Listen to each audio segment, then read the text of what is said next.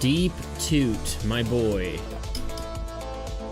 My man, my dude, my brother. Hello.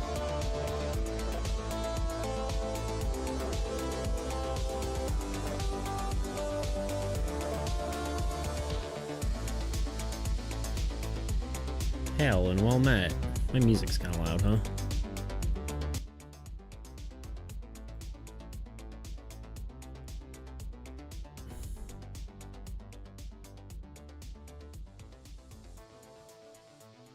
Which isn't the worst thing, but it's not like I've clipped anything. I probably should just start listening to whatever music I want, but ah, crap, I didn't run the ad. There we go.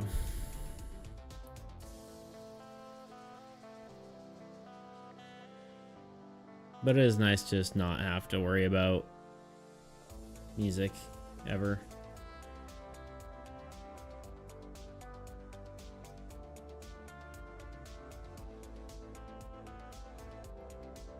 How you doing today, Toot? What's the day in the life of a Toot like?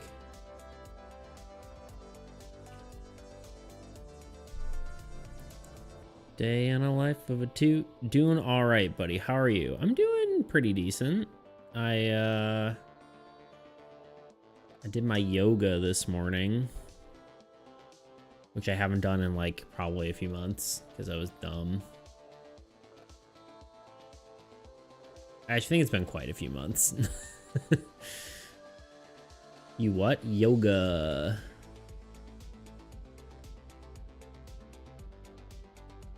It's not like it's just like stretches basically.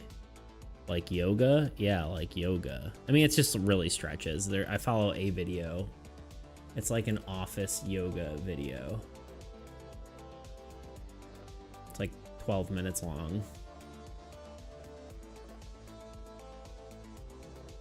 Oh, sorry. I didn't see the I part because of my thing. I like yoga. I'm saying I also like yoga. Yeah. Yoga, good. Let me pull up my chat thing. I'm being silly. Sometimes I forget that I'm a streamer.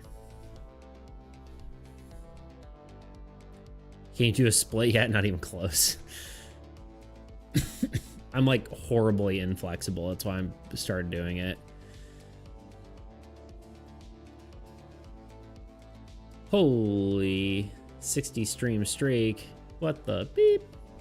Hey. Look at that. Hell yeah. Wonder if I can have it so like when you do, like when you announce a streak, it lets you do a TTS for it. I feel like that would be cool.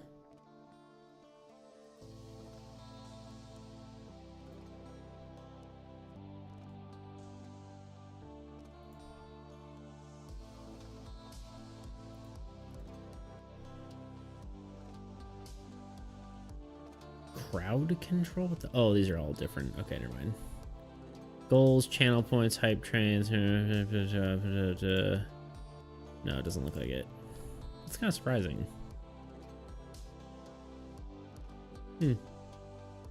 Twisting.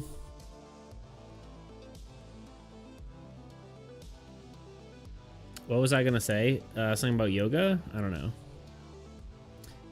Oh, we can go here. Oh, I probably don't need this card count thing. I'm still trying to figure out if I'm gonna do, oh, my beard looks, there we go, need to do one of these. I still need to figure out if I'm gonna actually make more player cards. It depends on if I want to do 100 player cards and be like, oh, now with 100 cards, you know, or like, whatever. I'm trying to decide if that's even something I care about. Oh shit.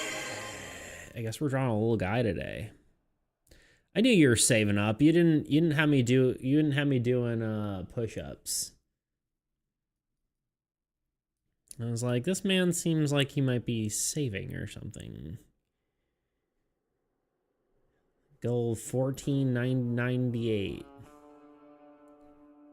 I've been trying to save. I kind of figured you might. It's true. True with an ooh, as my mother would say.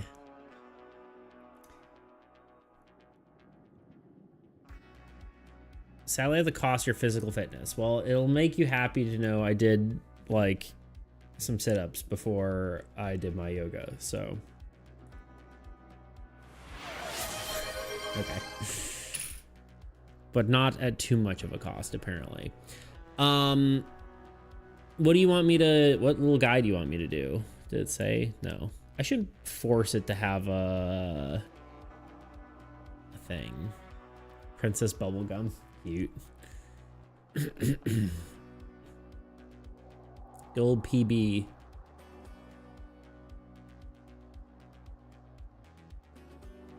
Wait, can I do this? Oh, I do have that there. I mean, I may as well just do the full screen thing, but... Push-up time.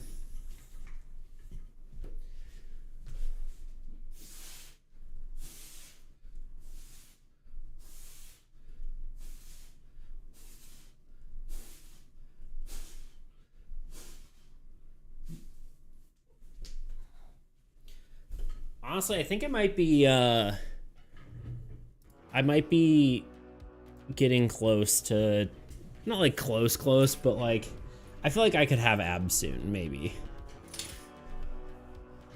And that's kind of exciting. Anyway.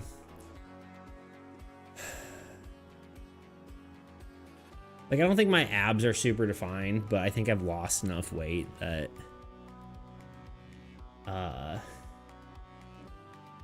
could be. Okay, then we need an ab emote for sure. I'll definitely make one. It's just not gonna be like... It's not gonna be what I'm picturing in my head. It's not gonna be... I think I want to do like a little...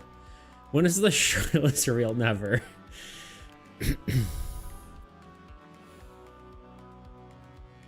I will do like a little crunches like emote where it's like sit up emote, like an animated one, but gotta get you to the beach then. Yeah, not the creepy thing. We need an animated one anyway. Honestly, it'd be like 2 frames. It probably wouldn't be that hard to make. I didn't put out a schedule this week, so I mean, maybe what we could do if we want, we could do, well, I don't know. I'm wondering if we work on armies all week or if we do one day for stream improvements. I just have the feeling we won't get much done if I just, well, maybe we would. I don't even know what we'd do for stream improvements either. I'm trying to kind of like figure that out.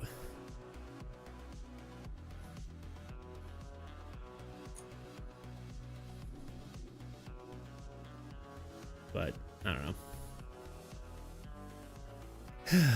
Anyway, okay, I guess we're drawing a little guy to start off the day, and then we have a spell to draw, or a curse rather, and then the Oblivion deck is done. Hello, shut the jaws of Oblivion. What a good game, Oblivion. God, why does my brain just not work? I was like, part of my thought on doing like some physical activity in the morning too is like, my brain has just been so foggy lately. We need streaming emotes, little guys. Where's the little guy template? Little guy template. All right, art. It's art. It's art time. The time who art in art. The other thing, well, actually, it won't be that bad. I was gonna say, the only annoying thing about doing PB is I feel like she needs to be with all the other Adventure Time characters, but it's not actually that much organization I'd have to do. I also need to move some of them over so they're not like clipping into the side. Okay.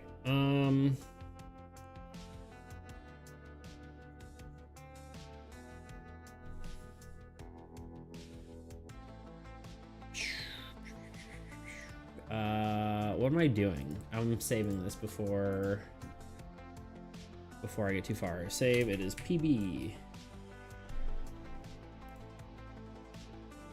Okay. Let me pull up Princess Bubblegum.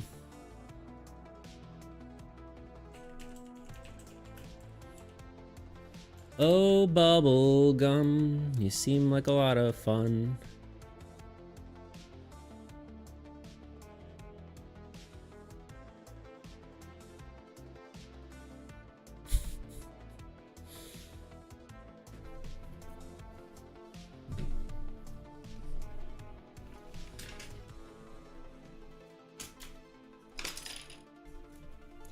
I'm right outside, and that is how I know. Oh, Ice King, you creep.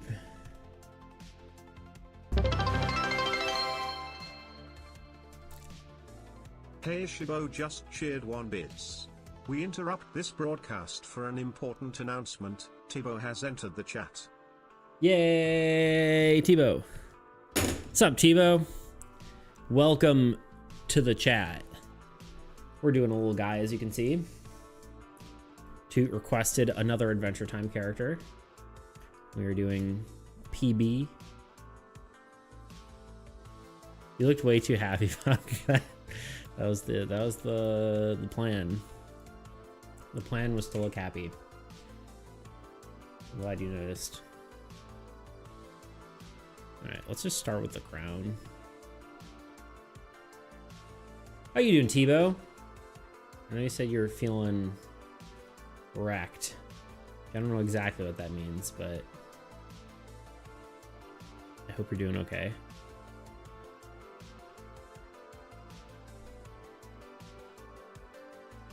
Sorry, my coworker's yapping my ear off. I will return shortly. You're good. Take your time, my dude.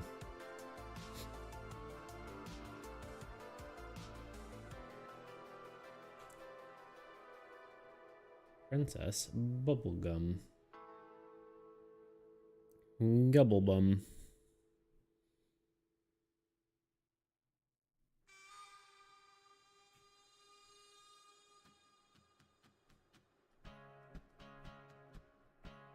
Something already seems off, but I guess her crown isn't really even that.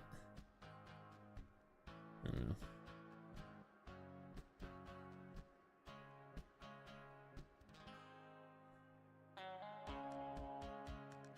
Do you think it's a coincidence that it's the same sort of shape as the fin sword?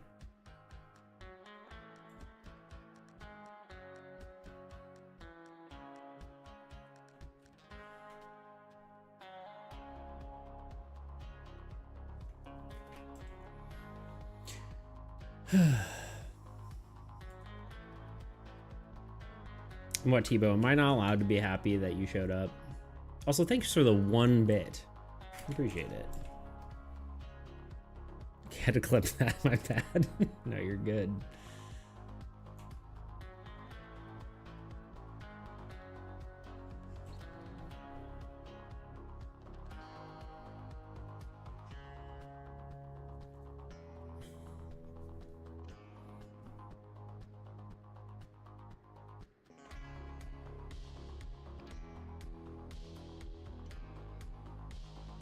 What am I looking at?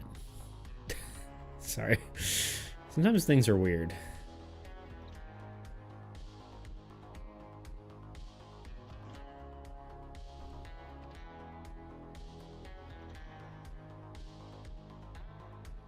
This is gonna be a cute one. I agree. I think it shall be.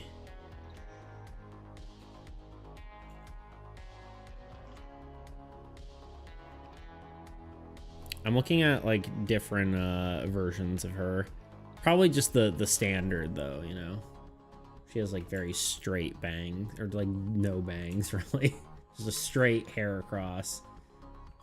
Not to be confused with Heracross, the Pokemon.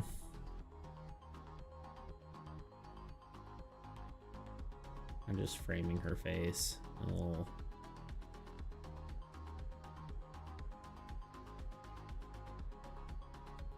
Part of the problem is her hair is very long.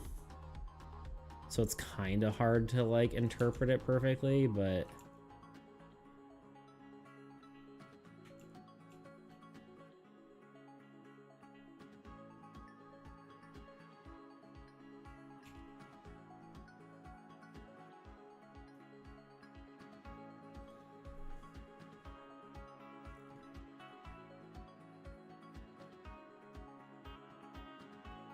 hey, so yeah, feeling better now. Good. Glad to hear. Are you going to put her with Finn and Jake, or are you going to add her as usual? No, I'd have to put her with them, you know?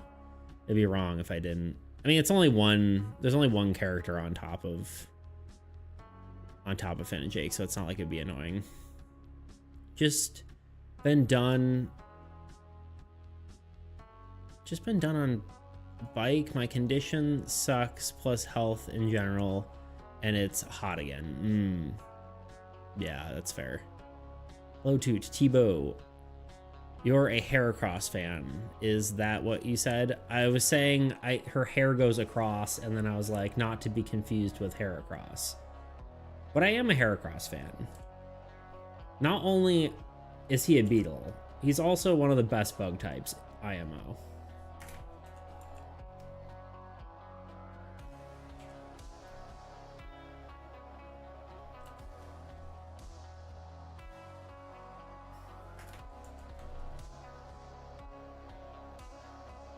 What's about bike, Tebow? That's a good. I sent in stream chat.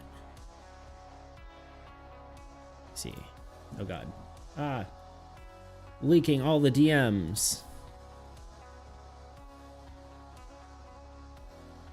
Stream chat. Oh, the clip.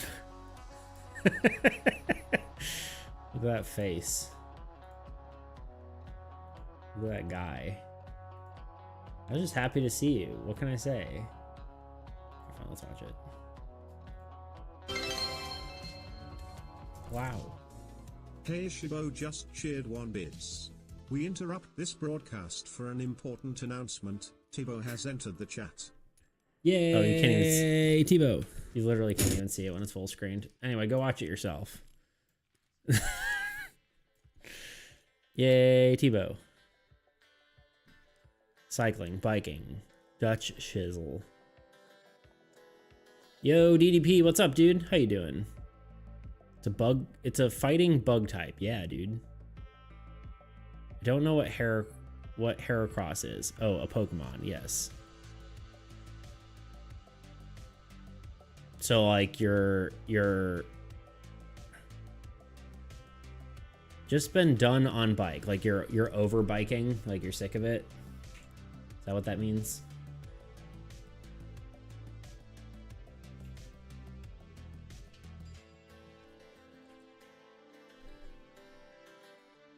Ah, literally a beetle. I see. Yeah, it's like a whatever.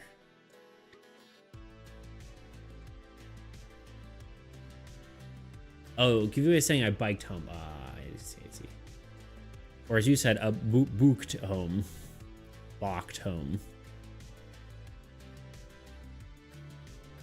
On a less than 10-minute trip, so tired. Ah, I see.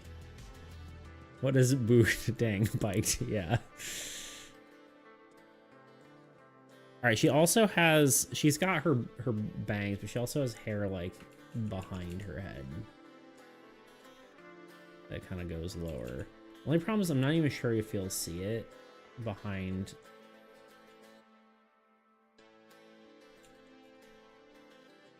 Like, we probably should give her her little, like, her little shoulder poofs.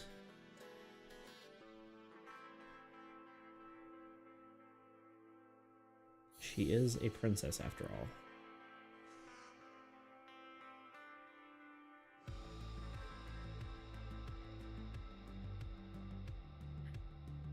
And also bubblegum. I got a collar situation going on here. Other way. And then like just we'll have the dress at the bottom. This is mostly generic shape. I need to actually do a little bit more detail, but I kind of just wanted to get this sort of figured out.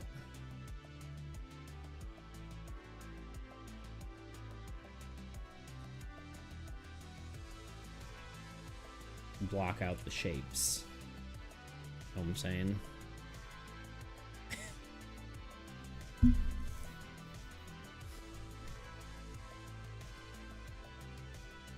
She kind of looks like her when she was like little, even though I guess I can't remember all the lore, but like she wasn't really, because she's just, because I don't think she's actually the same age as Finn, right? She's like forever years old. An ancient being. Spoilers, but you know, here we are. Okay, her dress goes all the way to the ground in her default. I wonder if we should just not even give her feet. Do we not even give her feet? Because her dress actually just comes down to... I think that might be actually what we do. Comes down to her...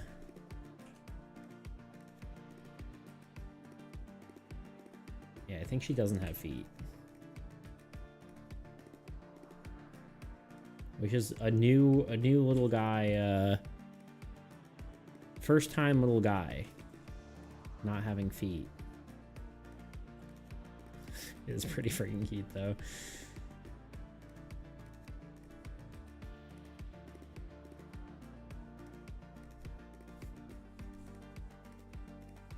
How's the Beetle Man himself? I'm doing, I think, pretty good. You know, it depends on the day, but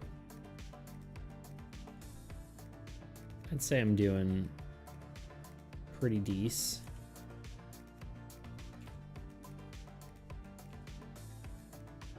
Overall, I think okay. Been getting more of my own work done lately, so that's good.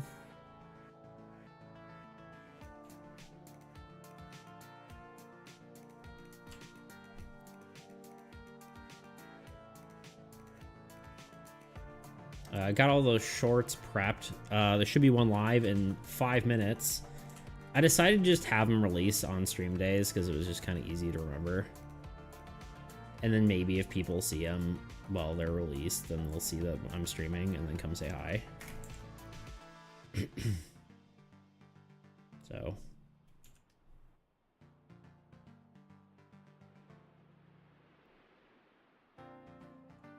You notice there's only one... Technically 2 computer little guys, by the way. Kurt and Murder Drones. It's true. Old Kurt.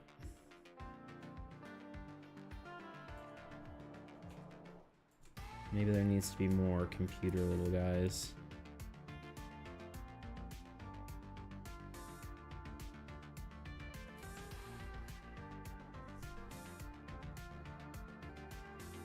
I like Kurt. That was a good one. I agree. I fully concur. This sketch is getting kind of messy because I'm moving around a lot, but...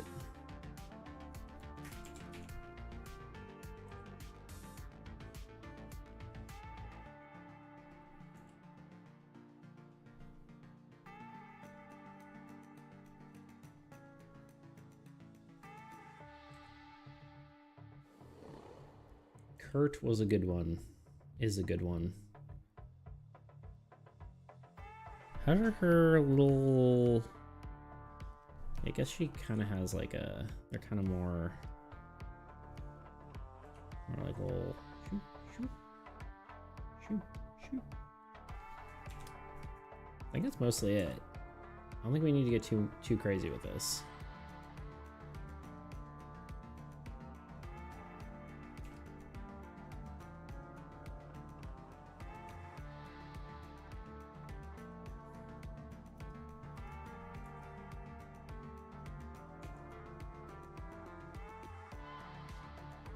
There we go. That's better. Okay.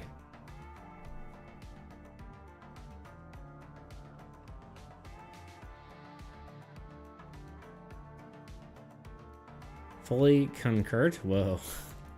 Concur? Concurred? I concurred with you.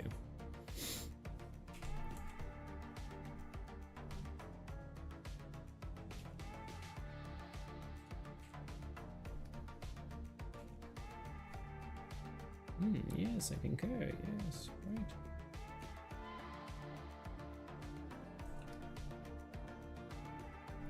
What are you up to, Tebow? What are you doing right now? How's life? I guess I already asked how's life, but what have you been up to? How's the music? How's art? What are you working on?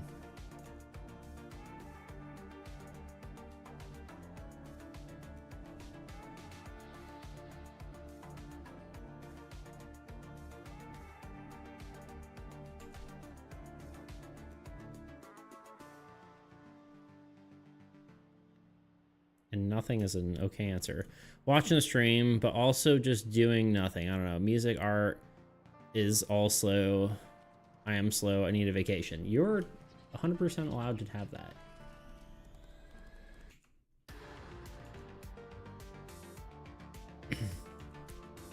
You do not have to work on stuff if you are tired.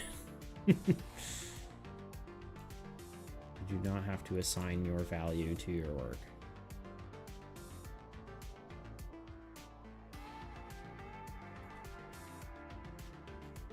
Honestly, that's why I think I haven't made like a video in a while, is because I just completely burnt myself out on it.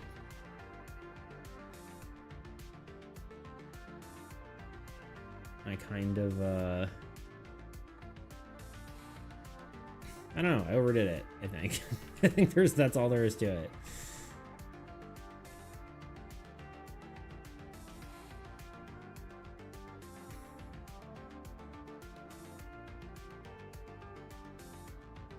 Soon, which means 12-ish days. Is that when your school stuff is over?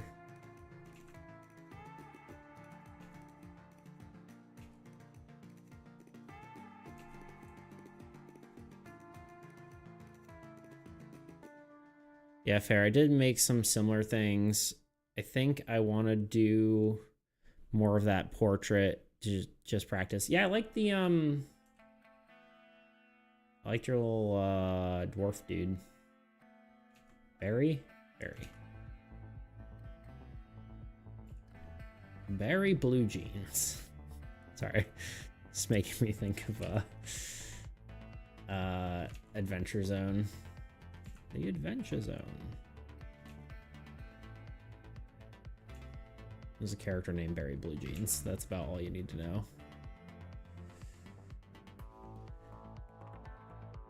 Also, there's a small music project. Not sure if I love it.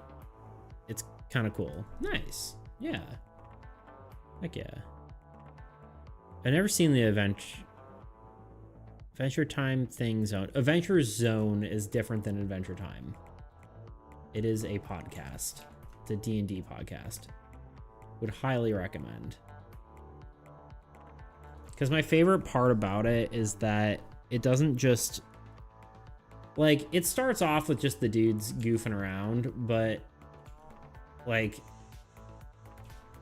it kind of ends up just feeling like you're like almost more listening to a story than it does listening to like people play D&D.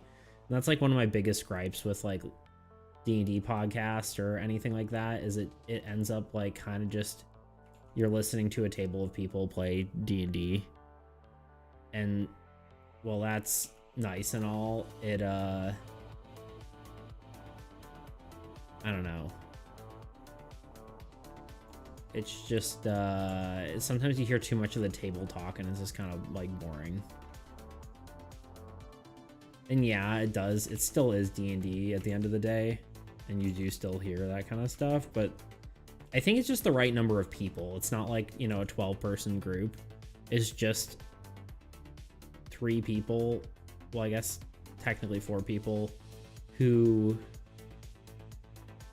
already know how to like, they're like podcasters, right? So they know how to have like mic discipline and not talk over each other and all that kind of stuff. So just a good show.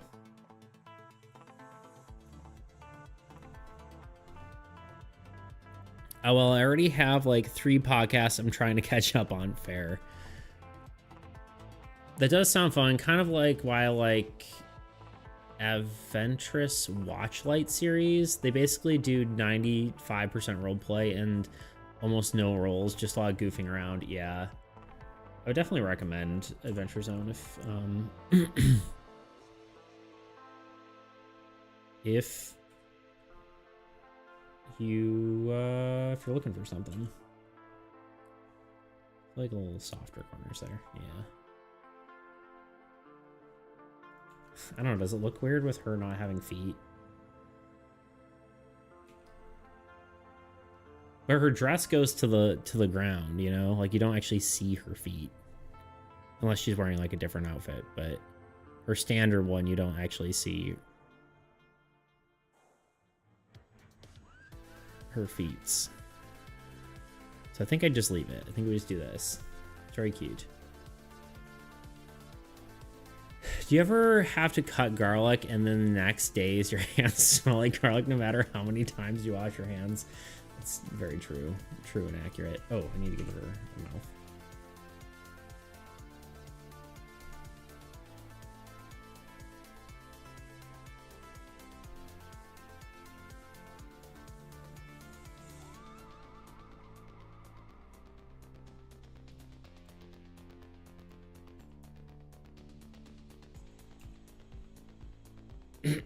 Yeah, it's definitely a real problem. Colors are so saturated. All right, dropper tool.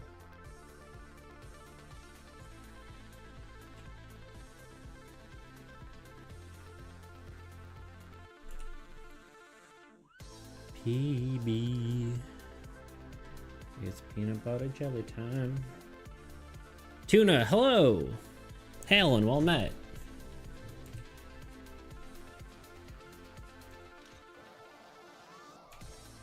We're drawing a little guy of Princess Bubblegum.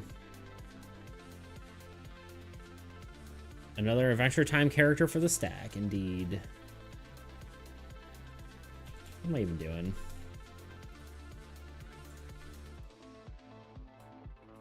It's like, why am I doing this the hard way?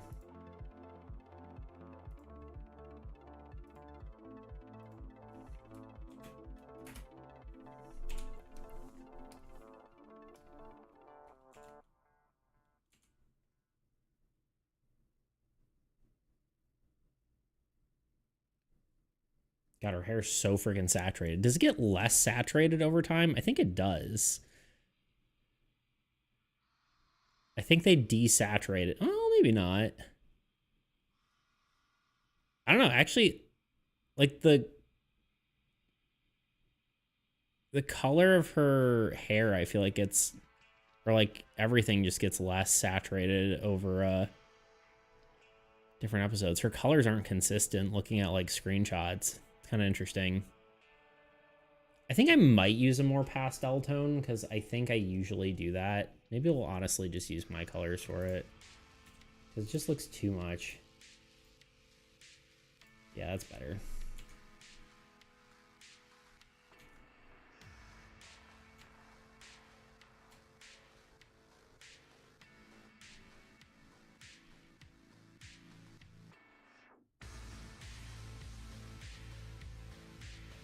My thing anyway. Why not have it be my colors?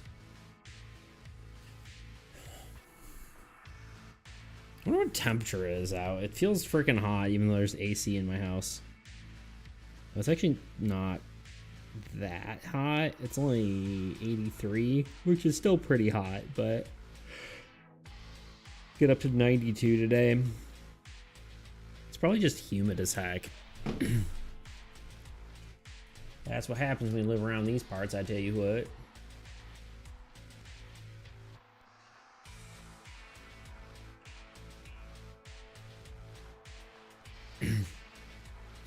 What's up with you, Tuna?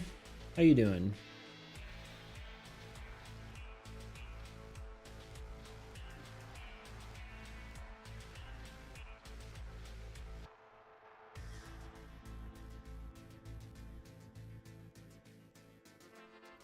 So tuna finally made it.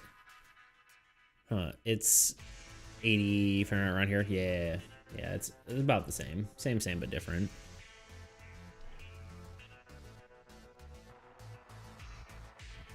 I guess we sample some of her colors because it's like, I don't know. My only worry is that these are gonna get confuddled.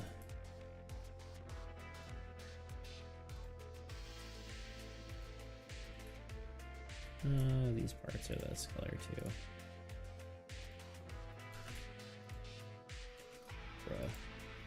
Bruh.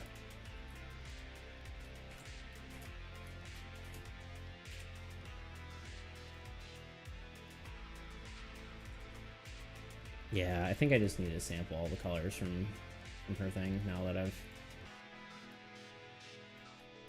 lied. This is gonna be light. Oh god, what have I done? Yeah. Keep it consistent. What do you think so far, Toot?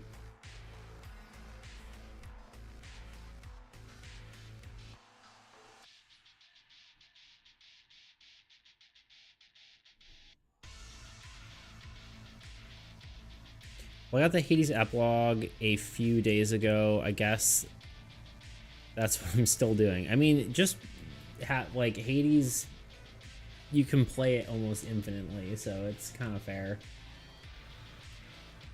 It's kind of like the game loop. It's almost like that's the point.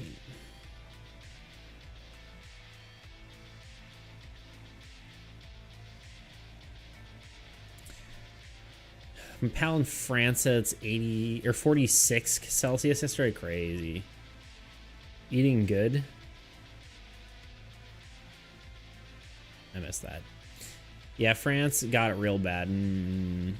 I think I only need to max 3 relationships to get a bunch of decorations, but otherwise I'm maxed out crazy.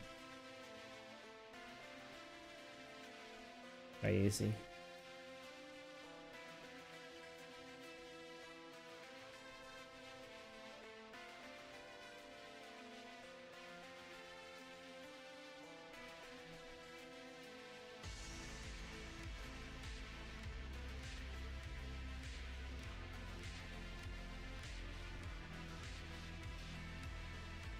Yeah, I really want to play the new one.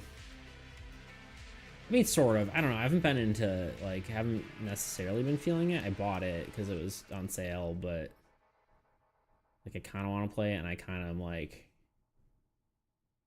I don't know. Kind of like I don't have time for that, but...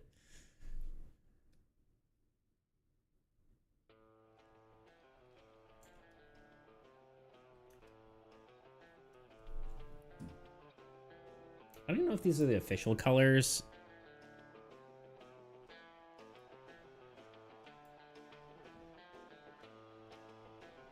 This could be like just I don't know.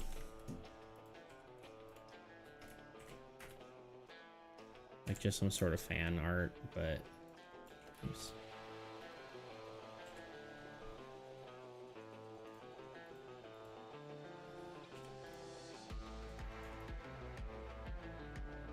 But I liked the more muted tones. Felt more less eye pain, less pain in my eyes.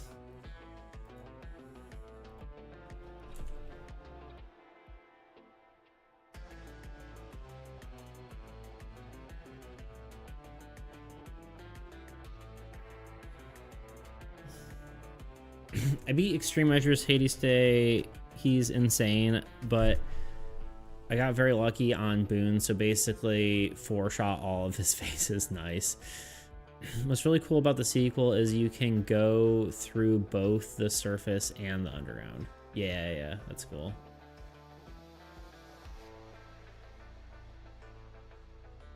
I think I'm like less excited about it gameplay wise and more excited about story wise, maybe. I don't know.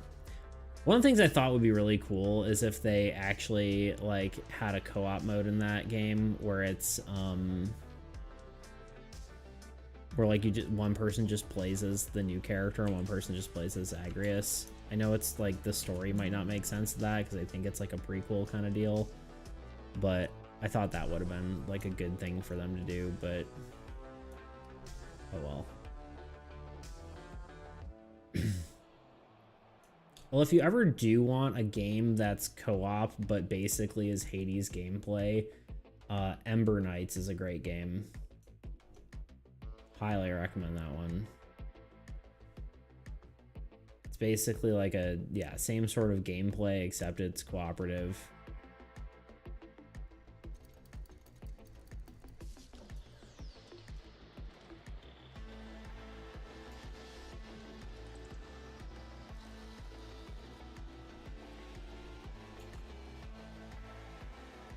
Maybe that would be a cool thing to do on stream, like play Ember Knights with someone.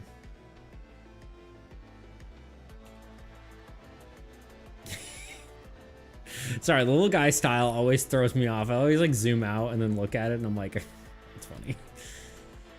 Actually, I probably should get rid of like a little bit of this line here.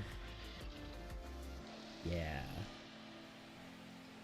Sometimes just like the implication of a line is better than the line itself. This is kind of what I was trying to talk to you about, Tebow, when you were doing your stuff, where it's like the whole line could have been there, but it's almost better that it's not. And then like in shading, you can, like when you're talking about, sorry, let me be more specific. When you're talking about like the fur sort of drawing, right? Like hair is, you know, similar to fur. Like erasing that line is actually, you know, better. Definitely put some of these on the wrong layer. It's okay though. Oh, my layers are atrocious right now.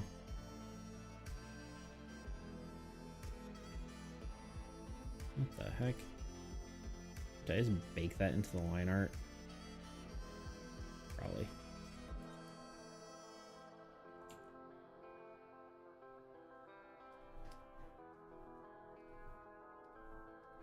I put it on the wrong layer. Good enough. Oh, you're saying you're going for bed. Never mind. Probably gonna go for bed. Probably be back in less than 30 minutes. Probably. That's a lot of probablys. That'd be sick. I also don't know how much about the story, but Zagreus is in Hades too. I just don't think he's playable. I'm pretty sure you're Zagreus' sister, yeah? I think, and I think it's a prequel before Zagreus' story, if I'm not mistaken. But that's all I really know. I could even be wrong about that, so I don't know.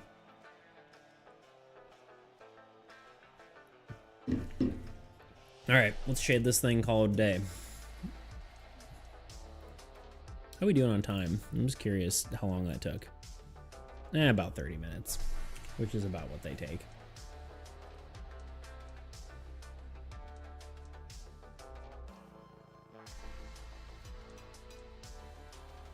I think it's a sequel since she's the younger sister. Oh, okay. I don't know.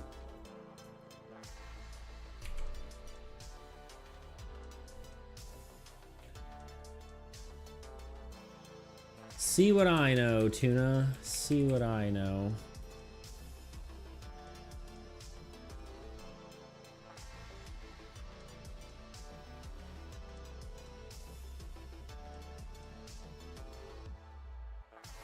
We can just use the same shading color. Whatever.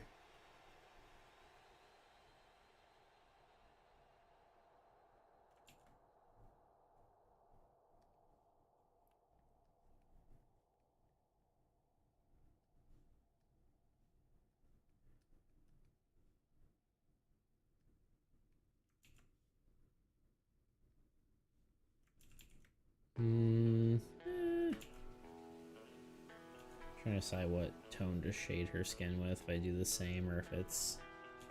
No, I think I want to just let's do this.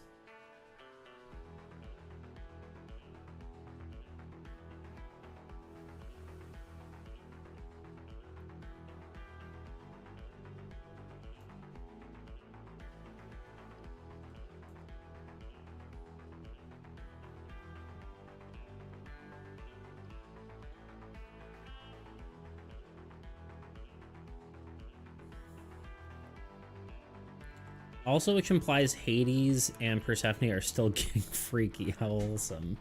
Or they were for a while.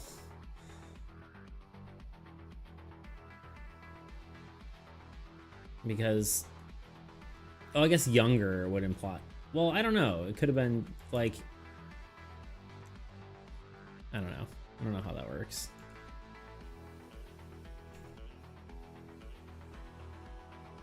Like, I don't know if that would be after the fact. Because she seems...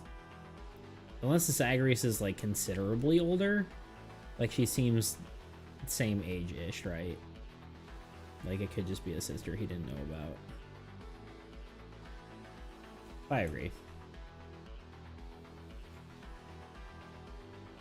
Let's do a bit of shading on the gold here. I really like this golden color, it's nice.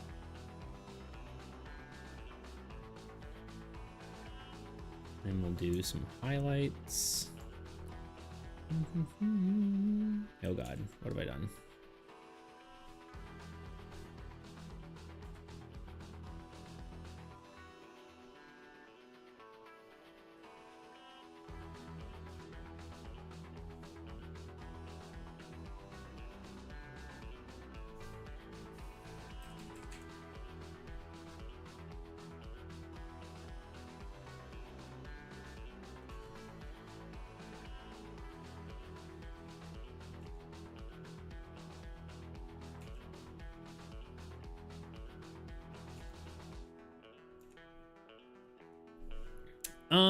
You know what? I keep not doing this. I think I should give her blushies. It's just part of the style, you know? It kind of fell off being part of the style, but... Because we haven't done it in a while, but I kind of just like doing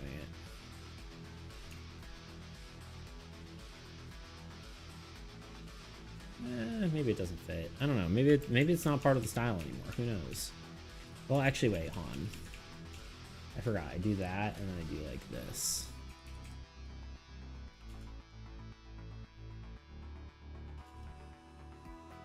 That's pretty cute. Let's just, I think they just need to be moved around a smidge.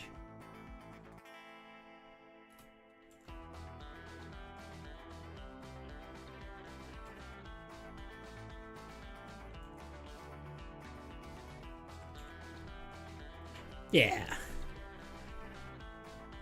So Marceline must be next for sure, right, dude? Who's to say? Marceline, the Vampire Queen.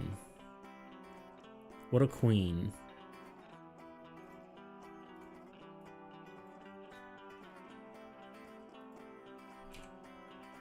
Surely.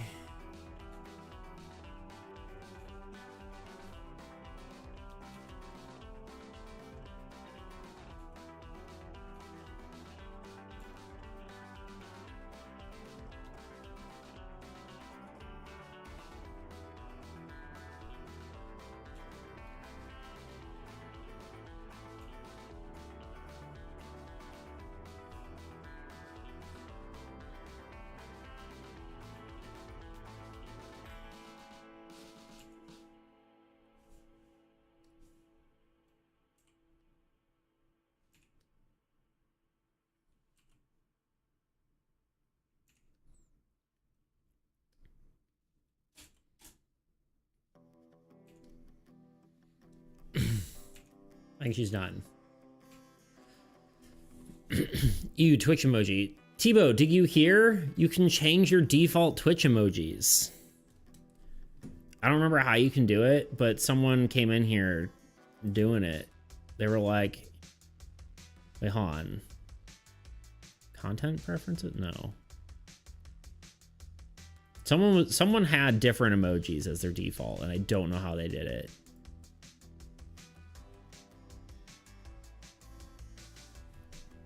Change default Twitch emotes.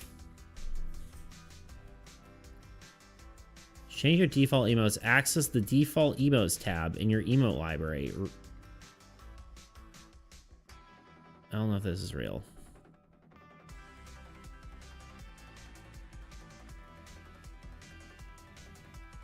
Oh, is it a turbo feature?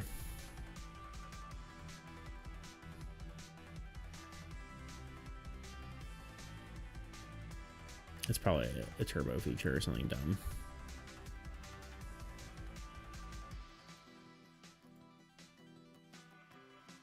I just saw someone do it and I was like, oh shit, that's crazy.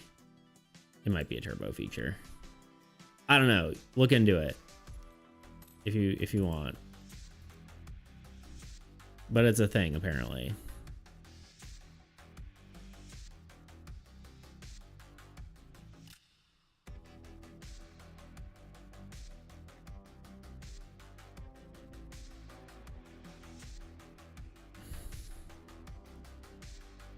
Wild, you can export to Snapchat. Sorry, I'm just now I'm just lost in the weeds. All right, save me. Help. Get me out of here. Okay. The only Night Queen I acknowledge is Luna. True. Okay, it was less than 30 minutes. I heard line art tip. Yeah, I understand. Yeah.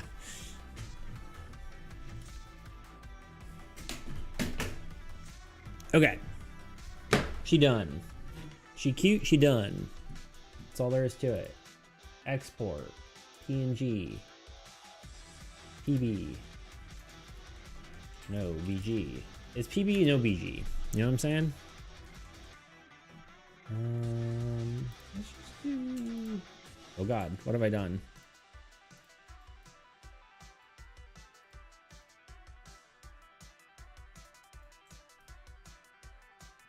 Sure.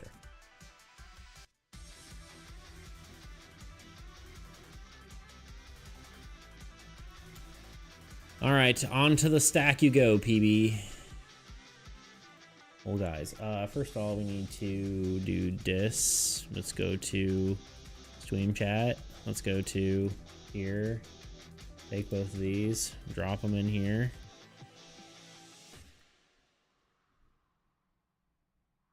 We don't want the Photoshop document. We want just this.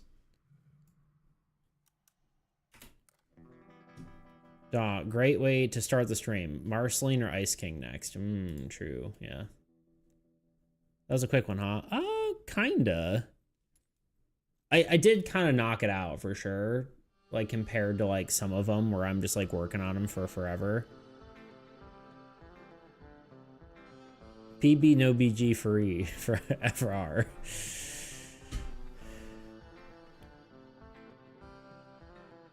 Little blush is nice. Yeah, I was thinking of not doing it because whatever, but I originally started the style always doing blushies and I kind of lost it. Maybe I should add them to beat. Although beat is kind of like looking into the distance and I don't know. I kind of stopped doing them for some reason, but I do like them. Anyway. British way of saying tuna, of course. But of course, Tebow. Image. PB. Browse. Yeah, I gotta make a better way of doing this. I think I could probably have like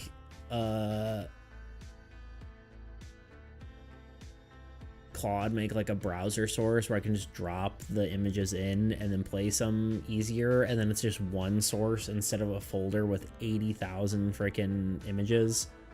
Granted, I could just do it as a Photoshop document and then save the Photoshop document and then re-import it, but I don't think that auto updates, so that would be also annoying. I don't know. It's interesting.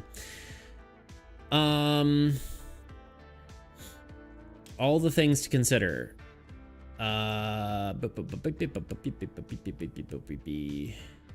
Be cool to have something that just auto updates though.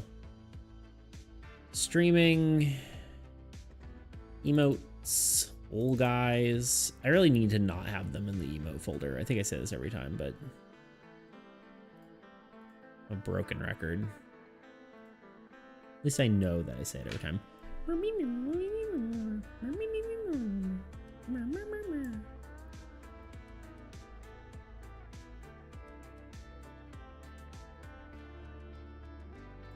don't know what the scaling is on these anymore. I had it all like figured out and then I didn't.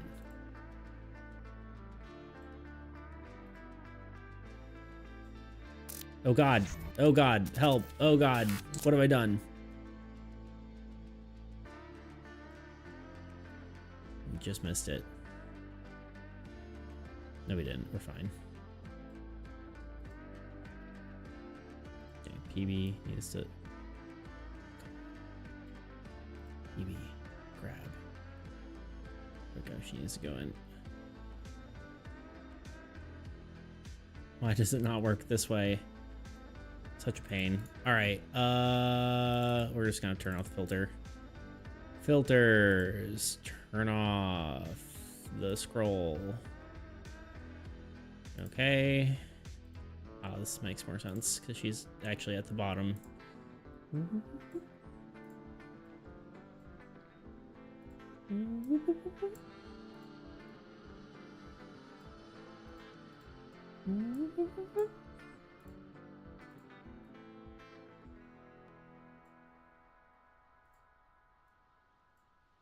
Turkey goes up.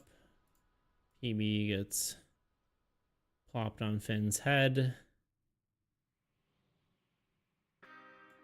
Turkey goes on top of that.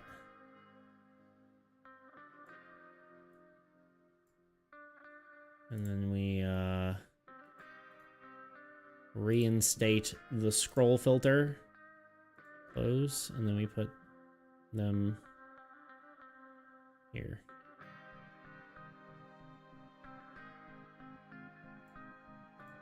Okay, we did it.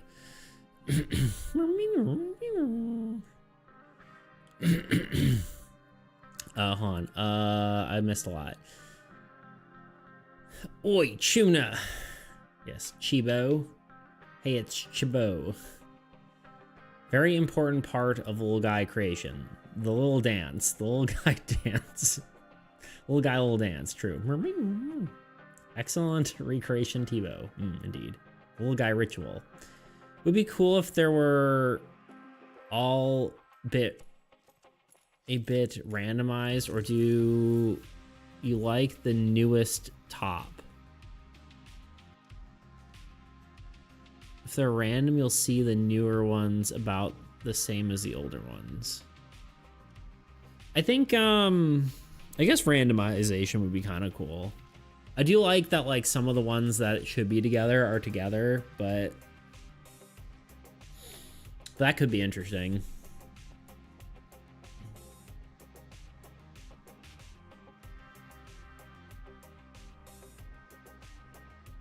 Anyway, we're almost to our ad break, first ad break. Control S. All right, we have one more card.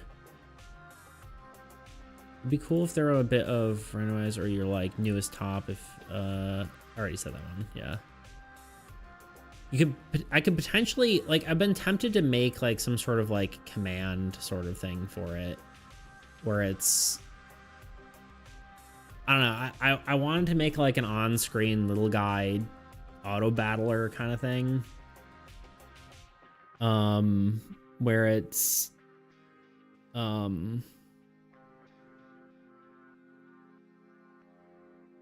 don't know, like super auto pets, but for stream at like the bottom of the screen, like a little redeem that you could do. I think that'd be kind of cool. But I don't know.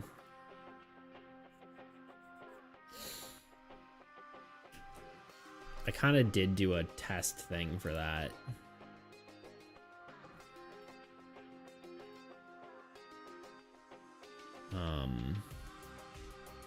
Little guy battle royale, kinda, yeah. It's here, let me show you. Little guy battler. Where's the demo? Run demo.bat. On running. Okay, hold on. Little guy battler.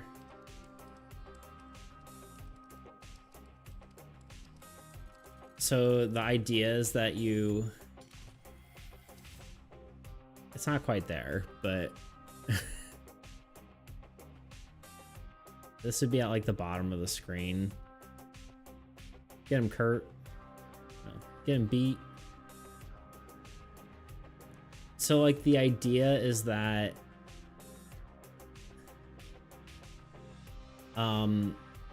it's Adam took down too easy, indeed. How's that? I don't know.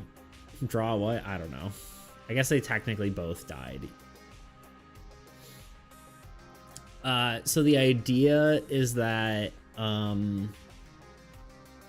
you would give like exclamation point power, and then you put in like the order of their powers. So it's like this plus this plus this, like, or like if dies deals 3 damage or like whatever. So like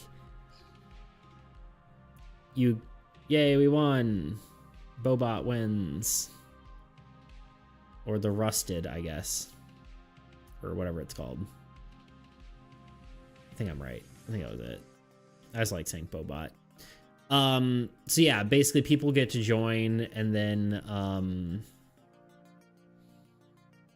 you do this command at the top where it's like the trigger, the effect, and then whatever, and then you get to battle an AI of random assorted whatever.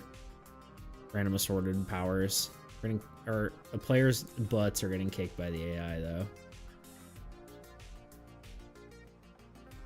And then maybe we could figure out how to like have people be able to give different amounts of health and damage. I don't know.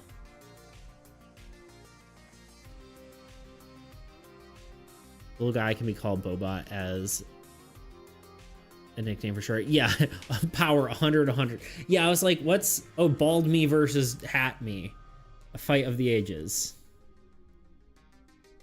The bald is too powerful. Oh wait, no, we both died.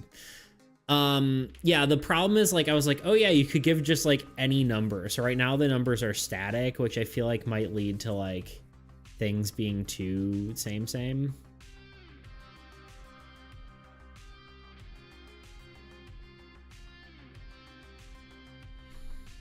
But maybe not. I don't know.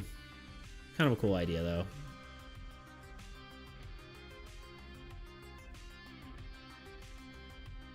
I do like the idea of an auto battler with little guys. You do have a lot already, all in the same style. Yeah, I thought it was like a cool idea. Maybe rather than having it like procedure, like you guys create the powers, maybe we could like actually just give them write out powers. But I think it's kind of cool to have you like be able to apply powers to them in the selection stage, but maybe that gets boring. I don't know how that works, but I will have to think about that. And the little guy is picked based on who joins. So if you go join, it picks from a list. So like T-Boat would pick from any of the little guys that are yours. My guy should have a 95% chance to attack himself. No. Bad tuna. Maybe you can assign a certain amount of points, like 5 points to split, maybe. Yeah, I'd have to figure out how to do that. Like, yeah, 1 damage, 4 HP. Yeah, you could do like 5 HP, 0 damage, or 5 damage, 0 HP, or any combination between. I think we're about to be in an ad, right? If not already. Oh, crap. We are in an ad. All right. I'm going to take a quick break. I'll be back, and we will do some AAE card drawing. Be right back. What's up? I'm Beats. Making a survival horror-themed board game in an hour is quite the challenge. Especially because, unlike in a video game, you can't really rely on immersion to scare you. No creepy sounds, no moody environments, no jump scares. I could do scary artwork, but I don't really have time, and even if I did, when was the last time you were actually scared from a board game? And no, Ouija boards don't count. Ouija board? Luigi board? You know, whatever. Anyway, this is my art. It's really bad. I'm sorry. So all I'm really left with to provide a horror theme is the mechanics. And because I didn't have time to come up with a new mechanic, I decided to use one from the scariest game I know, Battleship. Okay, hear me out. Battleship has what is effectively a stealth mechanic, which can help build suspense. So the final result is a blind asymmetrical PvP game where one player is the monster and the other player is just a little guy, you know? Both players roll dice to move around the grid, reporting their location at the end of each round. If the monster ends up sharing the same location as the other player, the monster kills him and wins the game. The other player must grab a key and bring it to the door to win. There's also power-ups to give an additional objective where it gives you a better dice. And lastly, to add some replayability, I added this mechanic from Codenames where the cards show you the placement of things on the grid. I've been making a cooperative trading card game, and this card right here almost ruined everything. The bridge card was so fundamentally broken across so many versions of the game that I had to refactor my entire game just to make it work at all.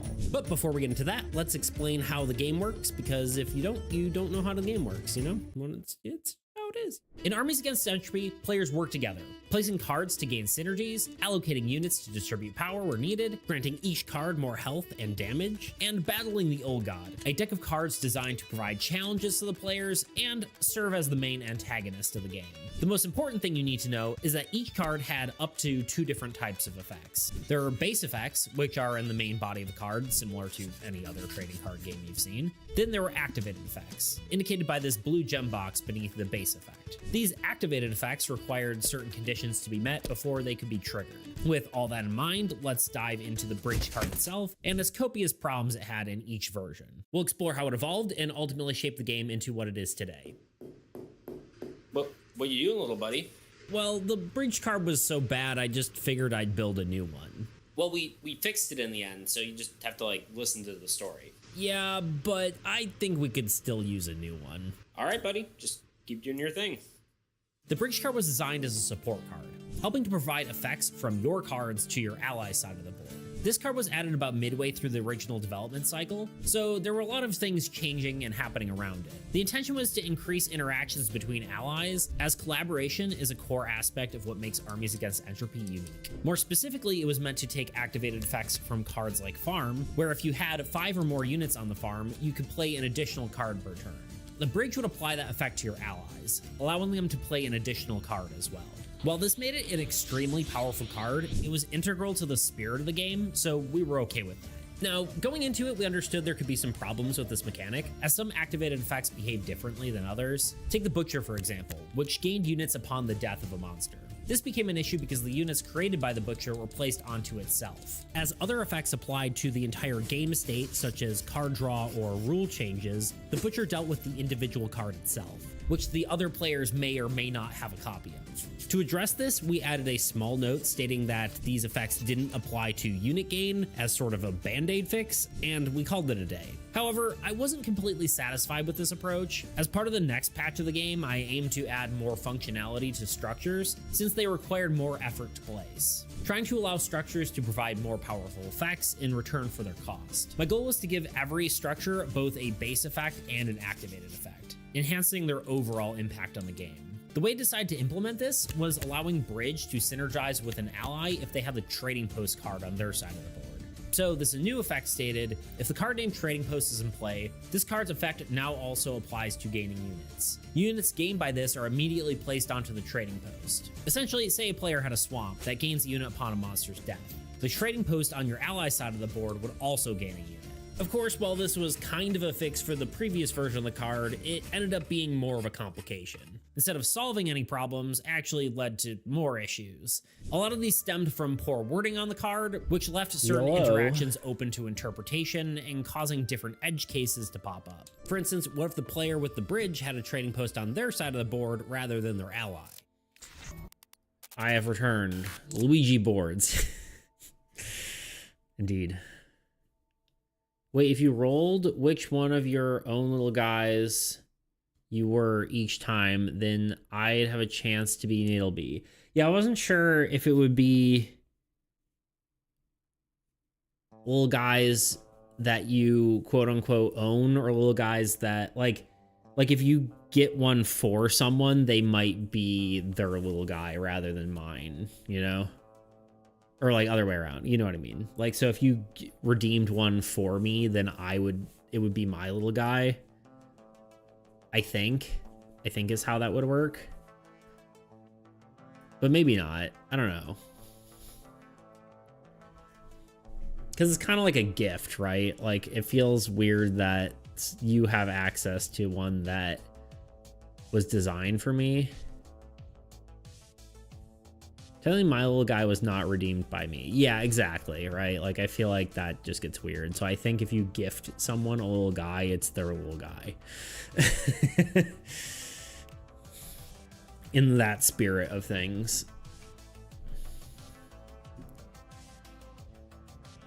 We all own each other. Yeah, I feel like that feels weird.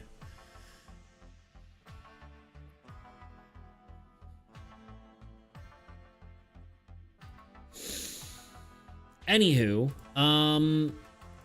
I believe we only have one card left for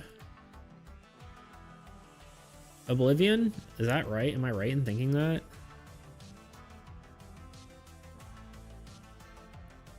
I think we also need to like fully decide very, very soon whether we're actually making more player cards or not. In fact, we probably should decide this stream once and for all. It's the wrong thing.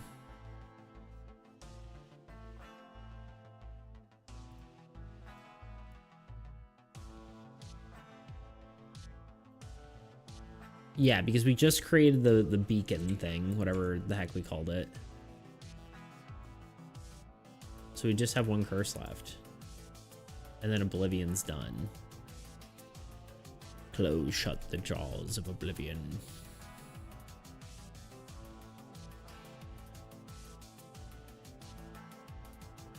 It is interesting that like some of the cards feel like they should be in other decks.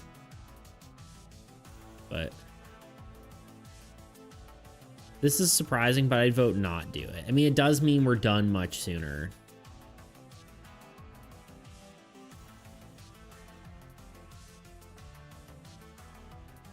Here's the thing, if I decide not to do it, I think I'm taking all the make your own AAE cards off, like off the player ones off the redeems.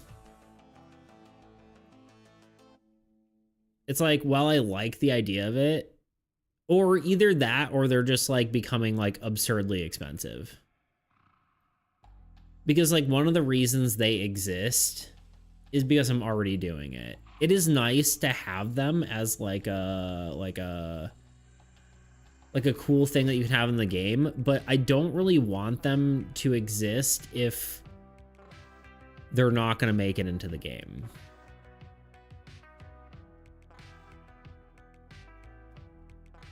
Certainly expensive to put all in one redeem. Yeah.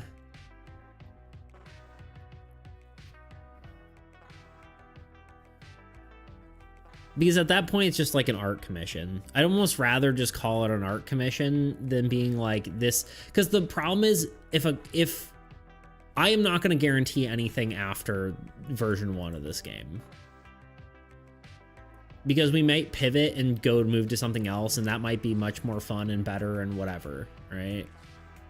So I don't necessarily want to guarantee anything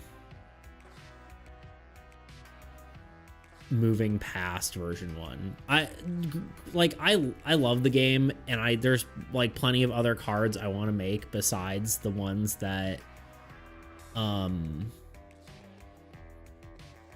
besides the ones we have. But I also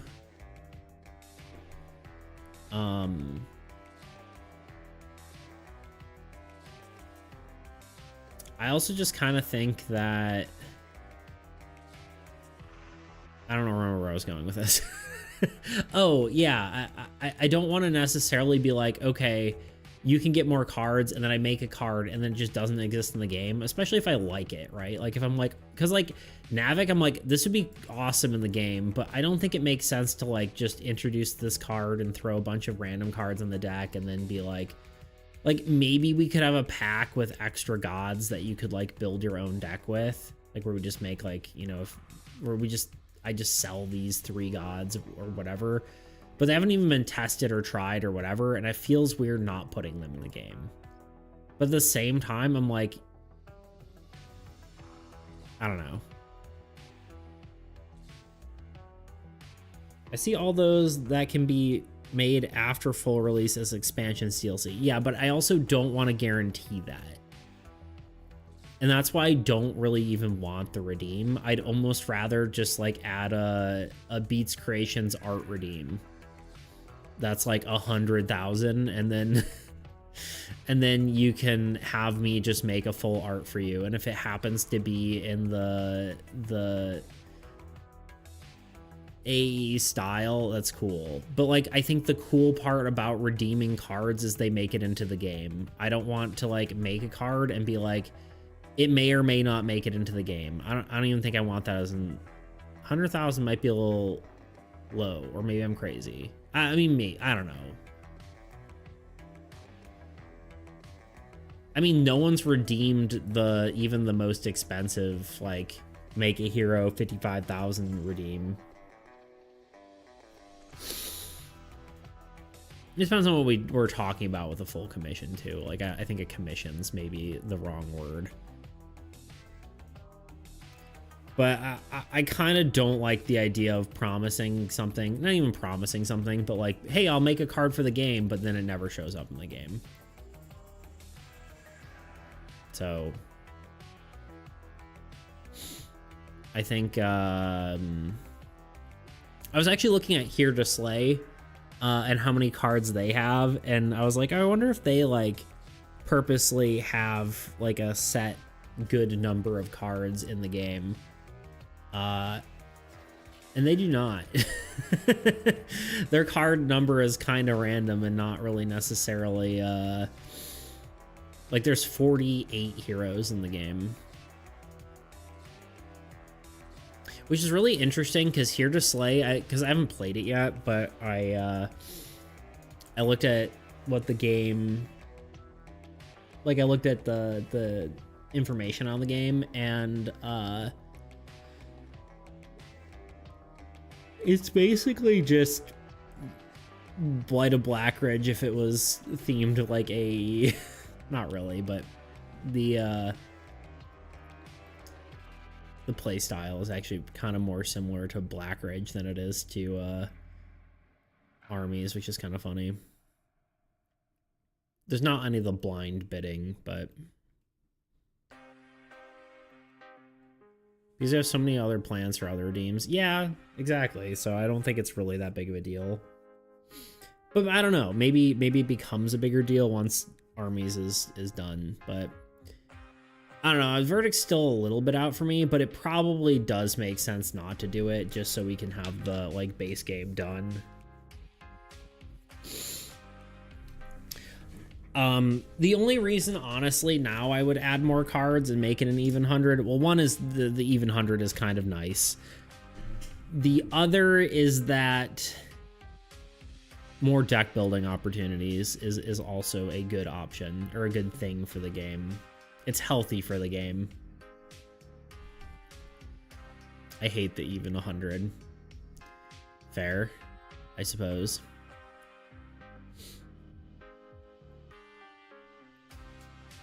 Honestly, it kind of just works out. It's not even really that the like even 100 is necessarily whatever, but we did the little guy redeem. We did push-up sit-ups. Anyone else have an opinion?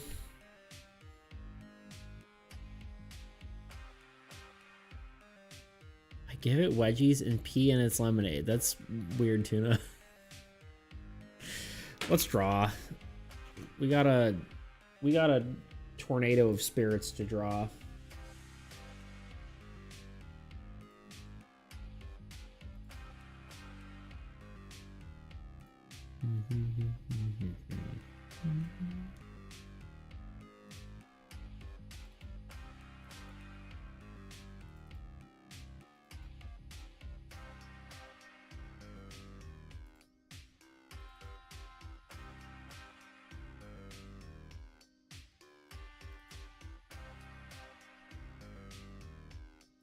Open this one, and I'm just gonna open a few curses so I have an idea of what I'm doing here.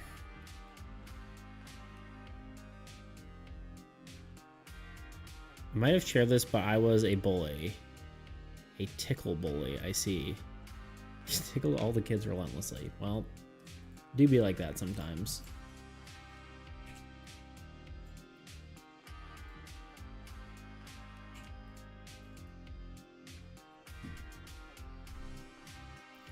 Tuna the bully.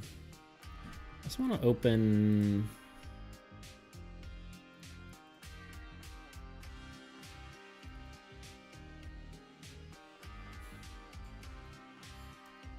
Tuna is a big bully. How did I do this? What color?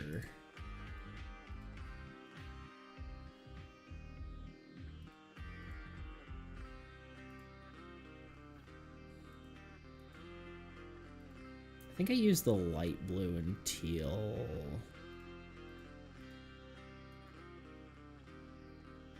We'll have to, we'll have to figure it out, but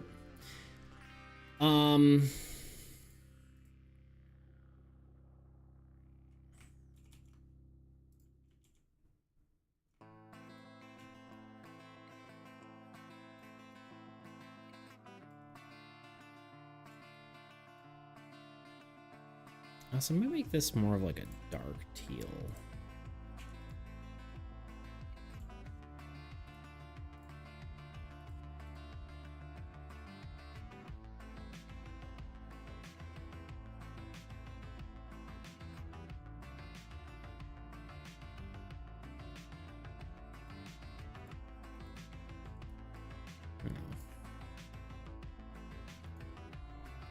Merge down. What if I do it again? What happens? Nothing.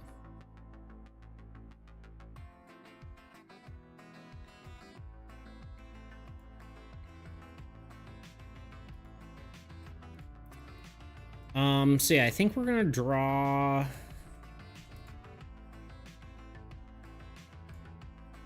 something along the lines of a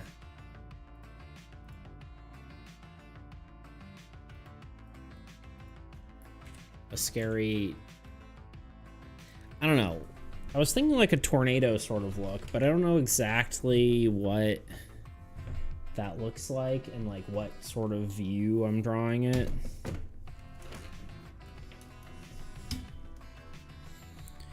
Like, do we just draw it from the side? Option A, you know, just kind of a, you know, tornado. Swirly tornado. That kind of doesn't look very intimidating, you know? A lot of like ghosts flying around.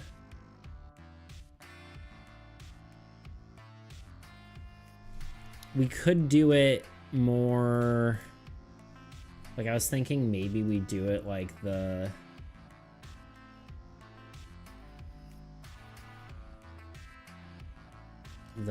mouth of the maw, and then like tornado somehow swirling around that.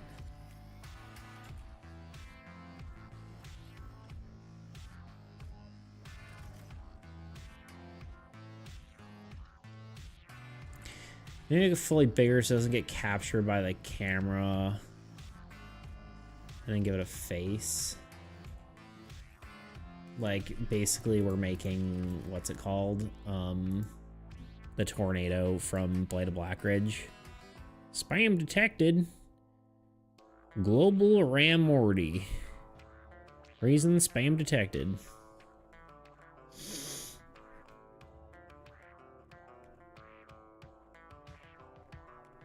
Exactly that.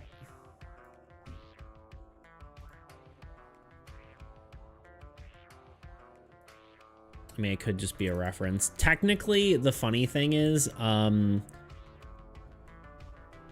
Maw's already a reference to Blackridge.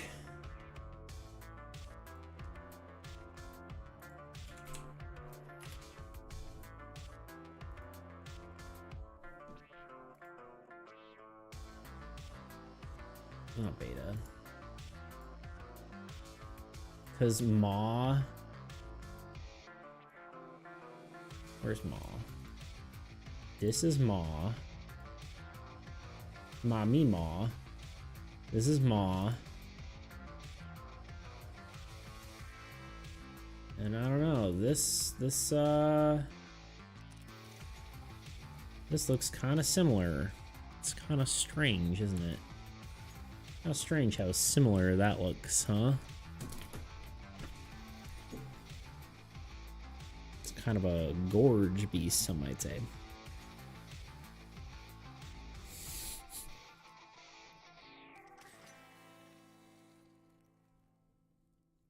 Mind blown. Yeah, man. We could do the Dust Devil, though.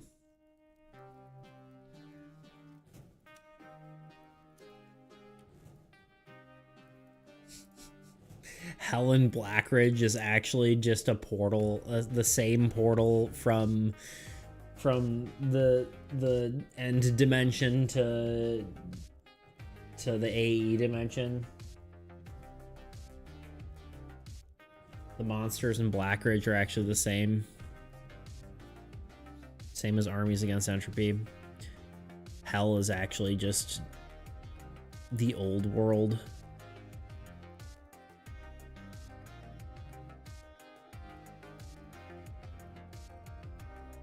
Dust Devil is so cute, dude. I don't know if cute is the word I would use, but I do agree I like it a lot. Do I agree with cute?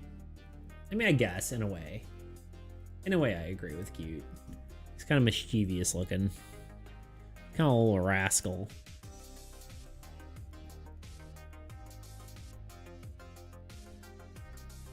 Alright, we'll give it a shot.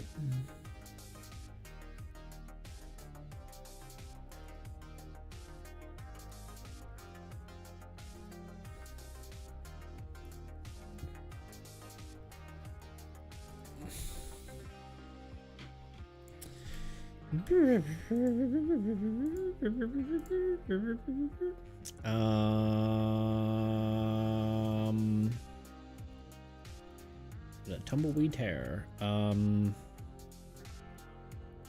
Dust Devil, Dust Devil, Dust Devil, Dust Devil, Dust Devil. Dust Devil wasn't even gonna have a face before. I just accidentally gave it a face, and then I was like, well, I was like trying to crop and move something, and then it ended up looking like a face, and I was like, well, guess it's a face now.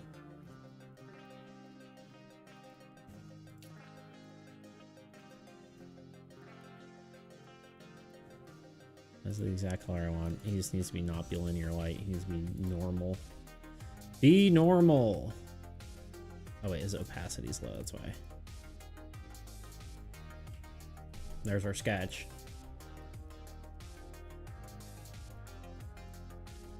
I don't know, the problem is you kind of have to show all of it in order for it to read as a tornado. So I'm not like fully convinced on this. We could make it more of like a landscape and like have like a little town. Or like a something here.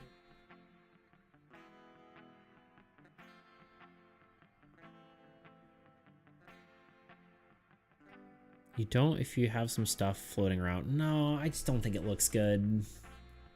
Because like, I don't know, it doesn't really look like a tornado now. It just looks like a weird face that's a triangle. I mean, yeah, I can make it more swirly. I just don't feel like it looks right. Tornado. Let's look up some references to see if that's... Good thing I didn't look that up, because that just stated my freaking address. A close-up of a tornado just doesn't look like a storm. It just looks like a normal storm and not a tornado.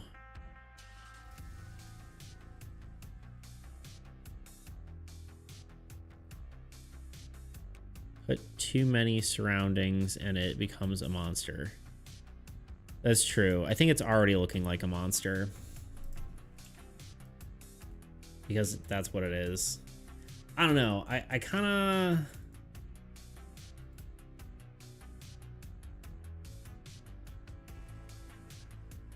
I mean, giving a face makes it a monster almost. I mean, kind of not, because like we do have like Wrath, which already has a face, but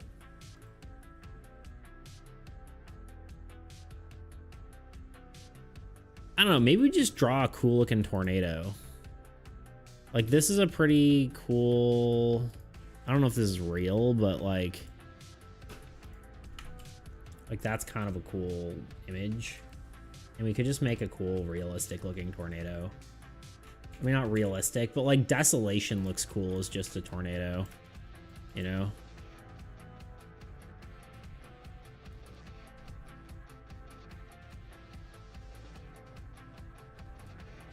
It's gonna be a coincidence what people are imagining on it.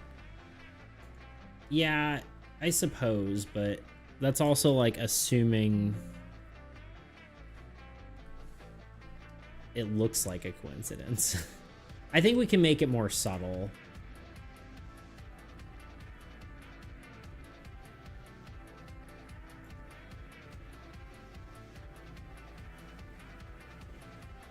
I think perspective is big here. Like, side on, it doesn't look that intimidating, right? Like, one of the cool parts about this reference is that, let's just trace it for half a second here, is that we're getting perspective, right?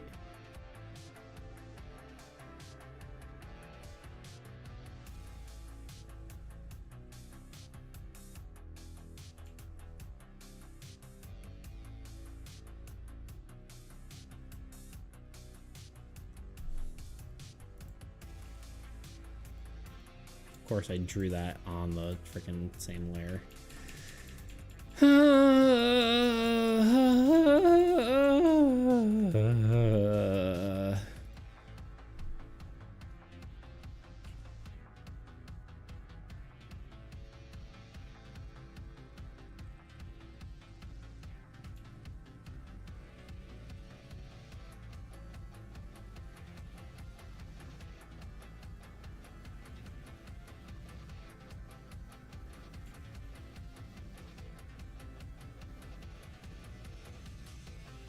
This is just to give me an idea of how to handle it.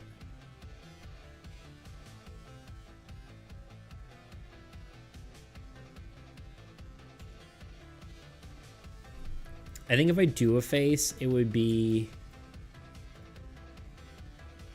like we would do something where it's like a layer, like we maybe do lightning, you know? And then the face is kind of like in the lightning kind of look, like it's the flashing causes the face. I think we can do it. I just I think I'm gonna make it a little more subtle.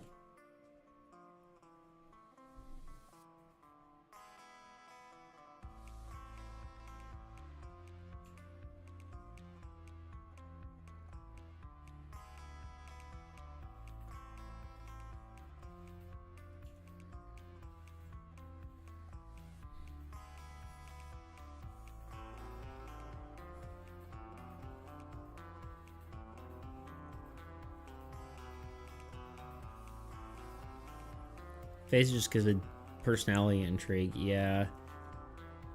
I guess I'm just trying to be careful about giving it too much personality because it's a spell. Otherwise, we should just make it a monster.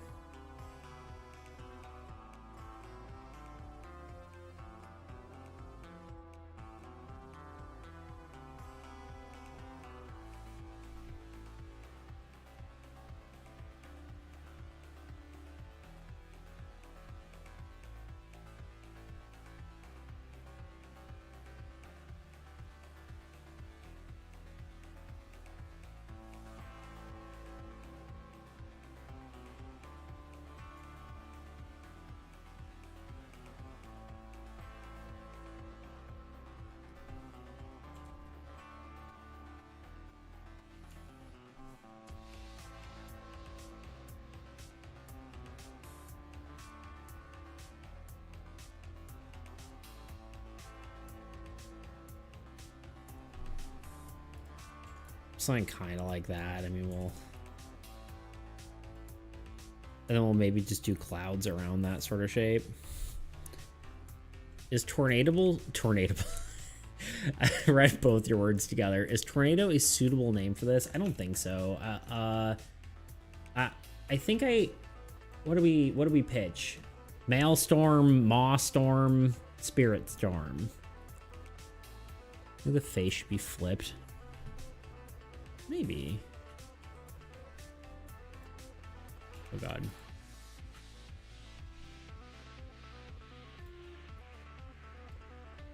Flipped over here?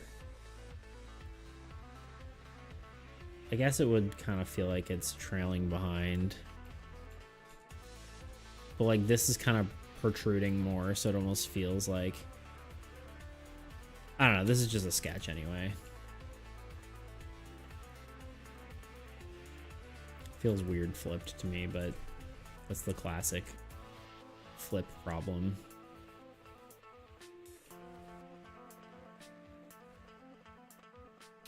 I guess in theory the tornado is moving this way, so the face should be on that side.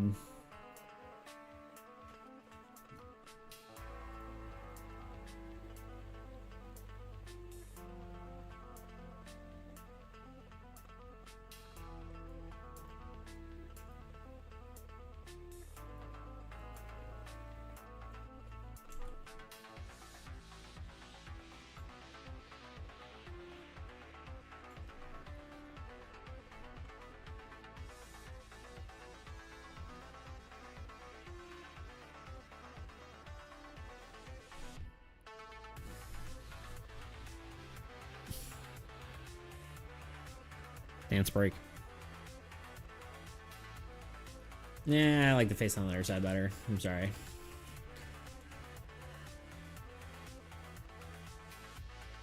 I tried it. Music goes hard sometimes. This is my favorite song out of all of them.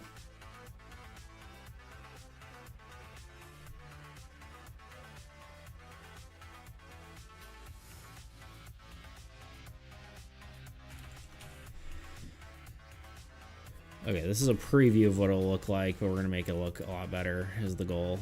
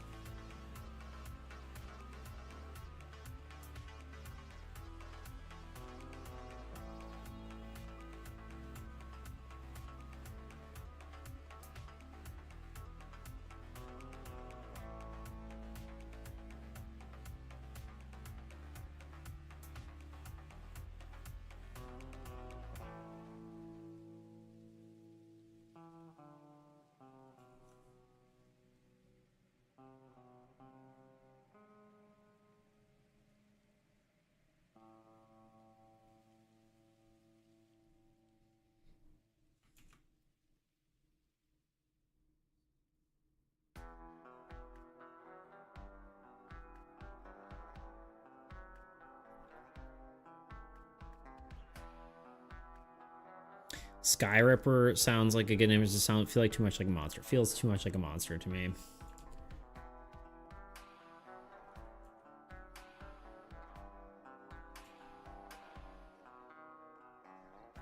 It should sound more like an action than it does a creature.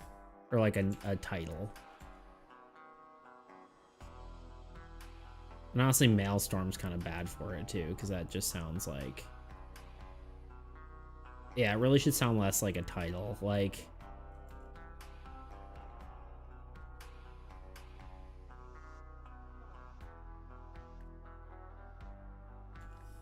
it should sound like Thunder Vortex. Like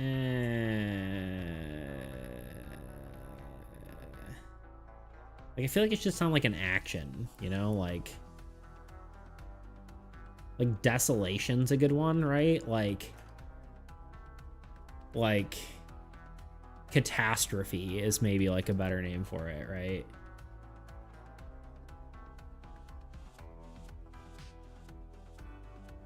It's kind of a cool one, honestly, catastrophe.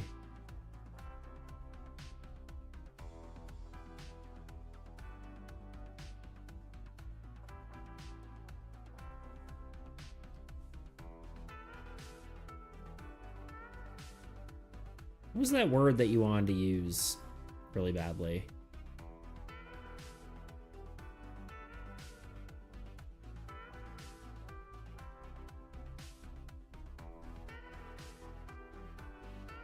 Maybe twist or jumble is more indicative.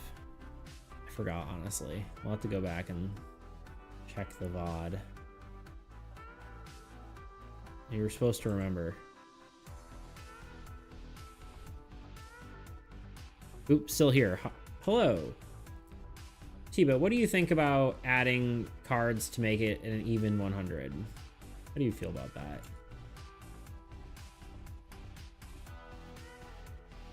Sorry, even 100 for the player cards. What's your thought on that?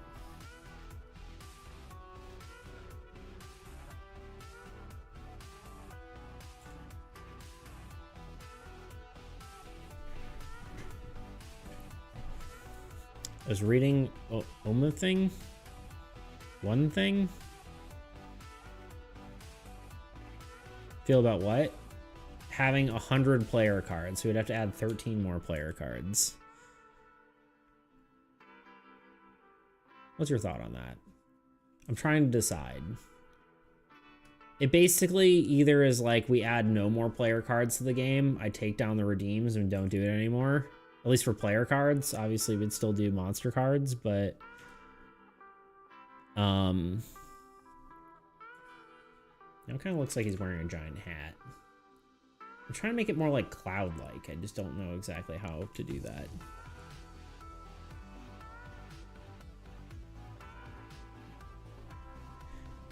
Oh, man, okay. Thanks for sending... Tuna. It wasn't in the text box, so I typed... M and muted the stream. I feel like you should release the game when you think it's ready. Yeah, that's a good question. A good point.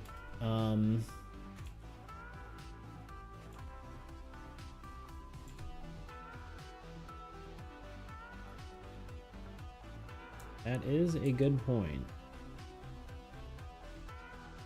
Can't necessarily argue with that.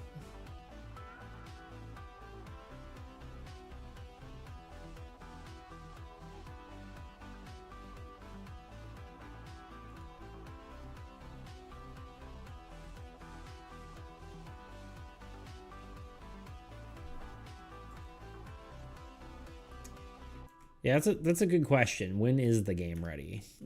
Because, like, I probably don't need to add more for it to be ready, I guess is the thing.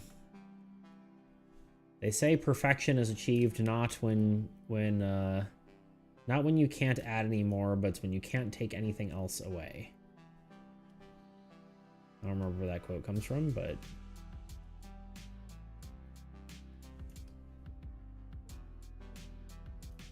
But it is a good one.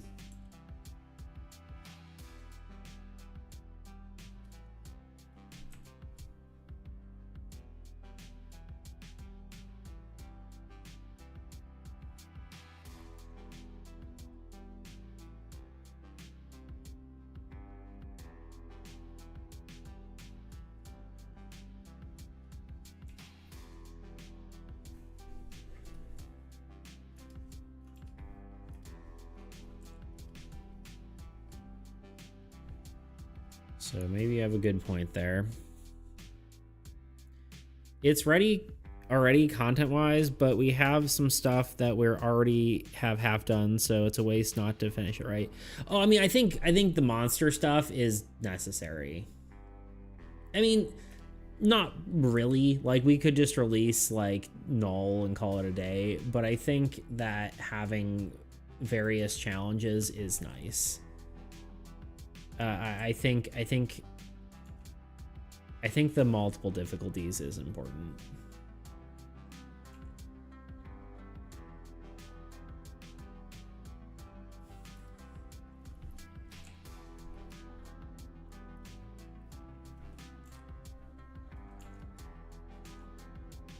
But that said, I think like I guess we could ditch the adding more player cards idea.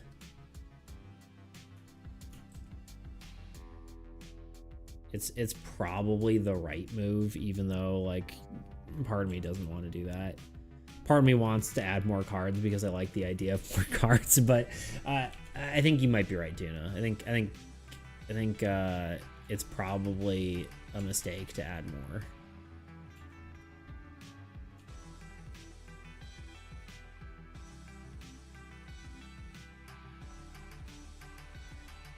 I think releasing the game without chaos would be fine, but having 3 special difficulties is a lot more satisfying. Like 3 Pokemon stars, or like Pokemon stars, yeah.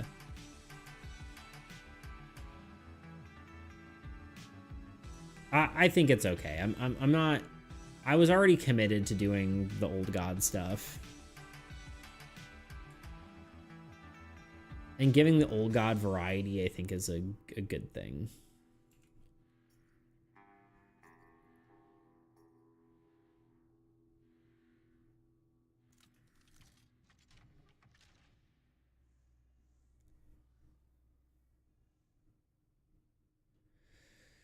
Hundred's a nice number, but I'm sure it's already more than good as it is right now. Yeah, that's true.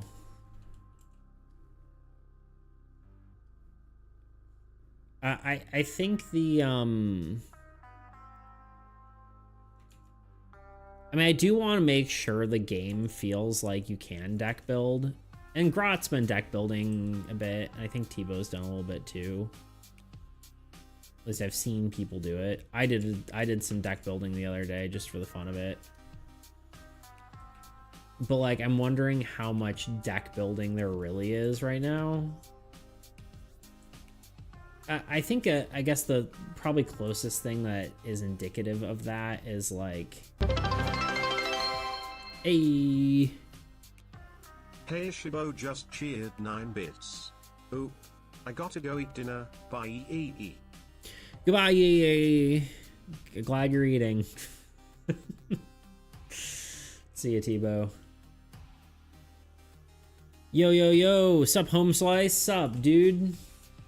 How you doing, hell? We're drawing a scary tornado. What did Tuna say here? I just don't think adding more to the scope this far is worth it since you've got so much already. I think you're probably right. Usually I'm the one who's like has to rein it in and be like, no, we can't add more to the scope. But I do appreciate appreciate you reining me in. You're probably right. What's up, Hell? How you doing today? I mean, that does considerably make the game a lot easier to finish. It means that we're only doing like 15 more cards instead of like 30. It's somewhere around there. I can't remember the actual number, but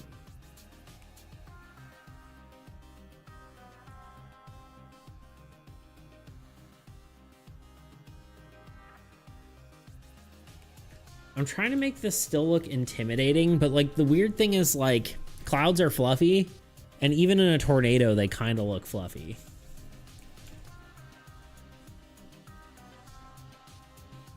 So it's like, how do you balance the fluffy and sharp look?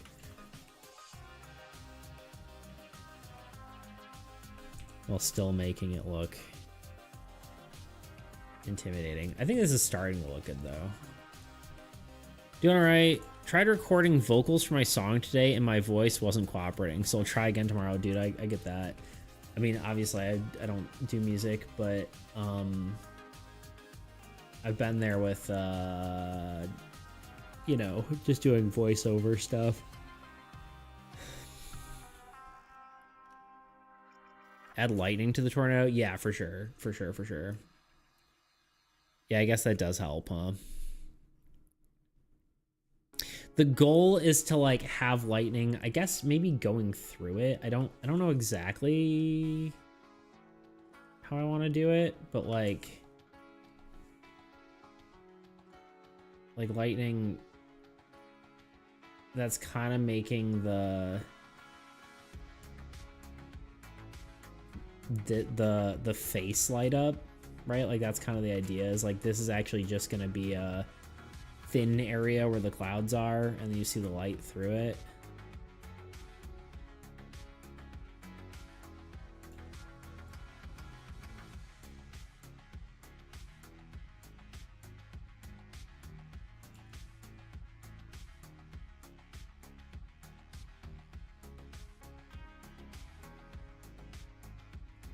I don't really want to just do that because that looks weird.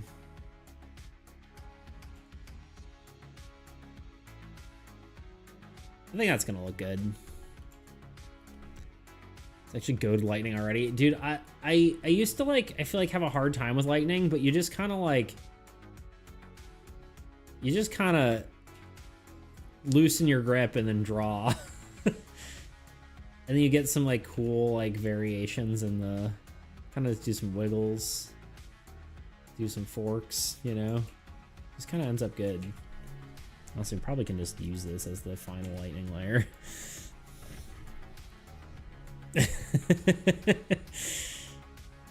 Oh, you're a mind reader. What is what are these for the actual colors? Yeah, I might just use that. I think I was going to use that for the lightning. Red? I don't know. I mean, we could make it magenta. Like we could do the, like that's kind of cool. Like with our standard whatever. I could do that. I don't think I do red, but I do like the magenta that we normally use. I mean, maybe we could just make this sketch like the actual thing.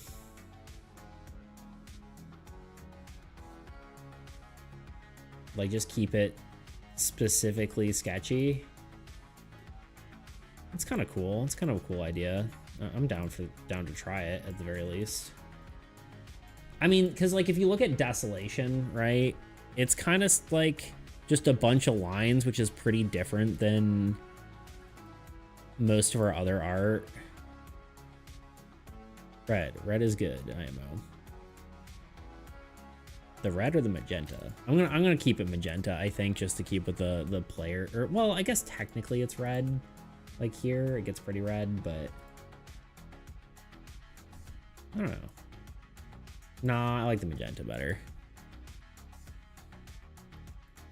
But I do like the idea of it. Let me see. Let me pull up what's it called? I think it could utilize red in other cards in the future. Yeah, I mean some other cards have it.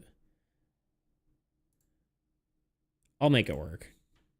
It might be a little bit of mixed. Like what we could do instead, honestly, is something like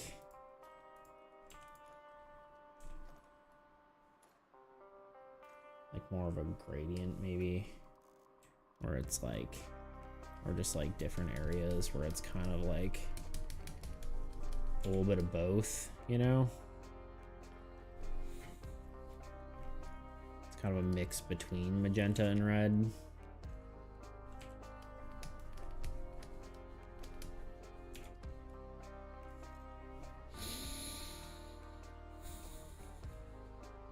Let me pull up Desolation for half a second. So Beats, when we getting Cobble Monster, when we get Cobble Monster up, join? Yeah, dude, that'd be fun. I'd be down. Yeah, see, it's like a bunch of lines, which is very different than like anything else we do. I'd be definitely down. I was just talking earlier And this is just like an idea that I haven't even really thought of yet, so it's kind of nothing, but it'd be kind of cool to do maybe a an Ember Knights playthrough. It's basically like Hades, except it's co-op. I think it's up to 4-player. I don't know if anyone would like necessarily want to do that, but it's a good game. Nice. Kalman is good. I'm gonna tune in on that for sure. Yeah, I've never tried Cobblemon. I don't really play a lot of modded Minecraft in general. Not like I tune in either way. You tune all the time, Tuna. Should label stuff. This card's getting very experimental looking. Experimental, bruv.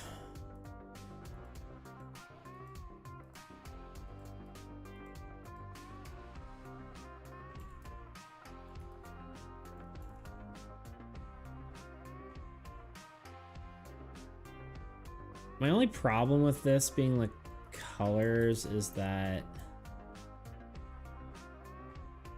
now I'm unsure how I'm gonna actually shade this.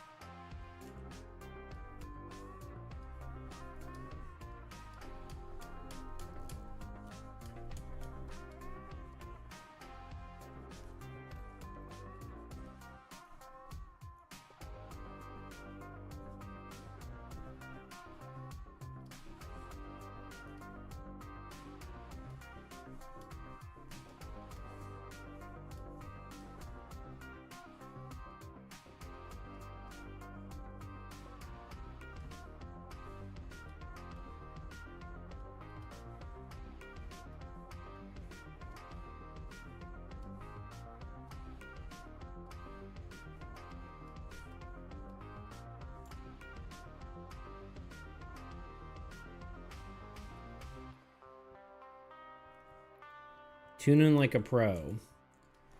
You're becoming a pro tuner? Like you said you would?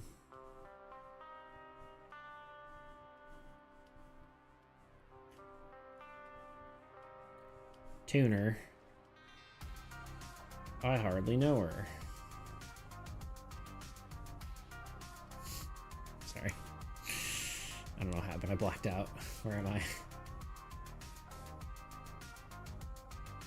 This is very different. I'm not sure how I feel about it.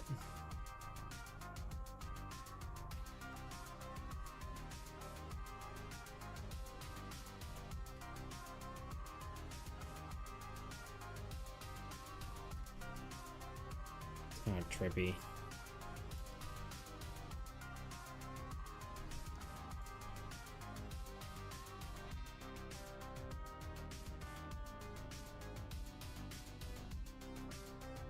Also maybe getting my 100th stream streak on my actual birthday. That's awesome. Happy close to your birthday. I'm starting to not be sure how I feel about the red. Like it's kind of cool and meta, but it's also kind of not meta, but kind of cool and I don't know the word. I can't think of the word. You know what I mean, though. It's like very, it's different. Like the opposite of meta, honestly.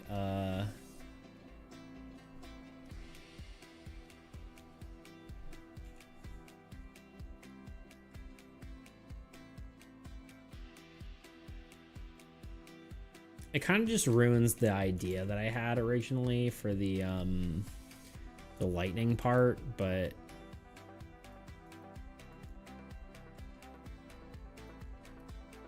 or like the face part.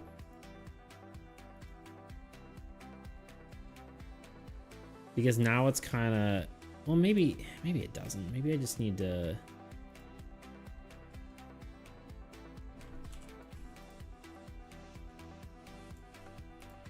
Maybe we need to chill the heck out. Hold on.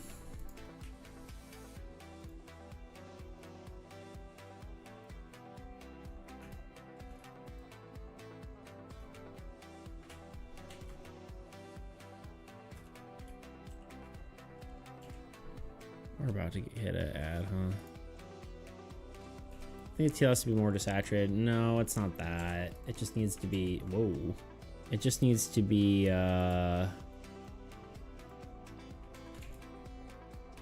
more solid, and then I need to, actually shade this. We could do this on top, maybe, and, like, do it as, like, some sort of layer. Surely we're in an ad, yeah? No, okay, a minute and a half. Like an overlay or something. But we'll get there when we get there.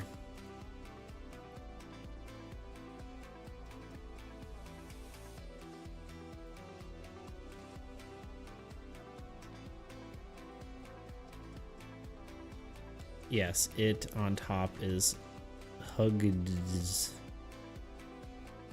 Huge. Something like that. I haven't. Maybe multiply. I don't know. We'll get there in a minute. That's later. That is for later. Huge.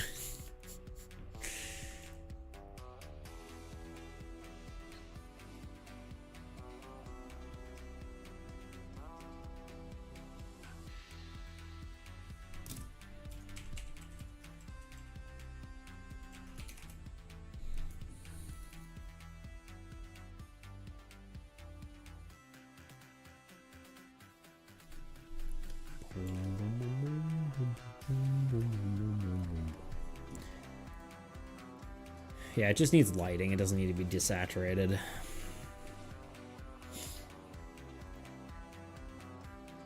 Okay, ads are starting. I'll be back. Give me a few minutes. BRB, 3 minutes. Hour of ad-free content coming your way. Be right back. What's up? I'm Beats. Making a survival Probably horror should skip themed this board one, game even though in an it's- hour is quite the challenge. We've already seen it, right? Especially because I've been making a cooperative trading minutes card or game, something. and an issue because the units created by the butcher were placed onto itself. As other effects applied to the entire game state, such as card draw or rule changes, the butcher dealt with the individual card itself, which the other players may or may not have a copy of. To address this, we added a small note stating that these effects didn't apply to unit gain as sort of a band-aid fix, and we called it a day. However, I wasn't completely satisfied with this approach. As part of the next patch of the game, I aim to add more functionality to structures since they required more effort to place, trying to allow structures to provide more powerful effects in return for their cost. My goal was to give every structure both a base effect and an activated effect, enhancing their overall impact on the game. The way I decided to implement this was allowing Bridge to synergize with an ally if they have the Trading Post card on their side of the board. So this new effect stated, if the card named Trading Post is in play, this card's effect now also applies to gaining units. Units gained by this are immediately placed onto the Trading Post. Essentially, say a player had a swamp that gains a unit upon a monster's death. The Trading Post on your ally side of the board would also gain a unit. Of course, while this was kind of a fix for the previous version of the card, it ended up being more of a complication. Instead of solving any problems, actually led to more issues. A lot of these stemmed from poor wording on the card, which left certain interactions open to interpretation and causing different edge cases to pop up. For instance, what if the player with the bridge had a trading post on their side of the board rather than their ally?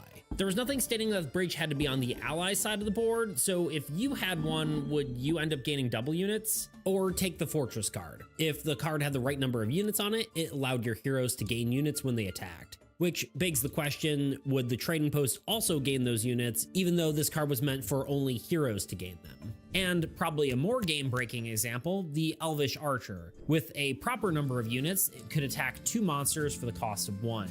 This effect was meant strictly for the Archer. So, did a bridge do nothing? Or worse, did it break the game and allow all heroes to attack 2 monsters as well? Now you might be thinking, why not just reword bridge and fix the problems? Well, by this point, we were running out of room on the cards and didn't really want to keep just adding exceptions to make it function properly. So instead, we decided to change the game entirely. which sounds drastic for just one card out of 40. However, the real reason for this was that it highlighted a greater issue with the game as a whole. The problem was that activated effects needed to be categorized more clearly.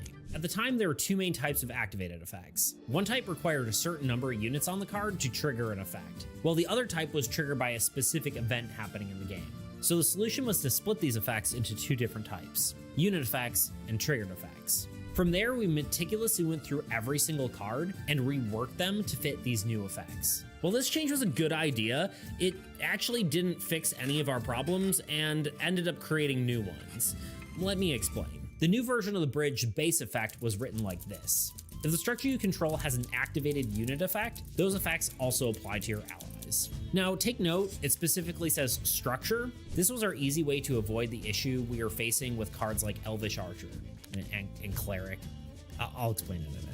And the unit effect stated, if an ally's triggered effect occurs, you also gain that effect. Any units gained are placed on the bridge. This was an attempt to maintain the unit synergy and identity with less wording. While it did remove the synergy it had with Trading Post, this was a worthwhile trade-off for the new simplicity. It also shifted the benefit more toward the player with the bridge rather than their ally, which in hindsight I didn't really like because it went against the original supportive nature of the card. But despite that, it ended up being one of the most powerful and broken effects in the entire game. This is because during this update, many of the God cards, the cards that define the player's playstyle, along with providing hugely beneficial effects, were shifted to triggered effects as well. This meant simply having a bridge on the board meant the bridge had the power of a god itself. If that statement didn't make it clear already, it was clearly overpowered. The bridge's effect was quickly given an exclusion to the god's effects, which balanced it somewhat, but I still wasn't satisfied. Having a card that could both generate a massive number of units and also provide a substantial buff for your allies felt like too much power concentrated on a single card. Truthfully, I wanted the base effect to be tied to a unit effect. This meant that placing the card wouldn't be enough to access its power. It would need some investment to get going. So I ended up removing the triggered effect from the bridge, deciding a similar ability might find its place on another card down the line.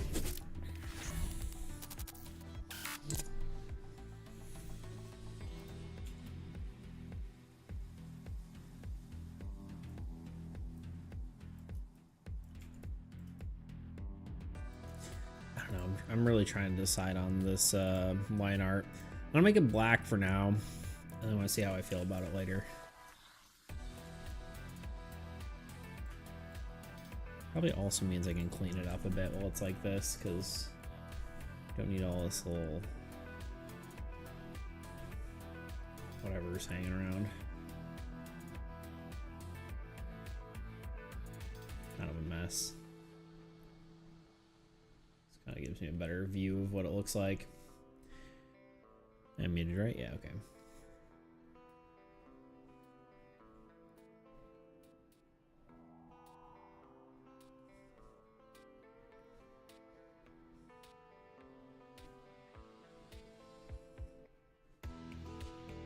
It's also another example where we can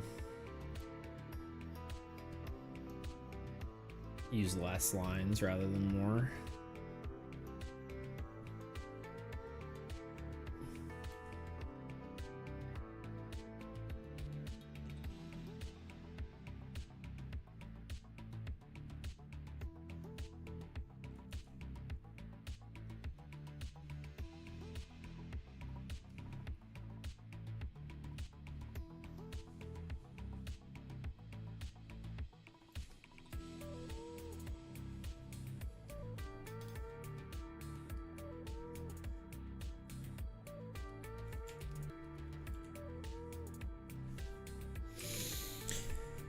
Oh, man. Let me look at my lighting reference here. Yeah, okay.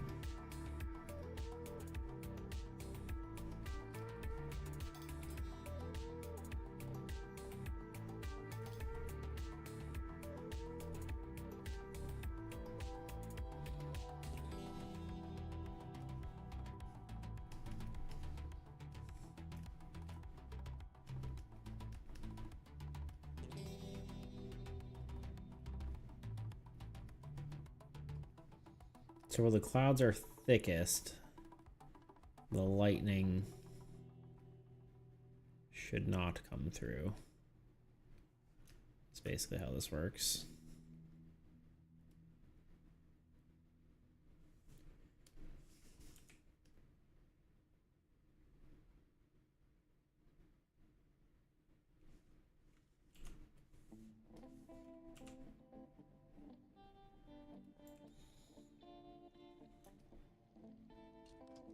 They call it vortex and be as simple as that. I could see that.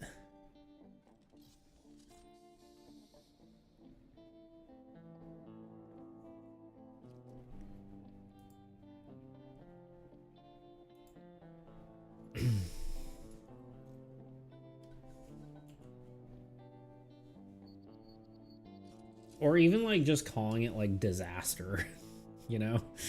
Something simple as like just a... What does the ability do again? I'm forgetting now.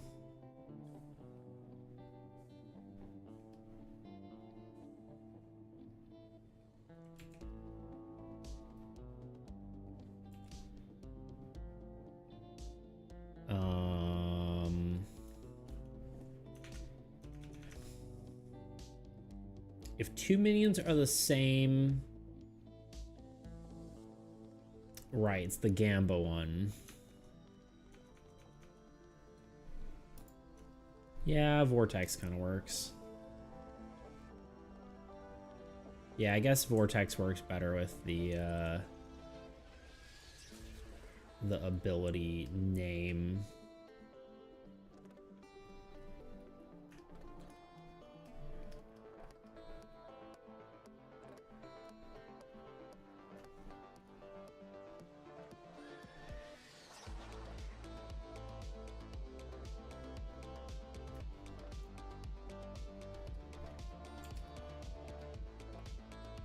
Okay.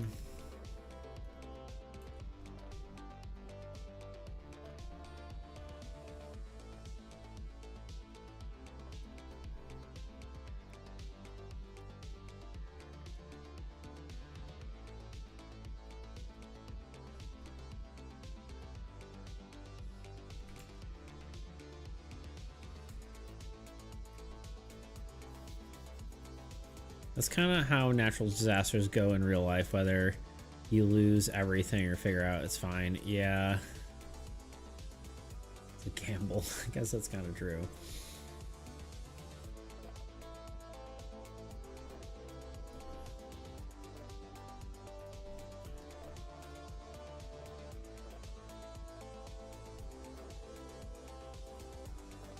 Vortex kind of makes more sense in this sort of case, though, mechanically, I would say.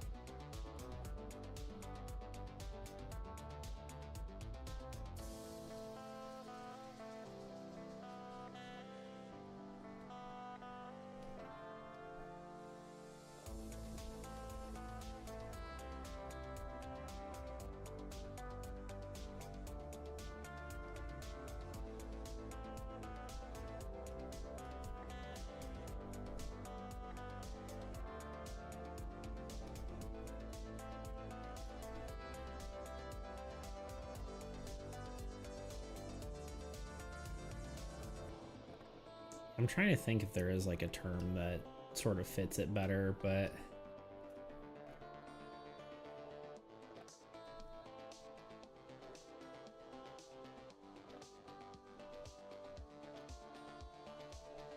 like a term that means like a chance of something.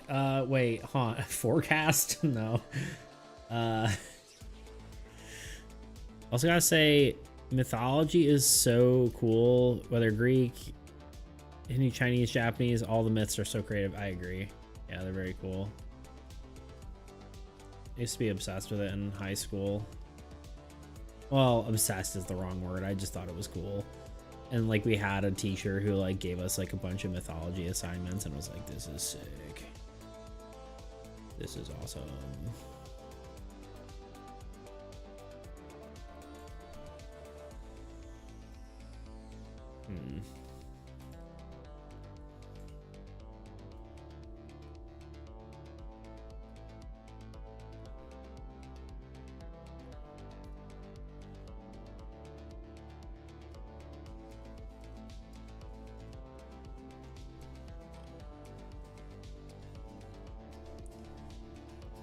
It's definitely very cool. Some of it's kind of like messed up, but besides that, I agree. Well, I mean, just because it's messed up doesn't mean it's like bad storytelling. It's just not my taste, you know?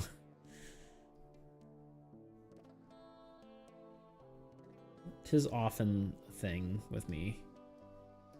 It's like, I like this, it's cool, you did a good job, not for me.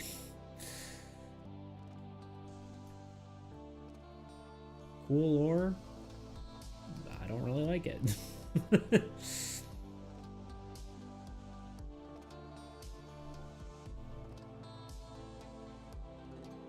Well executed, but not for beats. Not for the natal bee.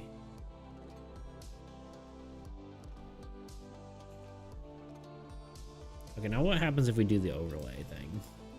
Okay.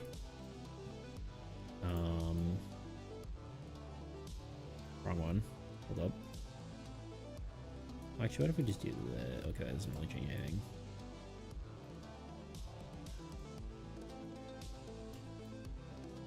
Okay.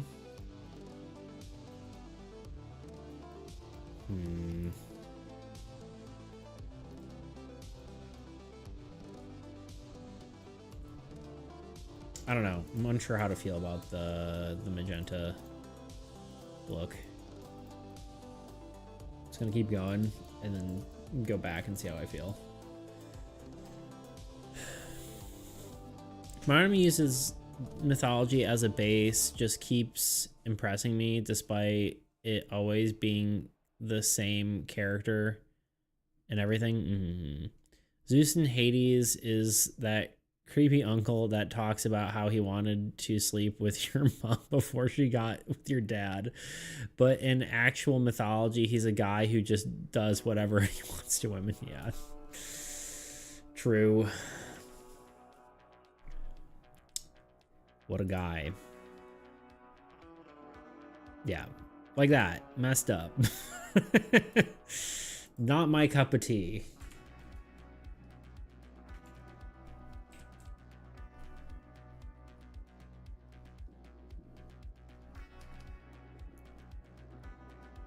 I guess it almost just looks like more lightning going through everything.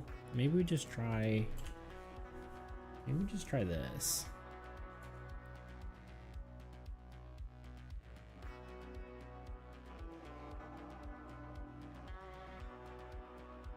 I'm not sure how to draw like the lightning in the cloud. I guess that's kind of like it. Sort of.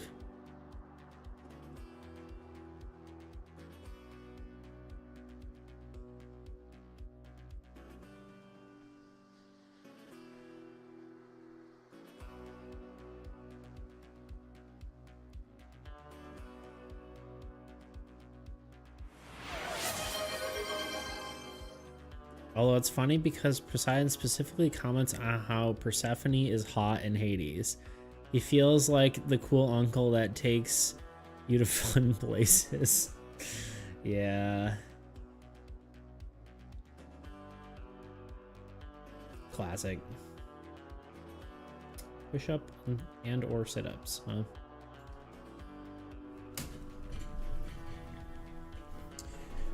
Gotta turn the actual camera on.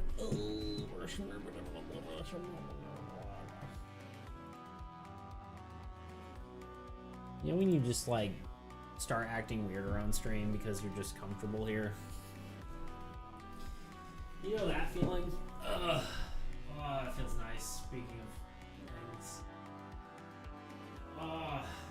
I'm just laying on the floor. There's no substitute.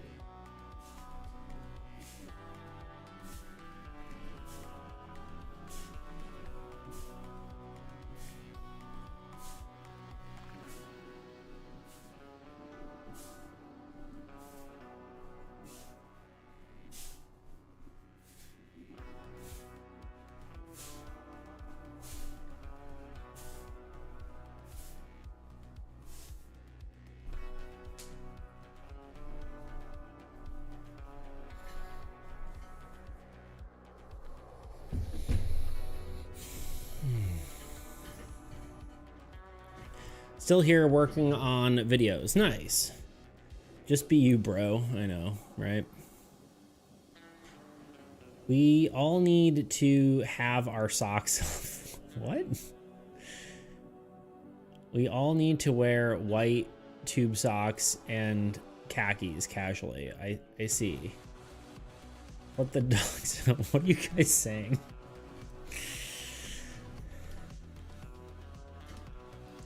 Tuna, are you being weird?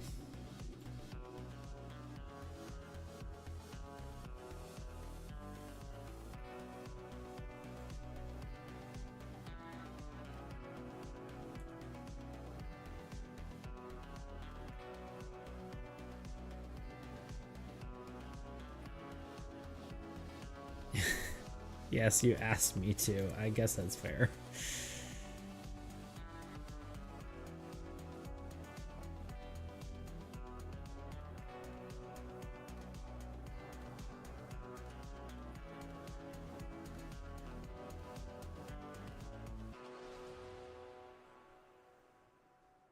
Guess I can't say I didn't say that.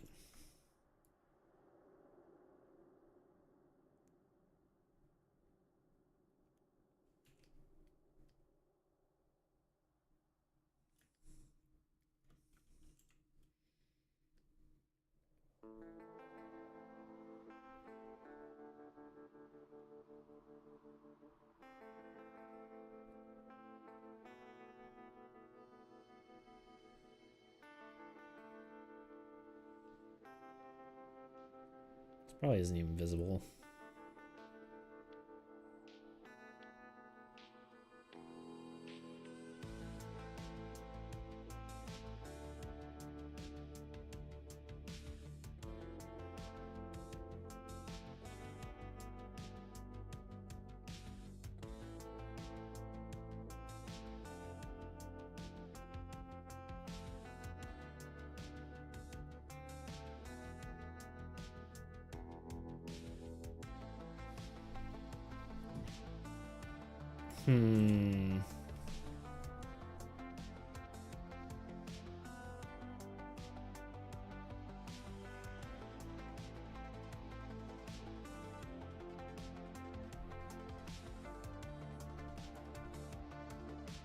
Yeah. Let me do that a little more tactfully, though.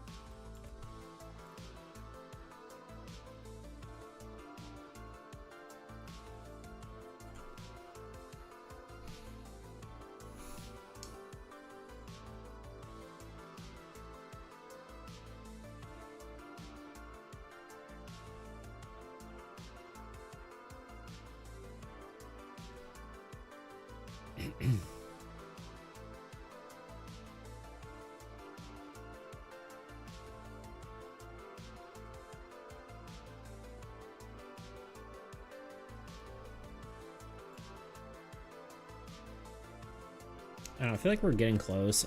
I'm unsure about the, well, now that looks better, now that I've kind of tweaked it a bit. I'm kind of happier with that. He's cute. Yeah. It's copying the Dust Devil from what's it called?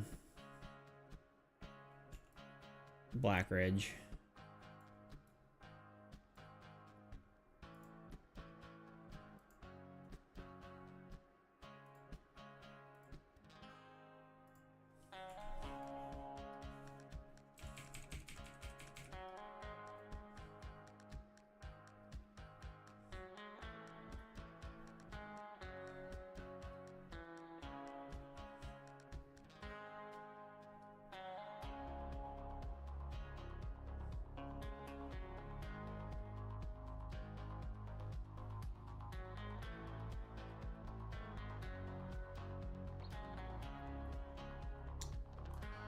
Prefer the black now, yeah.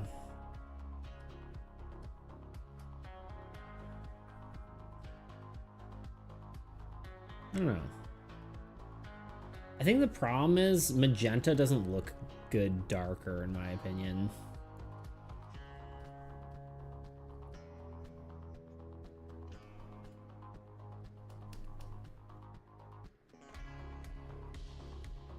I think the problem is it's bright, but there's no light influence on it.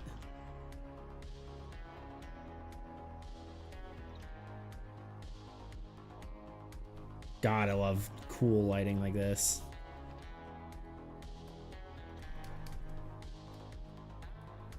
I'm gonna go crazy with it. Can't stop me.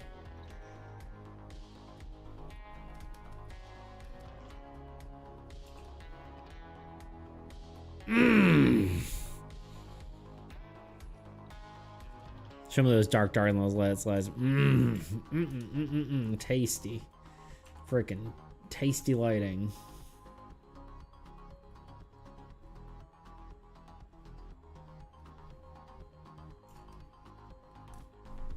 I think so, like if we indeed, if we did do magenta, which I kind of feel like now we're kind of leaning against it, but if we did it, I think we'd have to do something like this along the lines, which now is just getting like hypno rave crazy whatever.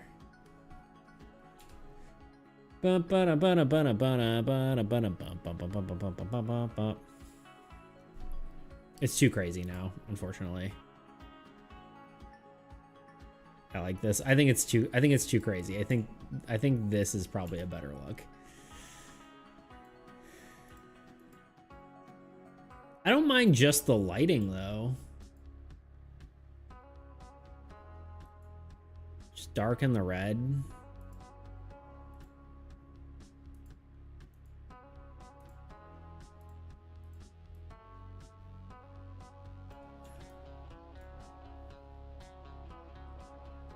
Maybe a darkish purple. I mean, I don't think we... I mean, just the magenta glow is fine, I feel like. Maybe. I almost feel like it doesn't need it, though. I feel like we're going crazy. Do you think this is kind of nice?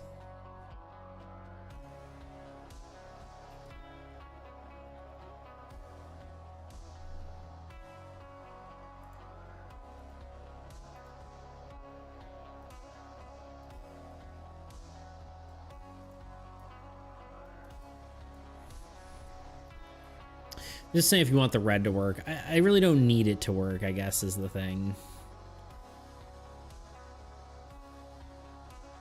It was just a suggestion earlier, so I wasn't sure if we should roll with it or if we should. But yeah, it would need to be like a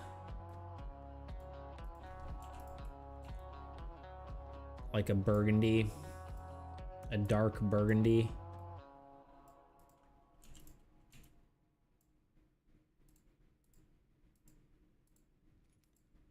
I think black is just better at this point. The glow looks cool. The teal glow or the do we like the magenta glow as well? I feel like now it's too much that I added more teal. I think we just leave it like this, to be honest. Show me magenta glow. That it's too much now. Maybe if I like did it more selectively. But I feel like then maybe like adding magenta lightning. It's like sexy cotton candy, yeah. No, what's really cool color palette? Red with teal and gold. Not for this, but in general. I guess I could see that.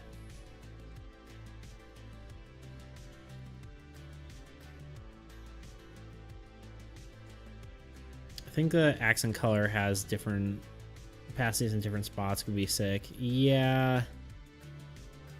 You like the magenta glow? Okay, we're liking it. Well, here, let me just redo it. Here's the thing. Here, let me try this. Let's see how we feel about this. Let me try something. Everyone's liking the magenta. Let's magenta. Let's try this.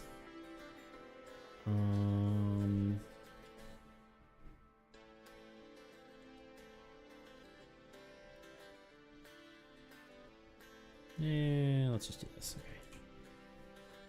Hear me out. Nah, it has to be lighter.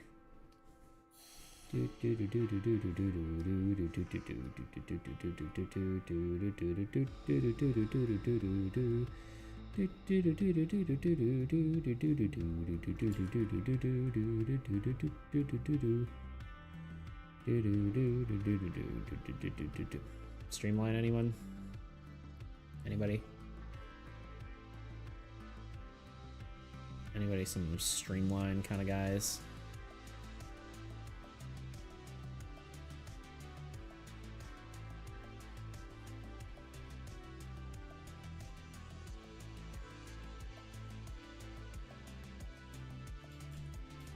I'm losing my mind. Okay, let me turn off this. It's getting to me.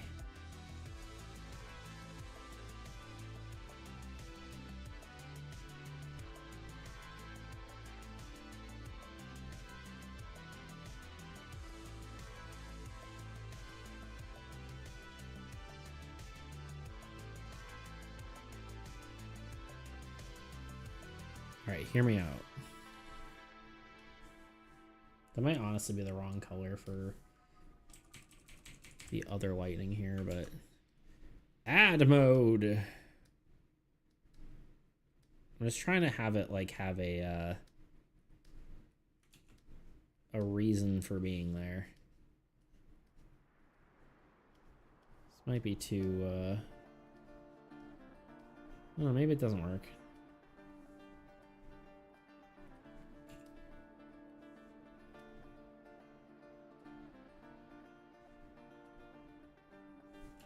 Maybe it does. I think this is not quite the right color. What if we just make this like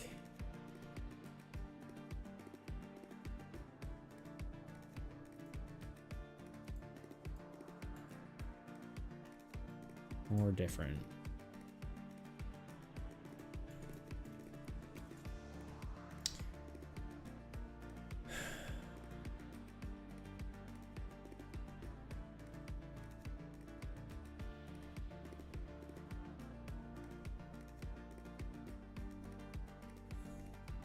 I don't think I like the magenta anymore. I'm too flip-flop. It just needs, it needs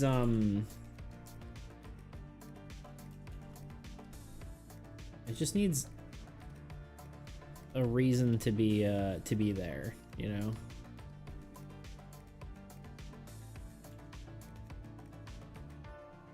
Currently has no reason. There's no reason for the magenta to exist.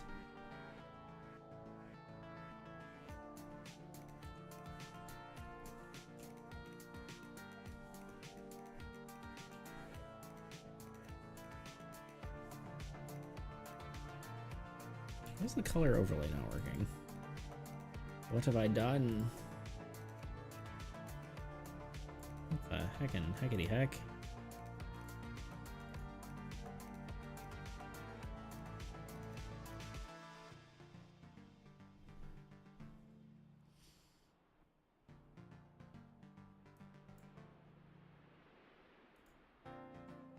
Yeah, that didn't work at all. What the huh? Color overlay. Oh, it's fine.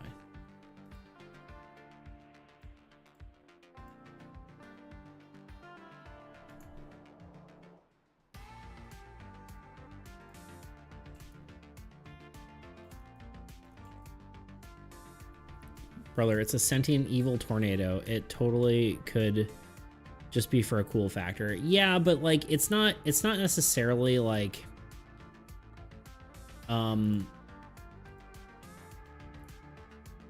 like our brain is weird about that kind of stuff.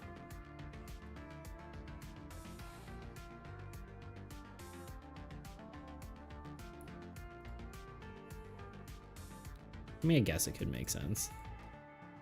But like, I don't know.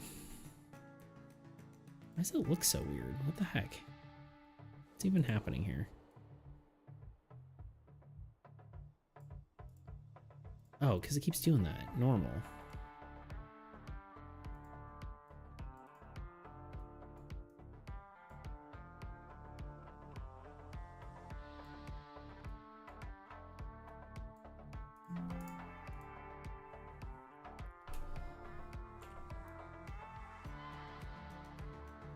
It's nice to have motivated lighting, is all.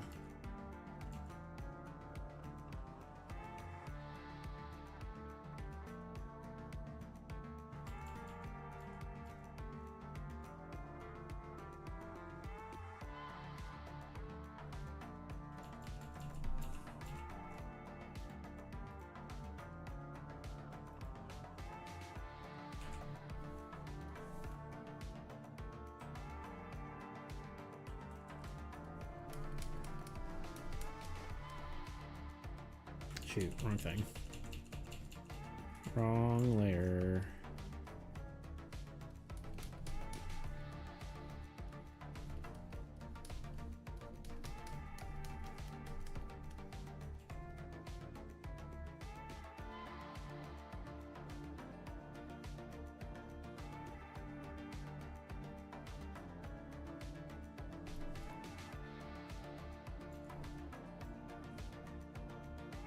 I'll think about that for a second, and I'm gonna do this.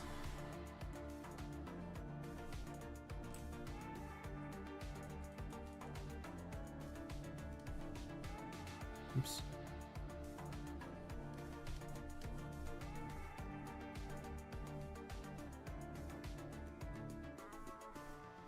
Looks like it kind of fades into the.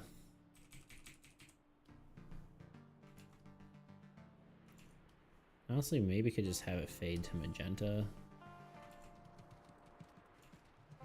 Maybe. Kind of reflect the image itself.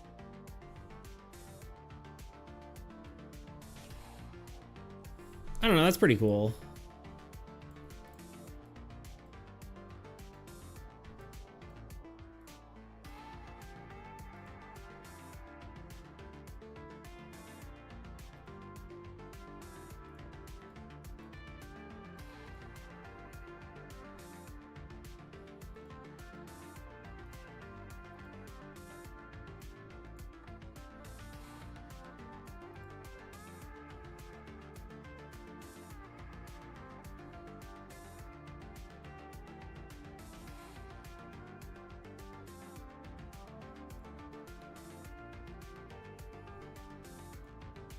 think it's done.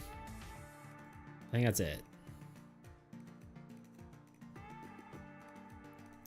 I do think the face is probably a little too apparent because it is not a monster. But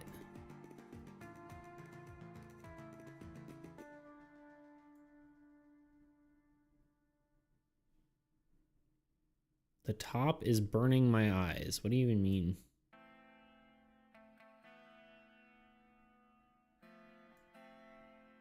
But what, Tuna?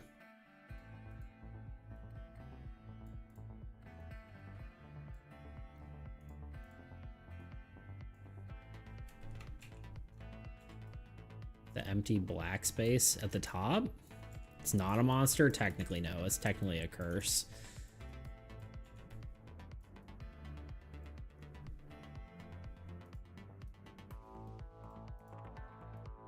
Like up here? Scale the whole thing up. If I scale the whole thing up, it will... I would rather just draw at the top.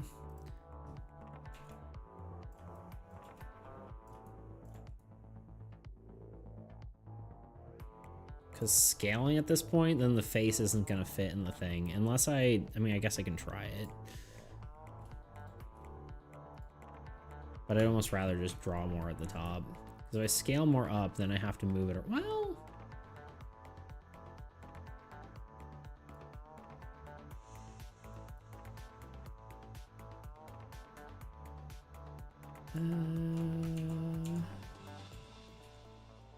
Okay, yeah, I can see it. I can't do it too much, though.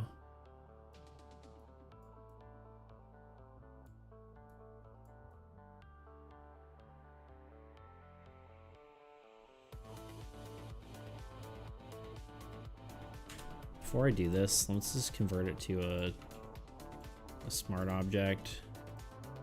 That way we're not losing fidelity.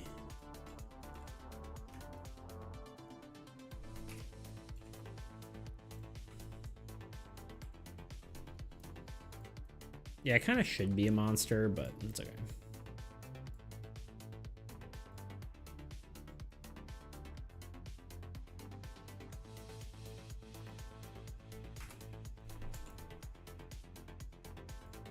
The face is supposed to be subtle in the first place, but...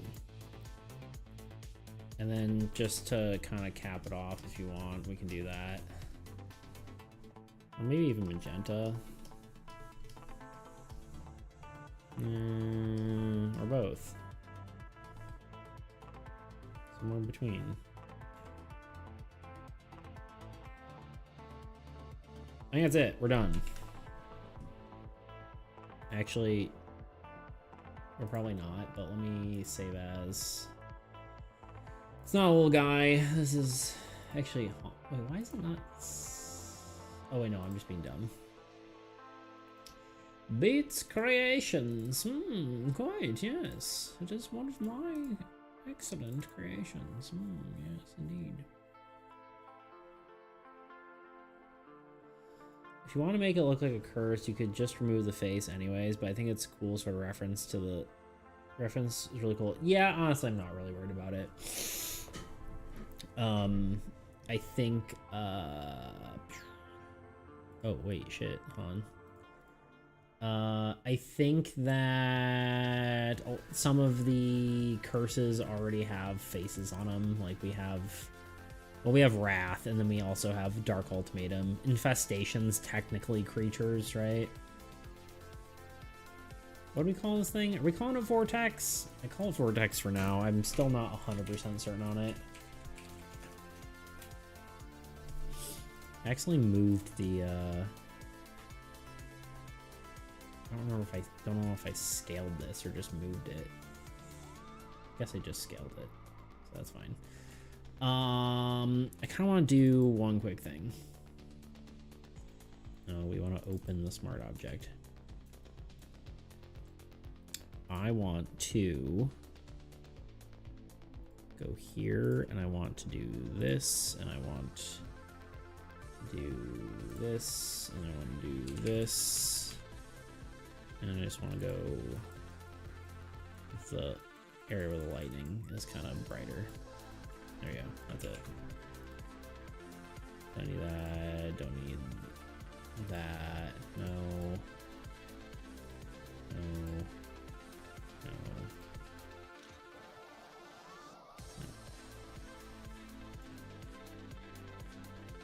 Honestly, I made it subtle enough now that it's like from far away you might not see the face. Maybe. But I'm about to pass out, so I'll leave stream up for lurks. Thanks, dude. Cool tornado. Thank you. Appreciate it. Thank you for being here. Sleep well. Glad you can hang out. Have a great rest of your day. And yeah. All right, it's done. I guess we can get it implemented right away. And then this deck is done.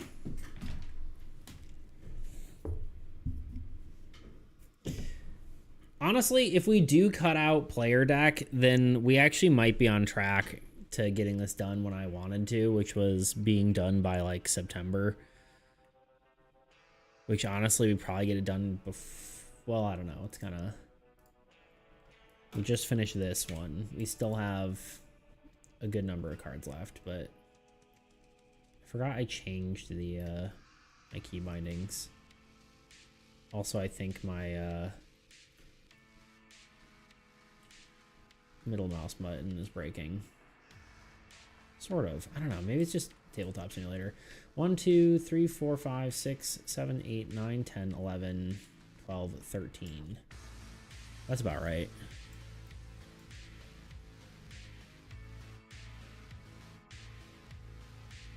And honestly, we don't necessarily need to do all these. That's just like a potential, an optional thing. Like now that if we don't care about how many exact player cards there are, I think we cannot necessarily care exactly how many monster cards there are.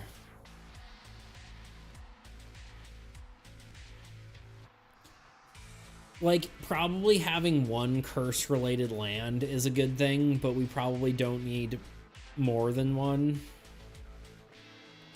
We probably don't necessarily need to add more cards for the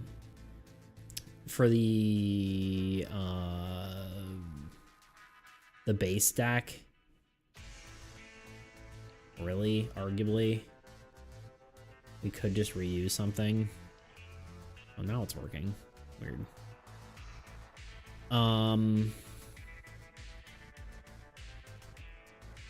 So yeah, I don't know.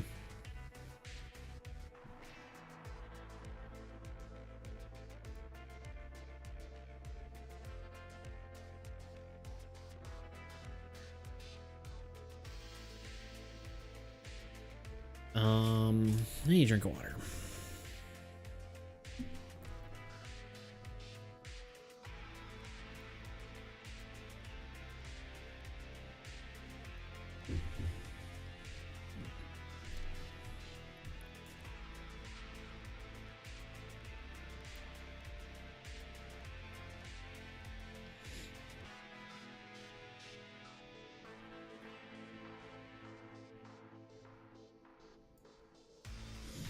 Okay, let's implement this thing. Let's just stay here on that for a sec.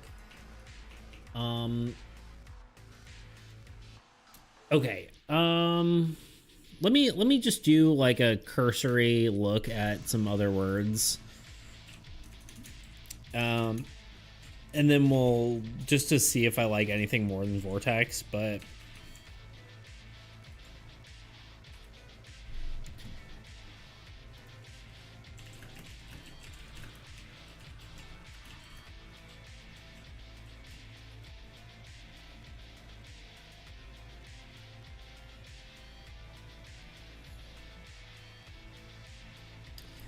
Maelstrom, Whirlpool, Rift, no, Singularity Nexus, Anomalies, Spiral, Flux. Core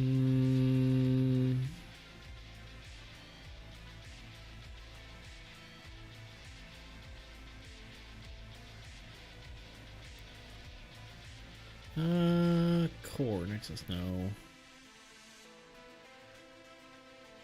ChatGPT knows me too well. It's like, if you want these to sound like cards...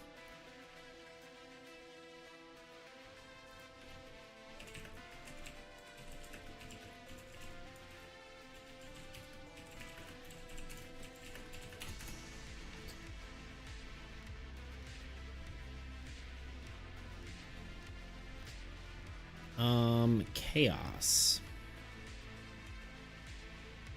Gamble, wager, roll, flip, jackpot. No. I'm just trying to see if there's like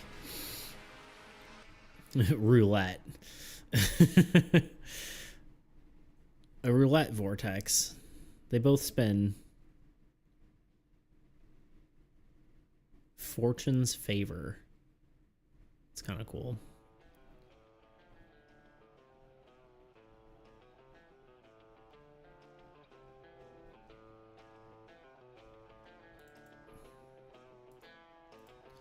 I have to sneeze. You know what I mean?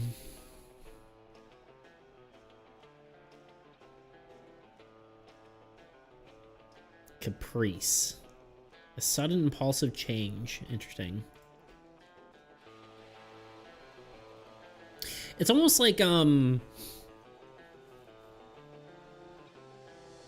was thinking like tempestuous is kind of a cool word, but Tempest could actually be a cool word too, which I think is where tempestuous actually comes from. Right, because tempestuous means like ever-changing, or like, let me read it one more time. Tempestuous.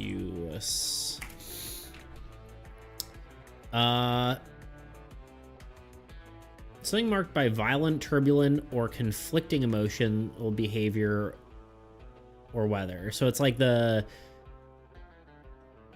Tempest is good. I do like Tempest. I'm wondering if it should be, because Tempest, yeah, is like, tempestuous is to be tempest-like. Generally refers to violent, windy storm, but term widely used across literature, entertainment, blah, blah, blah.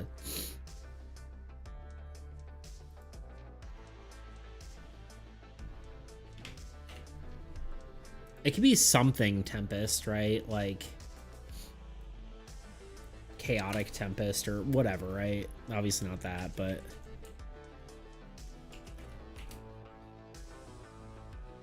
I think it needs something along with it in case. I think, yep. Tuna! Stop reading my mind.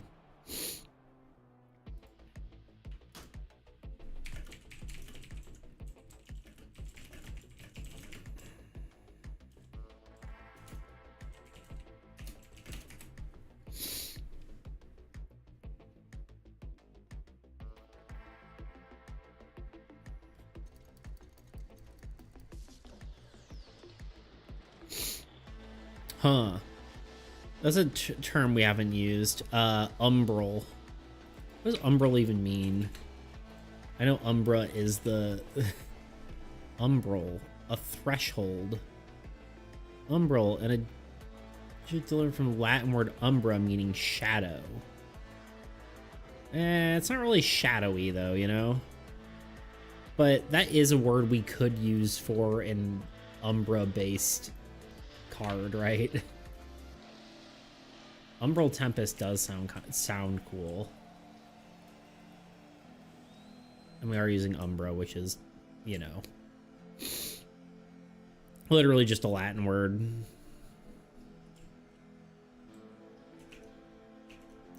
That's decent. One with Shadow. Oblivion. Dread, cursed, bleak, abyssal. No, we use abyssal too much. Wild, unstoppable, turbulent, frenzied. Turbulent? No, turbulent tempest sounds silly.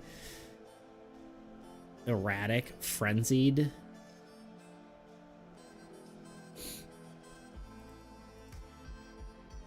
Erratic's okay. We already have Frenzied Marauder, so I'm kind of like on that. I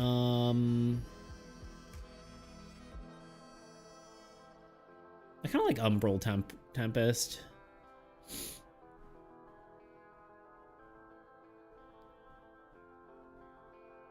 Unstable.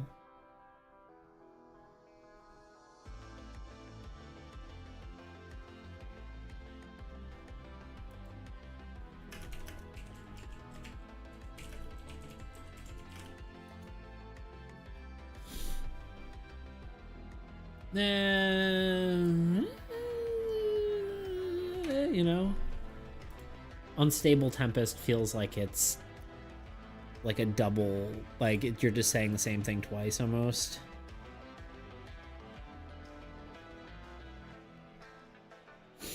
Yeah, I'm gonna go with Umbral for now, unless someone changes my mind in the next 2 minutes.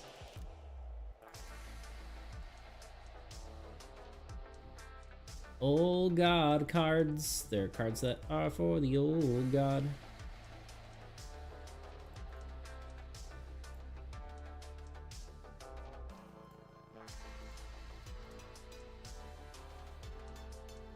Yeah, I kind of think, yeah, that's actually one of the interesting things now, is that if we are deciding to not do an even number for the player cards, then we can just not do an even number for the old God cards. Like, realistically, we probably only need to add... I would like to add 2 more minions, mostly just because I do like the idea of more minion variety if people want to change minions out. I think that's a good idea. Not necessarily because I think, like, Null needs its own specific minion, but I think it is a good idea to have more different minions, and maybe even be able to, like, swap some out here, like maybe making like, I don't know, maybe like we find one where it's like, okay, well, we have Shadow's Dead in this deck, so maybe Dreadling doesn't need to be in here, right? Or like this one, we have one of them, we have Siege Engine in the deck. Maybe we just take Siege Engine, or like take Merkling out, because that doesn't need to be there.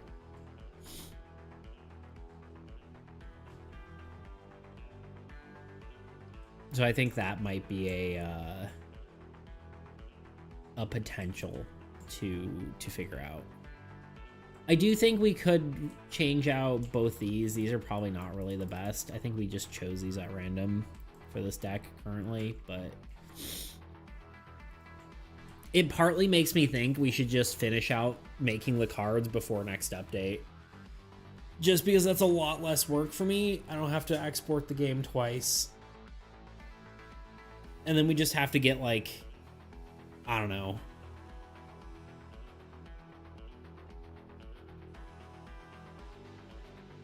I'm trying to think how many more cards we'd even need to make.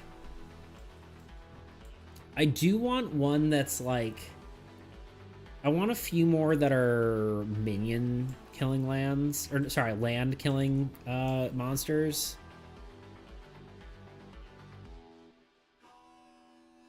So that might be nice to do. I was thinking maybe we have one that's like a like a 1 power level minion, or not minion, monster that attacks every time a curse is played. I think would be a good one. Or like attacks additional time every time a curse is played. Like that would be a cool one to go with.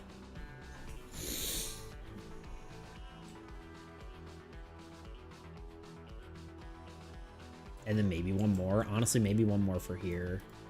Oh, they already have Blightmite. Never mind.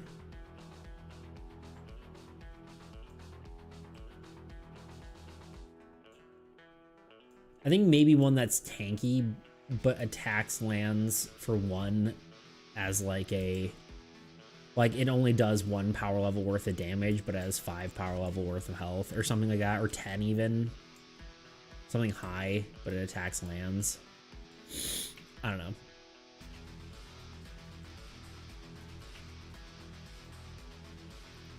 Then maybe we even swap, like, Blightmite out for one of these.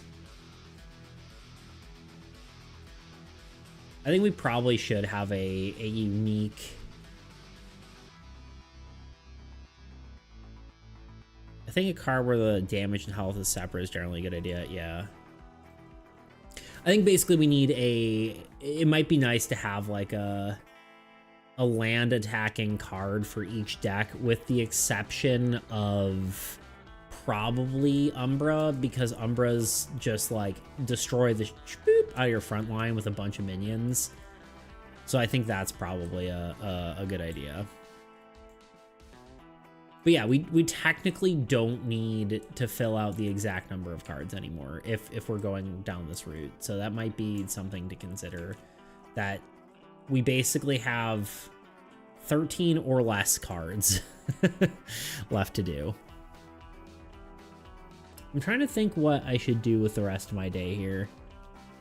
Obviously we get this implemented, so let's do that real quick. But I'm wondering if I just do more work. Umbral Tempest is what I'm going with, which kind of maybe doesn't feel very Umbral-y. I don't know. Umbral is like Shadow, right? But it is from the Void, and Umbra is of the Void, and it is a Void Tempest, which kind of makes sense. But I don't know. Reveal 3 minions. If 2 are the same, then activate all minion stacked effects this turn. Then place the revealed minions back in the deck and reshuffle.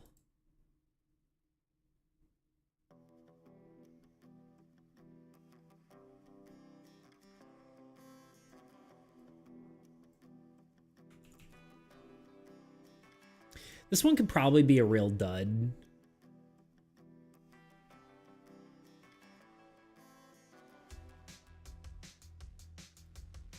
Maybe it's like, if not, place the minions. So it's like bad either way. We're in ads. I'm just worried it's gonna be too many words.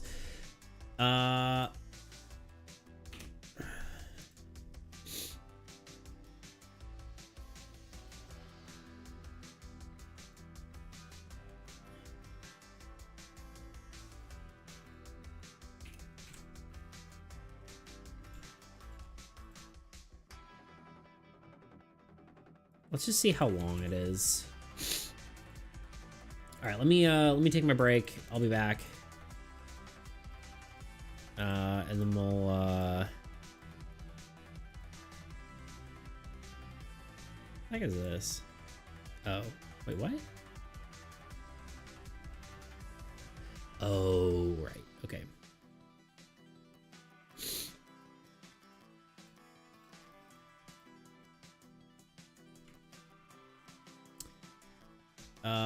Okay, let me take my break. BRB.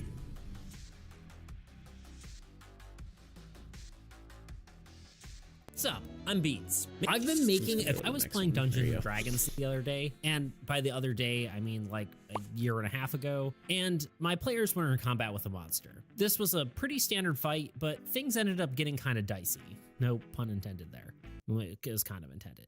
I wrote it in the script, but I didn't think... You know what? Whatever. Let's just get on with the story. Anyway. So one of my players ended up getting knocked unconscious.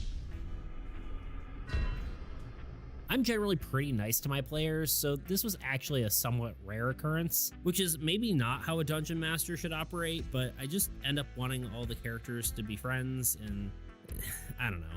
But yeah, after the player was knocked out, the very next turn, they were quickly healed by another player and back on their feet as if nothing happened. Then they quickly attacked and defeated the monster.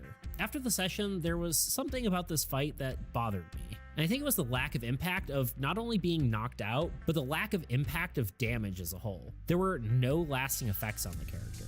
It really felt like there should be some sort of repercussions after being beaten senseless. And I'm not even talking about mechanically here. I'm talking about from a character standpoint. You would expect a character to at least be somewhat traumatized or afraid or something after being knocked out by a terrifying monster. So when working on my game, I kept all this in mind, and I think I found a way to solve this problem by allowing damage to be impactful to the character narratively as well as mechanically. Hi, I'm Nathan, and this is my tabletop RPG deck builder called Soul. Today we're going to be talking about my new equipment system, items, and how that relates to health. When I was trying to solve this problem, two game systems kept popping to mind. One was Mech Warrior's slot-based inventory system. Each weapon or component was equipped onto your mech onto a slot on their body. And when that part was damaged, it would no longer function. And the other one was the singular time I LARPed. Yeah, that thing where you run around in a local park and hit nerds with foam swords. It was high school, I don't know, what do you want from me? I'm totally kidding, I don't have anything against LARPing. I mean, look at me. I'm making a tabletop role-playing game by myself for fun. Anyway, but yeah, the specific LARP I went to used a limb-based system for health. If you get hit in the arm, you can't use it anymore, and if you get hit in that limb again, you're dead, essentially. So really the same concept as Mech Warrior, just simplified. So with that in mind, I decided to make a slot-based inventory system with health as well. This will help a player sympathize with their character more. Damage generally is pretty nebulous. A player having 25 out of 100 health doesn't really mean anything to them, other than that it's kinda low. However, a character having 2 broken legs and a dislocated arm is probably something they can relate to. This also forces a player to adapt to their situation, both in a mechanical sense and a narrative one. Now, the rest of the details I'm a bit fuzzy on, so bear with me a bit. I have 2 separate ideas on how this will lay out. One is a character sheet that will look something like this, having a slot for each body part: head, shoulders, knees, toes, etc. Except not really that at all, and more like head, body, right and left arm, right and left hand, legs, and feet. I felt like this was a good idea, but after a while I felt like it was sort of limiting. How many cool arm items would there be compared to like actual weapons or items you'd hold in your hand? Or say you have a character who has a shirt that you like, but you also want a jacket over it. I'm only kind of kidding with that example. Anyway, so instead I just tried a different format, going with head, body, legs, right and left hand, and 3 utility slots that could take any sort of item. I was hoping this would give a player a little bit more freedom and flexibility with builds, without forcing them to only do one type of item. I've returned. So, not sure which way to go, but I'll figure it out soon. There's also a different problem, other than me not being able to make up my mind, is that I've been planning on doing custom.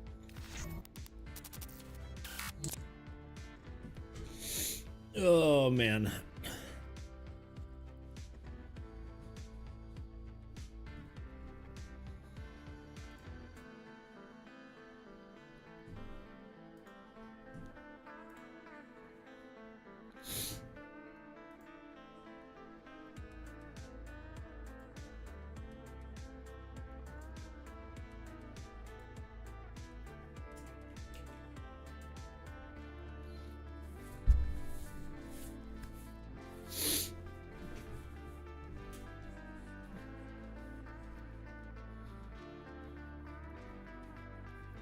Okay, here's what we're gonna do. We are going to get these, get this card implemented, figure out exactly how it should be worded and whatnot, and then we are going to... Too many tabs open. Maybe. Hold on. And then we're going to talk about the next cards we need to add. Because I think, honestly, now that we've made this decision to not make more, and I'll always, pretty much always agree with the decision not to do scope creep. So I think that was a good call. I think what we do is we...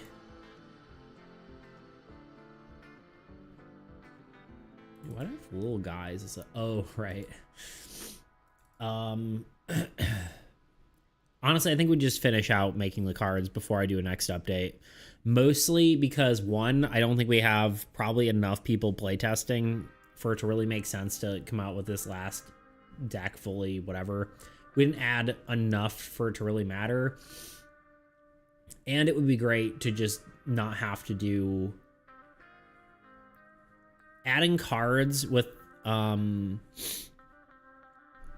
adding cards with while updating the game is much more difficult than just updating what the cards do. So if we get to a point where we're just doing card updates, like tweaks and stuff, that makes it so much easier for me. So I think we just run with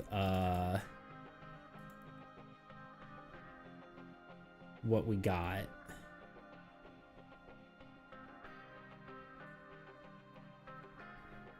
You already added this deck into the game already. It just doesn't have these new cards, so I think you're right in waiting. Yeah, that's kind of what I'm thinking, right? Already has scope creep with the equip stuff. Yeah, for sure. So let's see. Why am I blanking so hard? It's curses, which is called monster spells in Dexterous, because haven't changed it because it would change a bunch of stuff, and I really should just do it, but I haven't.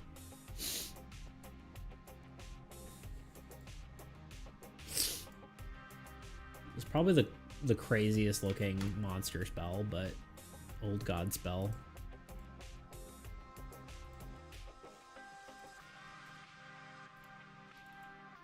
Yeah, no more scope creep. You're right. Let's get the spoop done.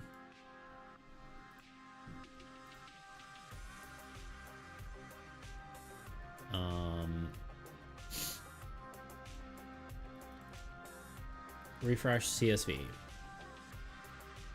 You know what? That's not gonna work. Why do I always do this? Why do I always do this to myself? I always need to like drag this down and do this. This is why it's annoying to add new cards. Really, honestly, what I should be doing is coming up with all the abilities at once and then having blank cards and then just actually doing the art instead of doing it the way I'm doing it, which is probably silly, but here we are.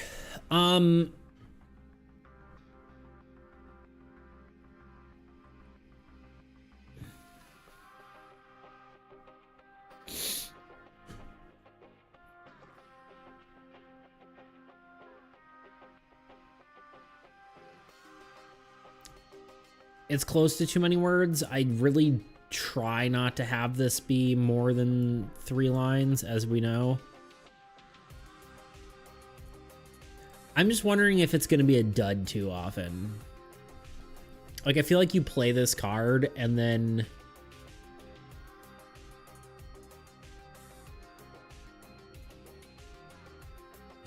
What if we write it like this? Let me think about this for a second.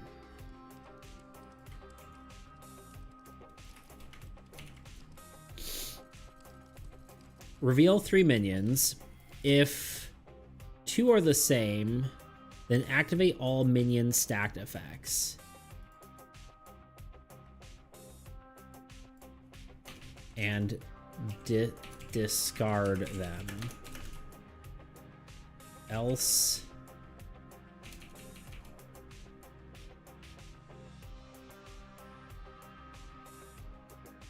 Discard is just easier than saying playing them in your hand, and it doesn't matter because they reshuffle anyway.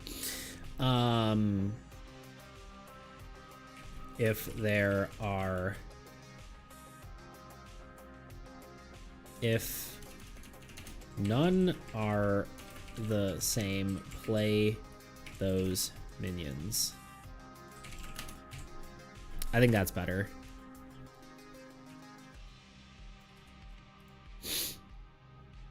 Shouldn't say minions. Play those. Minion.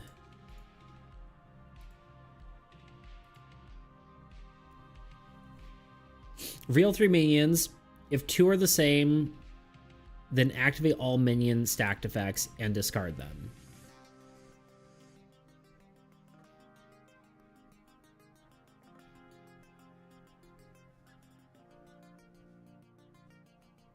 If none are the same, play those minions. Does that make sense?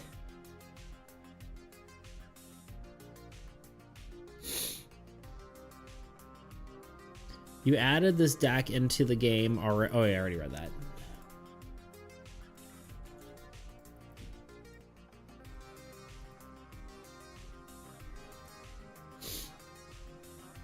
I'm thinking. There might be a better way to say it, but this is both shorter and I think a better ability. See, it fits. Real 3 minions.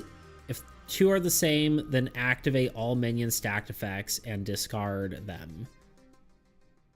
If none are the same, play those minions. The biggest thing I could see people thinking is discard all minions.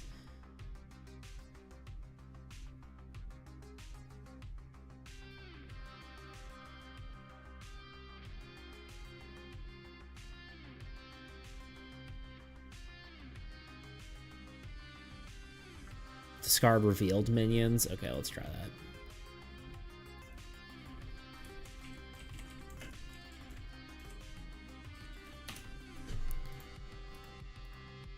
That's the only area I think could be confusing. It might just put it over the edge, unfortunately, but...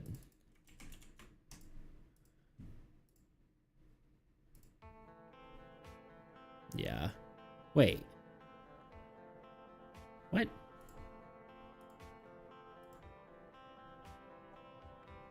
Why did it paste the old one?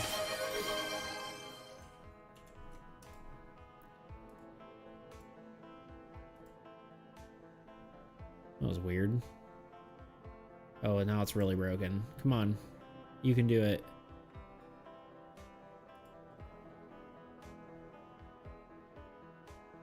Did I break it? Push-ups. Or sit-ups, technically. Right?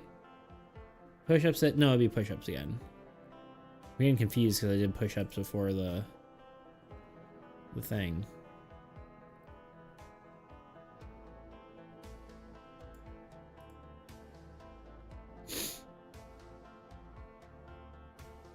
Why is it breaking so much?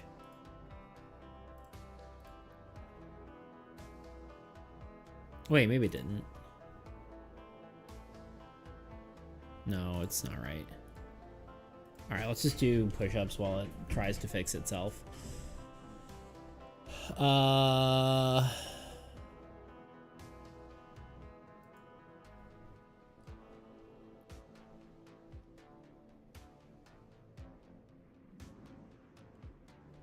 Should remove the death effects box for curses so you have more space. What you wanted to do with the gods.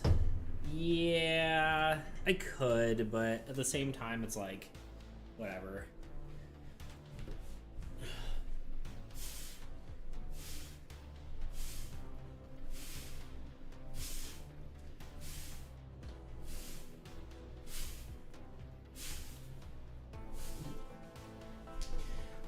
It's just a lot more work also, you know? For like 2 cards, maybe.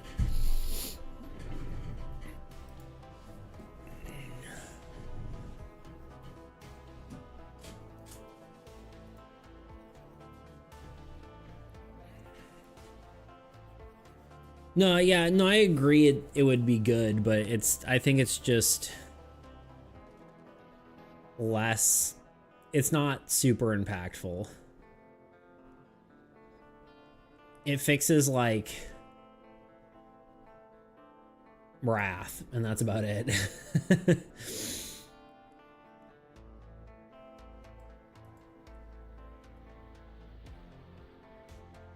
But the font size inconsistency becomes an issue. Yeah, I mean, technically it already is, but like it scales text based on amount of words to a slight degree.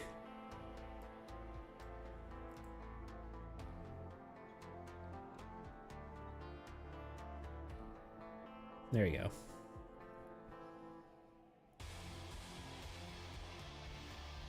I'm not super worried about it. I mean, other games have the same issue, like Magic, you know?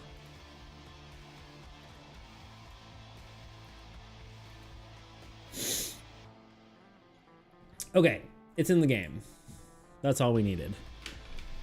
We can work on that other, like, honestly, UI stuff might be something we work on later, but that also kind of feels scope creepy to me. Okay. Spite of the Fallen. Is that in here? Did that actually upload?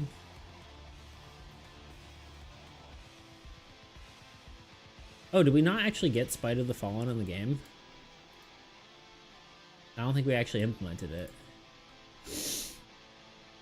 We did not. Let's get that in there. Insert below. 1. Ruins. Spite of the Fallen.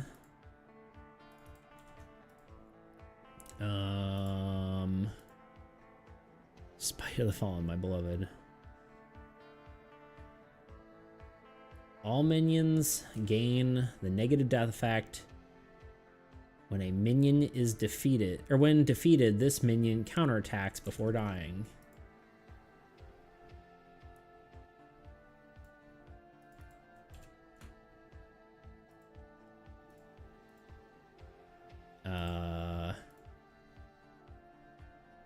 Has no attack order.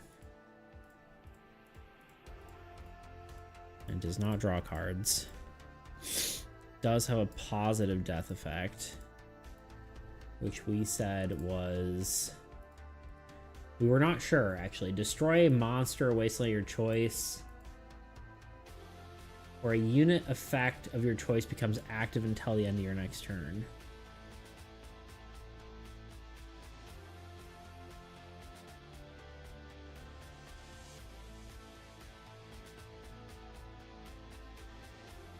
I kind of like that one. Just because we don't have it.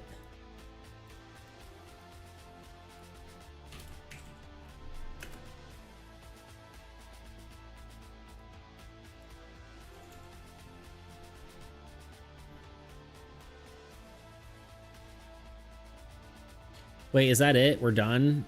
Umbra's done, rather? Correct.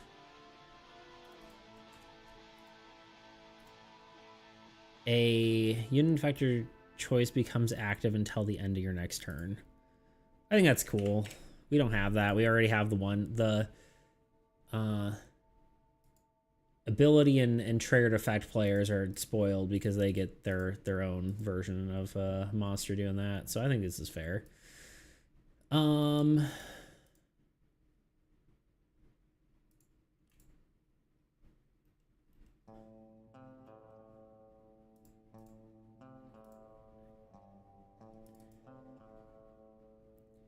But yes, we are done with Umbra. That's why I was like, we could just send the update, but it's just harder to do. And if we're deciding not to do, again, 100 player cards, then the number of monster cards doesn't really matter outside of like just making like a good amount of cards to have decent deck building.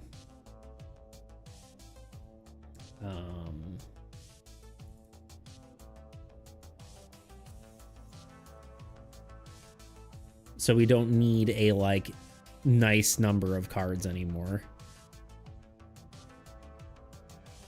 Why did I put Spite of the Fallen in the monsters and minions area? It's definitely a ruins, right?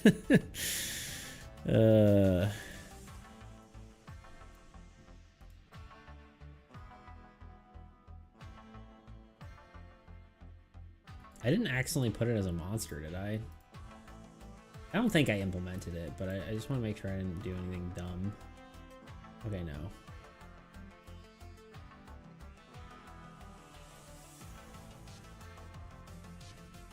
Can you read the following message a bit louder to get Toot's attention? Or to get his attention? Toot, Toot! His attention is required. Want to playtest this update with me, Tuna? Yes. I missed what he actually... Wait, I'm confused. Oh, you said a bunch. You said a lot. Wait, I'm confused. Wait, Han. Can you read this message a bit louder to get his attention? Toot, toot. I'll playtest the update. Wait, is Toot playing the update with Tuna? Or... Wait, I'm confused.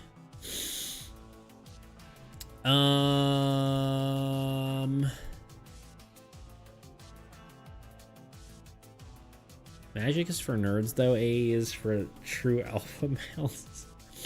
Ooh. I missed that part somehow. Playtest with me, Tuna. I see. Honestly, saying toot twice loudly worked. Yes, Tuna, I'll play with you. It's a genius strat.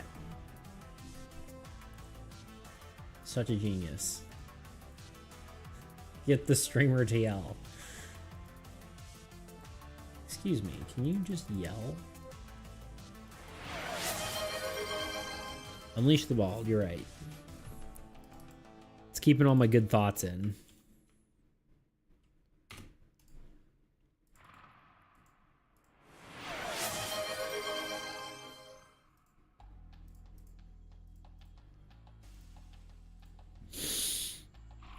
Posture check. Hydrate. Thank you, thank you.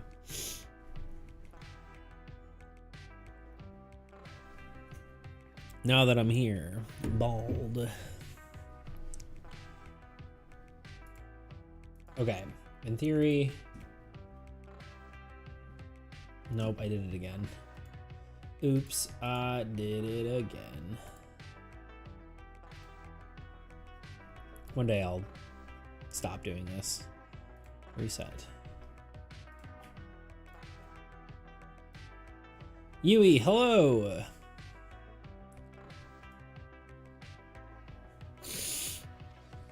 For some reason I was expecting Bean to show up when I said oops, I did it again. I don't know why, but for some reason that just feels like a song Bean would listen to.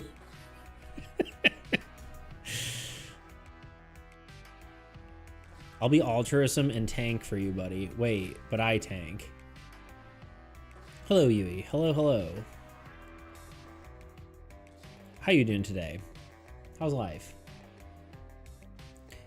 Yeah, both you guys are gonna tank and do like just sit there the whole time. We'll just have tea with the old god. Too busy tanking.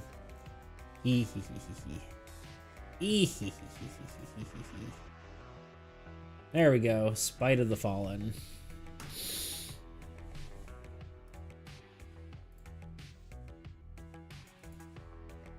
They honestly kind of look pretty the same, pretty similar, but I kind of do like that they're related cards.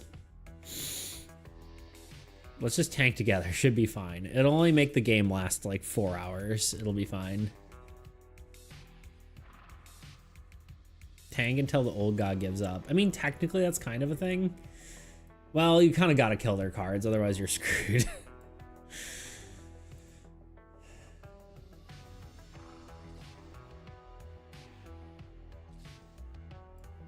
Anyway.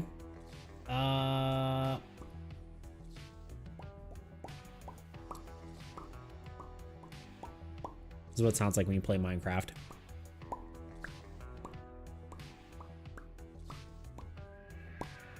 Well, altruism has assassin, so it'll be fine on offense. Well, it depends on if you just play the base deck or not. I tried. I have to finish 2 math courses before. Wait, for college before August. Fun. Gotta love math courses. What are y'all up to? We just implemented 2 cards. We got Spite of the Fallen. Technically it was one we drew the other day, but we just didn't get whatever. And then we have Umbral Tempest, which is a scary tornado based off the tornado in Light of Black Ridge. Now I think we're gonna yap a smidge about what cards we're gonna do next, because originally I was gonna just send this update and put it into the game, but I think it's probably gonna make more sense to just get the rest of the cards done, to be honest. That's a spot on recreation of the sound. Thank you.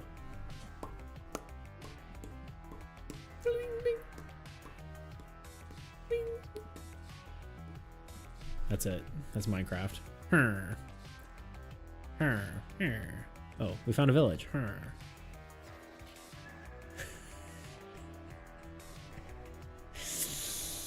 Anyway, here's what I'm gonna do. I'm gonna open this up. We're giving up on doing a whole nother deck for players.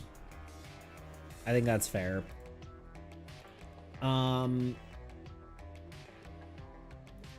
We, I believe, have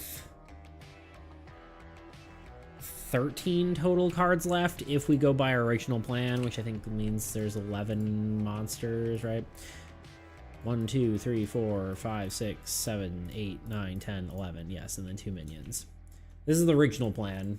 We don't have to follow this original plan anymore. Can you do the horse walking sounds? Galloping, actually? I don't know if I know that one. I don't think I could.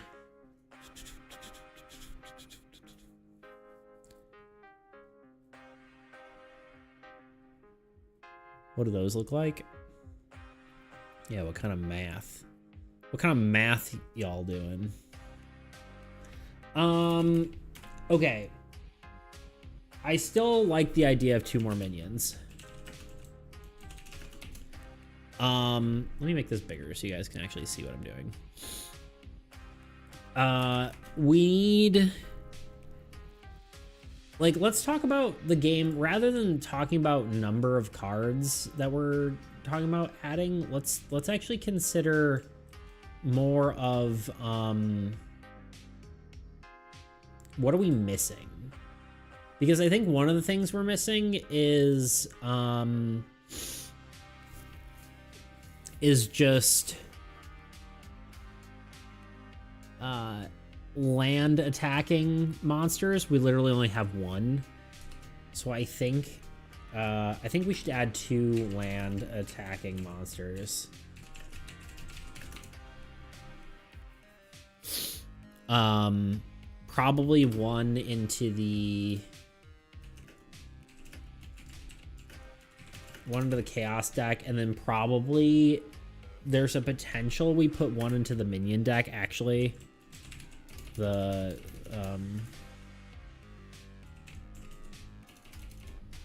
Oblivion deck.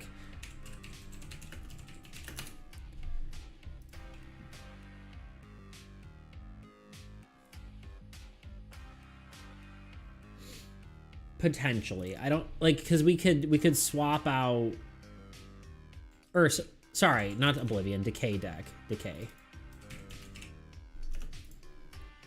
Or alternatively, one of them goes, like, we could keep Blightmite and Decay and put a new one in here, but like we don't need a duplicate here is what I'm thinking.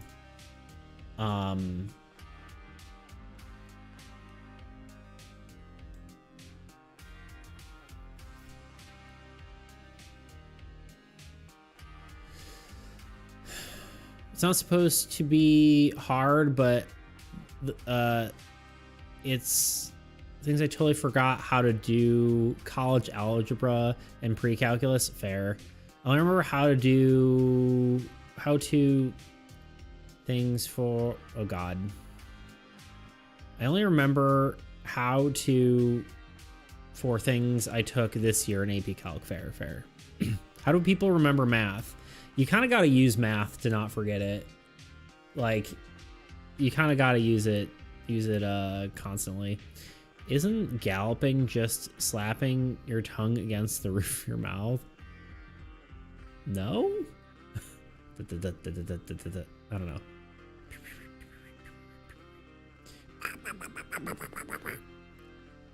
Nah, I'm a horsey. You ever watch Foster? Oh, wait, I already asked Foster's Home, and then Tuna had some weird references for that, so let's not go there. I forgot everything I learned in school. Yeah, same, probably. A lot, for sure. I don't remember most social studies. I don't remember math. I kind of had to re-remember from my last job, at least like fraction stuff and like geometry. Me? Weird references? I doubt that. I'm so normal. So normal.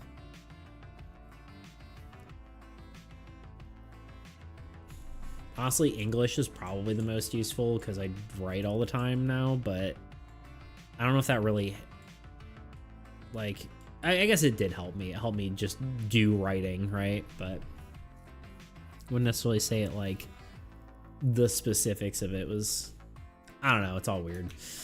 I'm sure it's helpful, but anyway, 2 more minions. So one, what the heckin' frick. One for chaos, one for null. The one for null, honestly, is just another variety.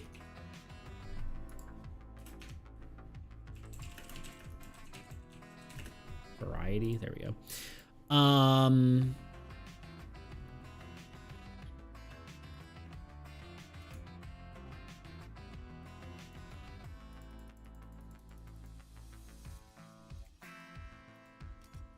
Why is it so weird looking? Why is there so much extra space there? The formatting got all weird on here.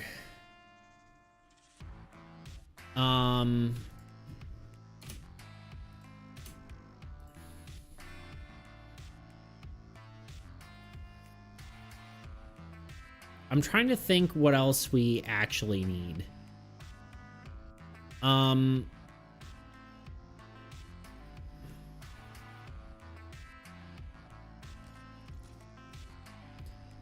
Honestly, Arcane Siphoner, or I guess Spell Siphoner now, is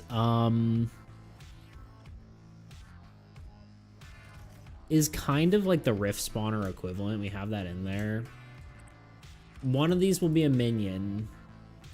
The other one will be something else. I don't, maybe we do add one more monster here, and then the other ones are just kind of, we grab from other things. See what it's missing. I'm trying to think of the ones that probably, oh, I forgot this is what I was doing for this. Hold on. For the ones that are done, I was just putting this in there. That looks better than having them turn sideways.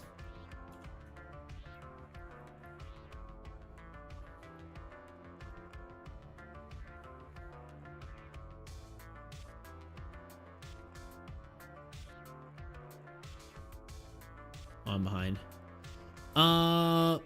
Bro, my parents, they actually remember shit from school, like how, but like why didn't the Cheese for Me good at math come to me? I don't know.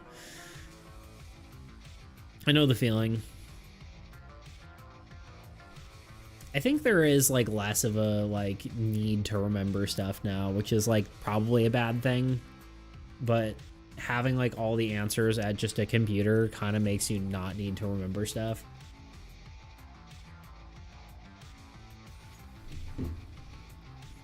Smart people, unlike me. Unlike me either. I graduated less than a month ago. Still don't remember. Fair. At least you're gonna, well, you're gonna learn at least. Build up those wrinkles in your brain. True. Yeah, I think one of the biggest things about school is honestly, A, the social aspect, and B, learning how to learn. Those are probably the biggest things about school.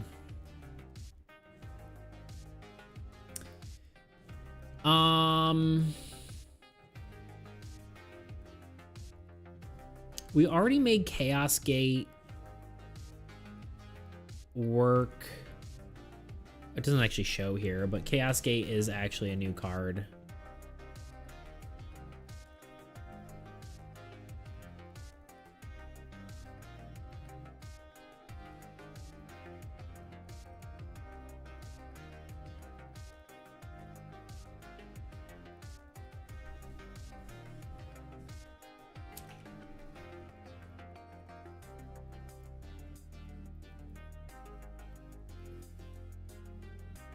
I guess what's like the...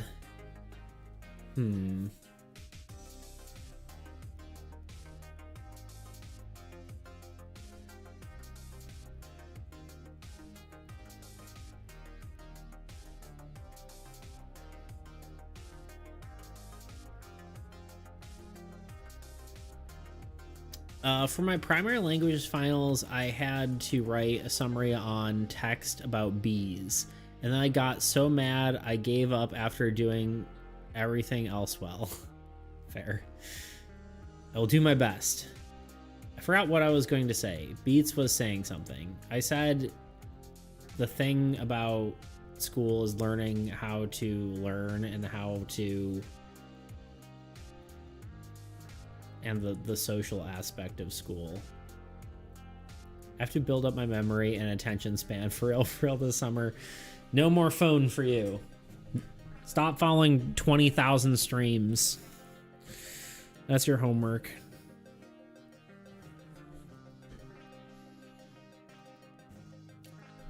No more screen time. Go outside. Just kidding. I kid. I mean, somewhat. I don't know, like, I feel like my memory is really good, and I played a lot of video games in high school. But I also did, like, football, so, I don't know, I was kind of weirdly in between. I'm addicted to my laptop is my problem. Well, there you go. I was too, though, honestly. But I guess I did have other things I did besides play Anarchy Online, you know?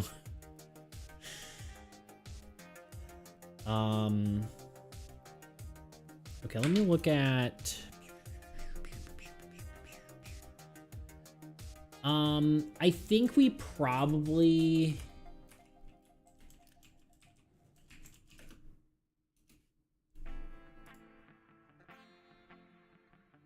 I guess actually we just do this.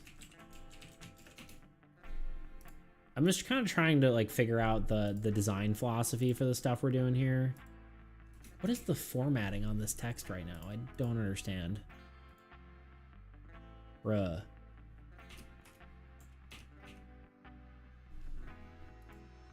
I might just have to clear the formatting because it's being really dumb. Okay.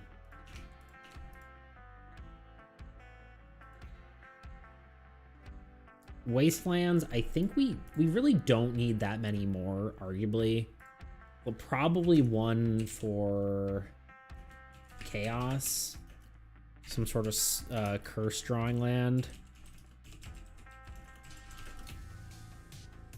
Or something.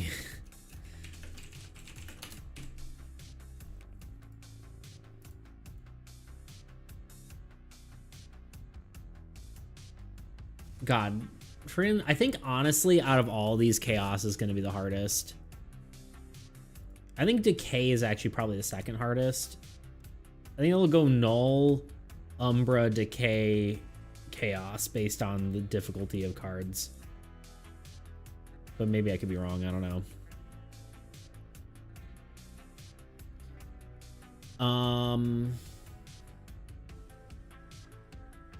What else we got?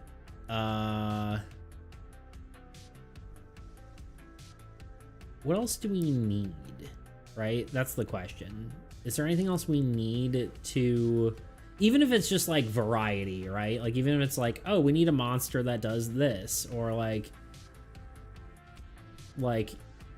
something that fills some sort of gap that like either we only have one of these sort of things, or we have ones that are like, again, like minion attacking, I keep saying that, monsters that attack lands.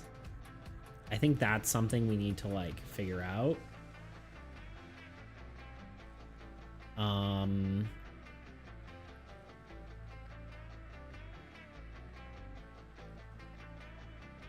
I think we let me look at the Chaos design philosophy stuff we wrote down, like let's look at all our beta cards that we mentioned that we can make here. And if any of them are like really good ideas, we just go with those. And if there's any that we can think of that are like a gap that fill stuff, then we should also choose those. More monsters attack lands. We already have that. Monsters that take It makes 2 attacks, 1 strongest, 1 weakest. That's a decent idea, but monster that attacks when a wasteland or ruins is attacked. I feel like that's interesting, but also kind of just feels like a different version of Husk.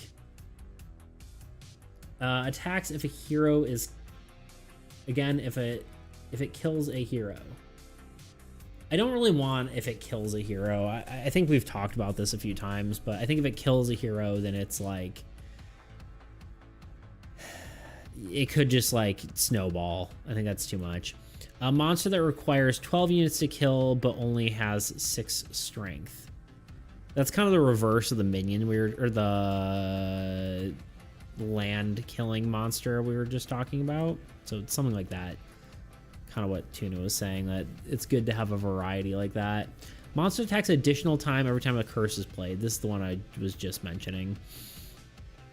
We have the equip stuff, which probably not going to do. The one that spawns minions like the skeleton ship in Inscription, but I think that's probably too much, and that would be something that would be in the Swarm deck anyway. Player mills a card for a Decay deck. We basically have the discards a card, which is, you know, just as bad if not worse. What about a monster that changes targeting priority when it kills a card? I could see that fitting in Chaos. I mean, I'll write it down for sure.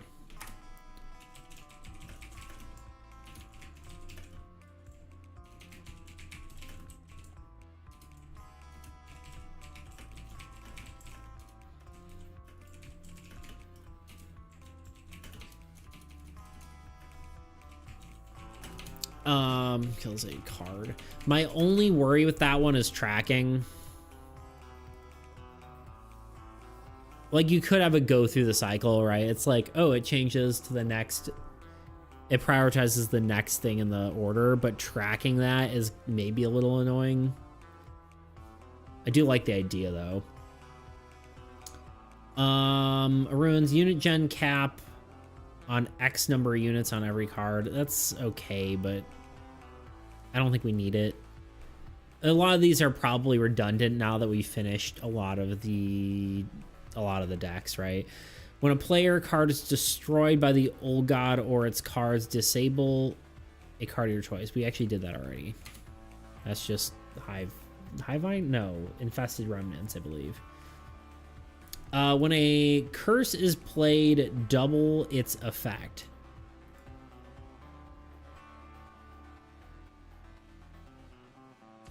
Okay, I need to look at what our cursed cards or our chaos deck currently does, right? Because the cards in it are Arcane Abomination. The next played spell is given to this monster and is activated once per turn when it attacks. Okay, so that basically means that spell is being played every turn until this guy dies.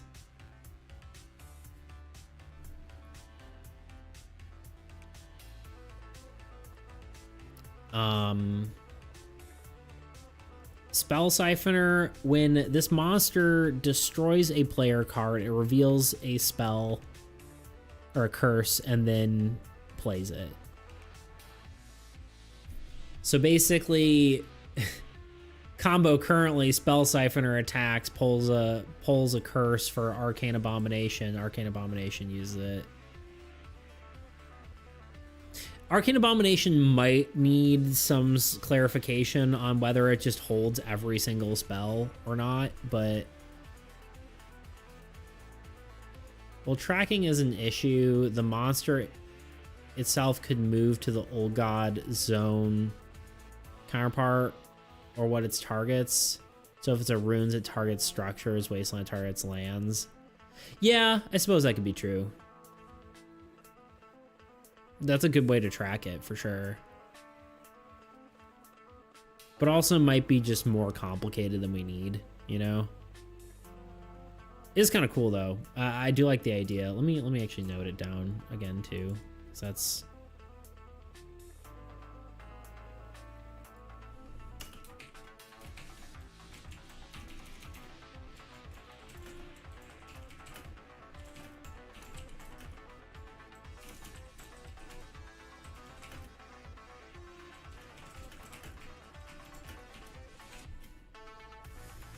cool. I do like it. I'm trying to think whether it's something we should make though. You know? What's the only other chaos card I believe we have is Chaos Gate that got reworked. When a spell is played, its effect is triggers twice. Okay, so we already actually have this effect in the game then. Doubled its effect. So that is already done. Disable one type of effect. Oh, right. These were kind of just like more chaotic, like crazy abilities. Disable one type of effect, unit, triggered, or ability. I think it would just have to be... I don't know. There's a reason we removed that from the game, and that was a tracking thing, because we used to have, like, when this card dies, it disables the unit effect off of these cards. If it's persistent, maybe, like, it disables all of them. Like, disables all secondary effects on cards. Which is, like, wild. I would rather have that than like, this disables, like... I don't know. Also, what if there's a structure that equips a curse like a boss instead equips a player spell and triggers the drawback every turn? Interesting.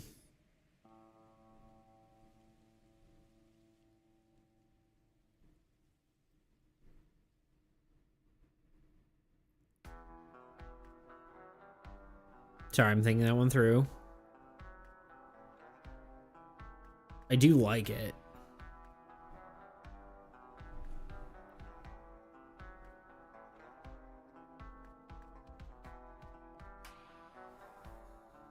It's like reverse Magic Academy.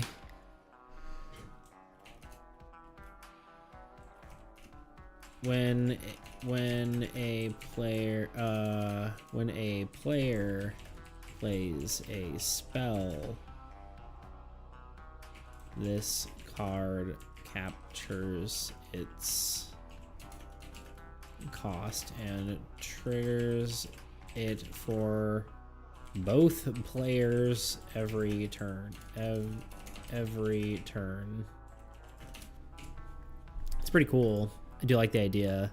It's playing with cost, which we don't really have too much that plays with that. Sorry, it's not called cost. Side effect.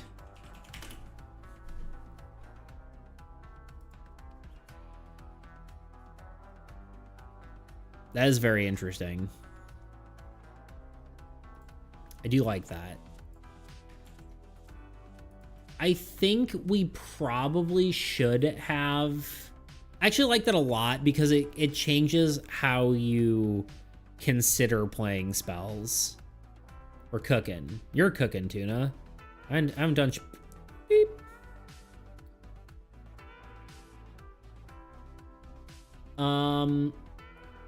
But yeah, I think that one might make it in there, to be honest. Disable one type of effect, unit trigger, but that one's okay. Yeah, that one maybe. It kind of doesn't really have like a lot of counterplay though, unless you just have good cards that have, or cards that have good base effects, you know? So I don't know.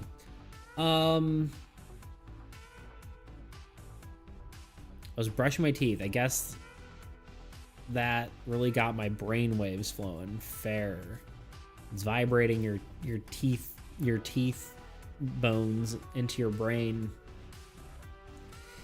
Player cards lose their attack icon when they have 3 or fewer units. That one's kind of cool.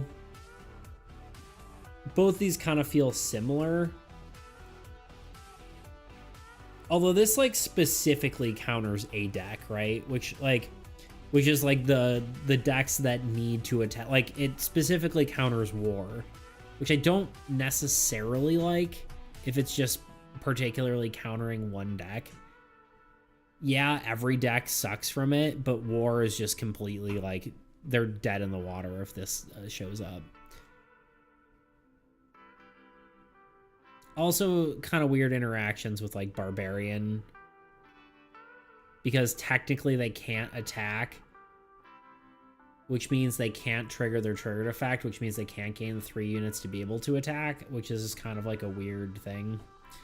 Cursed Auditorium copies the next curse and activates it every turn. We already have that. I do like the idea that that was like Bard adjacent, but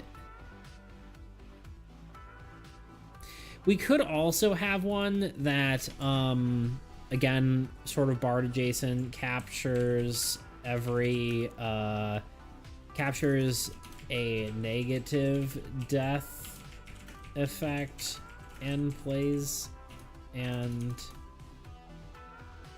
activates it every turn. That one's a little more confusing, because there are some that are specifically the card that attacked, so the targeting might be a little bit weird on that, but that could be a thing. That's true. What are we doing on time? 5 minutes until we're at 4 hours. Also, how are we doing on our music? We're probably close to the end of our... I'm just going to go back to the start already. I don't know how much longer I'm going to stream for, but I'm kind of just vibing right now. Wastelands. Oh, wait, no. Yeah. Swarm. Minions give death effect. Okay, we actually added that, so that's in the game. I can see a wasteland that draws minions, but every time a minion is added to a stack, it also draws from the regular deck. Is a thing Tuna said once. Yeah, I mean, that was definitely a swarm thing that we kind of... Whatever. Card that's like Expedition Vessel, but with curses. We kind of have that with Spell Siphoner, so I actually think that's already in the game. A card... Well, actually, I don't know, because that could be a wasteland also. No, I think it would be more like a card that is like Void Hollow. But that's already got a chaos, yeah? No? Maybe? At the start of each turn, the last played curse from the discard pile draw the last played curse from the discard pile and place it into your draw pile and reshuffle. Additionally, if a curse is played, play another Old God card. Okay, so I don't know what the land would do. I feel like we're already drawing cards. It could be pulling an additional curse, which is probably crazy.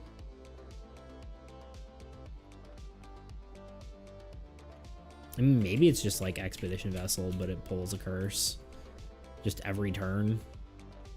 Or maybe it's something more like what you mentioned, Tuna, before, where it's like X counts as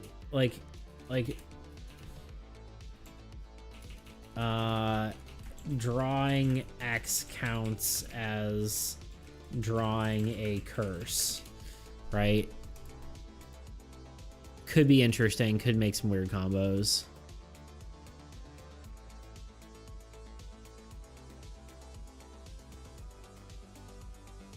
Just realized the name is God Chaos instead of God of Chaos. Is it? It is. That's funny. All right, that's a tweak that needs to be fixed. Chaos God. God of. We lost the of somewhere.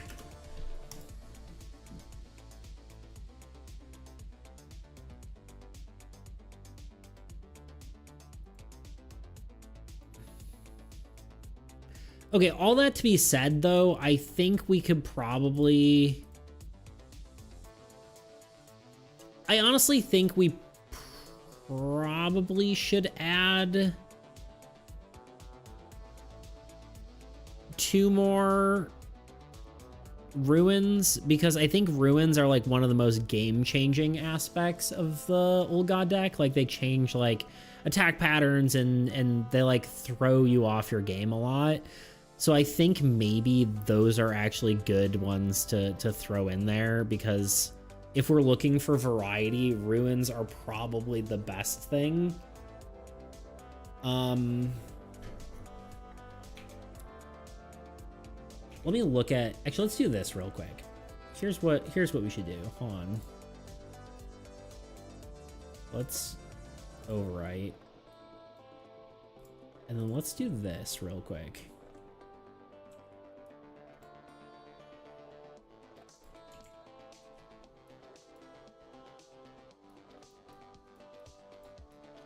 Let's take stock for a second.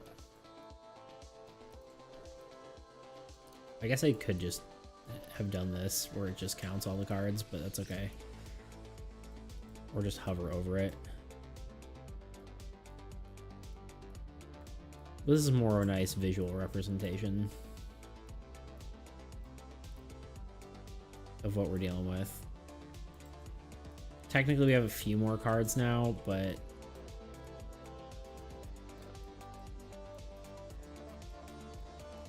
it's nice to just see everything.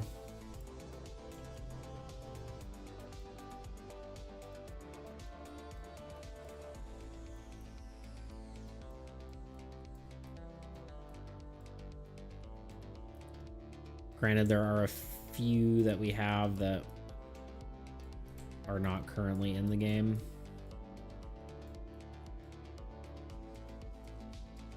We're about to hit an ad.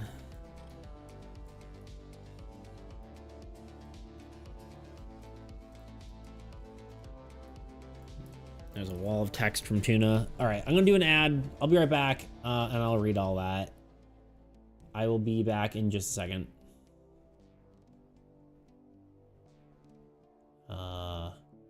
What's up? I'm Beats. Making a survival horror-themed board game in an hour is quite the challenge. Especially because, unlike in a video game, you can't really rely on immersion to scare you. No creepy sounds, no moody environments, no jump scares. I could do scary artwork, but I don't really have time, and even if I did, when was the last time you were actually scared from a board game? And no, Ouija boards don't count. Ouija board? Luigi board? You know, whatever. Anyway, this is my art. It's really bad. I'm sorry. So all I'm really left with to provide a horror theme is the mechanics. And because I didn't have time to come up with a new mechanic, I decided to use one from the scariest game I know, Battleship. Okay, hear me out. Battleship has what is effectively a stealth mechanic, which can help build suspense. So the final result is a blind asymmetrical PvP game where one player is the monster and the other player is just a little guy, you know? Both players roll dice to move around the grid, reporting their location at the end of each round. If the monster ends up sharing the same location as the other player, the monster kills him and wins the game. The other player must grab a key and bring it to the door to win.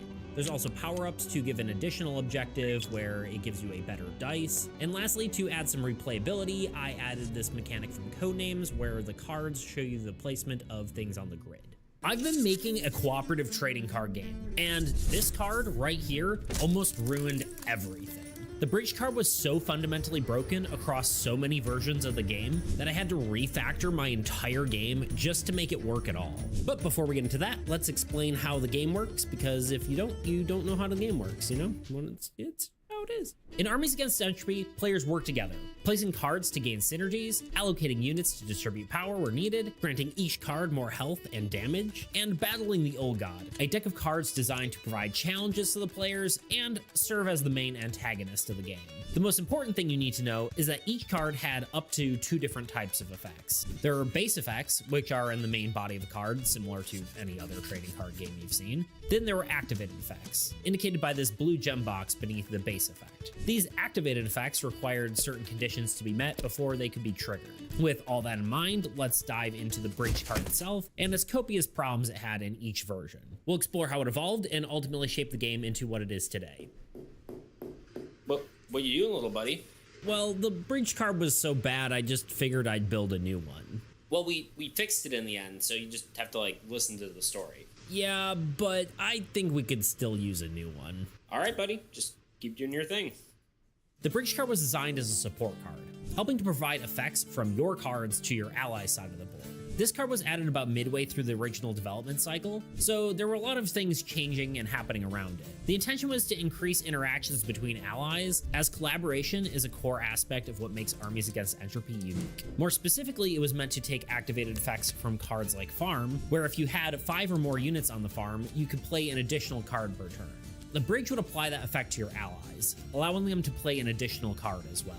While this made it an extremely powerful card, it was integral to the spirit of the game, so we were okay with that. Now, going into it, we understood there could be some problems with this mechanic, as some activated effects behave differently than others. Take the Butcher, for example, which gained units upon the death of a monster. This became an issue because the units created by the Butcher were placed onto itself. I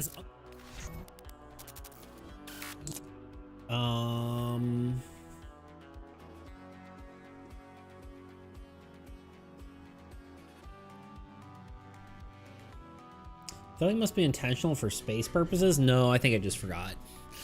For sure. For sure, just forgot. I mean,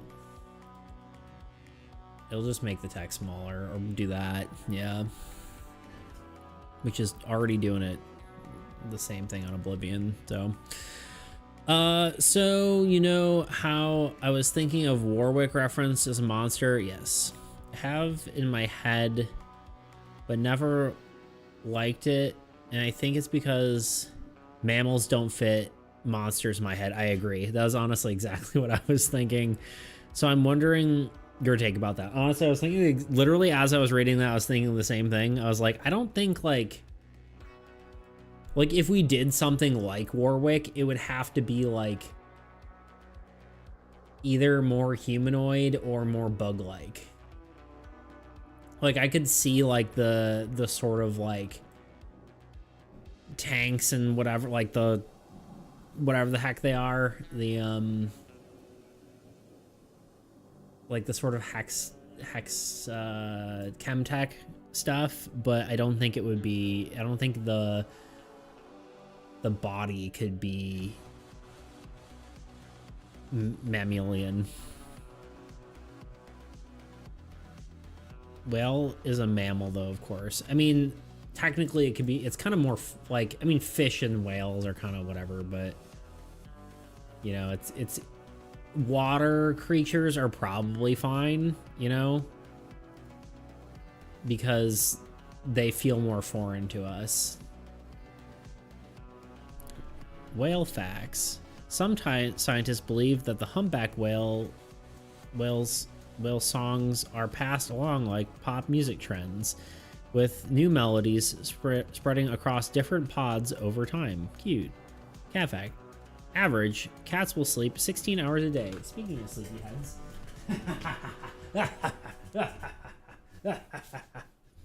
Hi. I love you.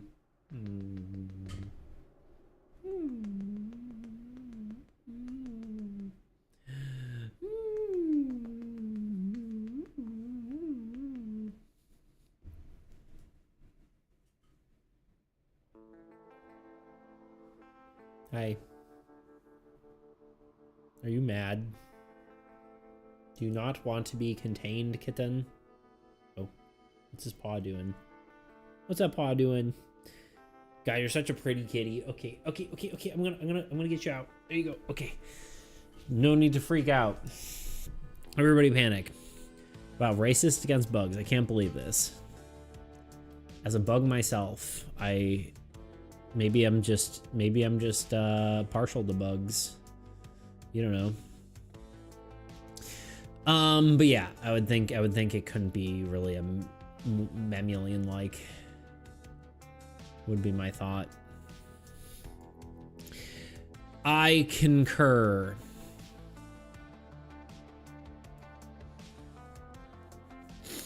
Maybe when we add opponents that aren't the old gods, and we add armies against something else. I was thinking about that. If we did a sci-fi one, we could do armies against aliens. I think that would be funny. I was thinking of a soul-based expansion because I have like all those soul styled ones. I thought that would be funny or cool. I don't know. But that is for 20 years in the future when I'm an old man and drawing these when I'm wrinkled and gray.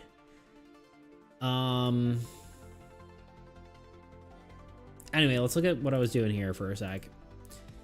Honestly, things are pretty even. Monsters are, like, obviously these technically count as monsters, so there's a lot more of them, but numbers wise, we're actually pretty heckin' even. Player cards, I think, are pretty even too. I can't remember now though. 26, 20, 21, 20. Yeah, they're all relatively close.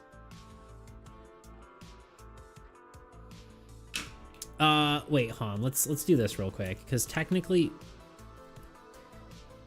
we have what, one more structure, two more spells, right? Yeah, because the new infestation and the tornado, and then we have the beacon thing.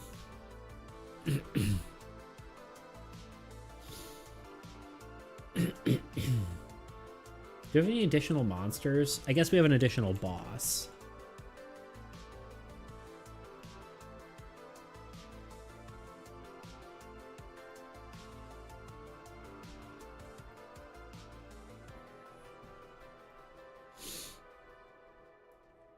So, you know what sucks? I'm trying to make an alien design and I have a really clear image in my head, but I'm not skilled enough to draw it without reference. Well, I don't think you should try to draw it without reference. I mean, I think I understand what you're saying. You're saying you can't draw it and you don't have the reference to draw it, because your head is the reference and you can't draw the reference in your head, which I have all the time. I think that is a very normal artist problem. Pretty much nothing I draw ever ends up exactly how it's supposed to be in my head. But I think that's most things, right? Like, even like, I don't know, like D&D characters, I think about that a lot, where it's like, the D&D character I wrote on paper is going to be somewhere between what the D&D character acts like and what I can actually achieve roleplay wise. You know, it's going to be somewhere between me and that character as the actual final result.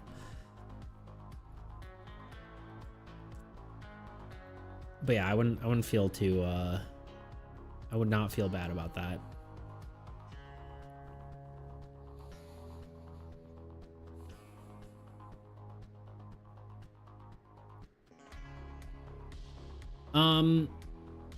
Okay, here's what's planned though, right? We'll do at least one more of each, or two more minions. We don't need any more bosses. Bosses are done. I want to add one more land for chaos. I don't know exactly what that will be, but something for chaos.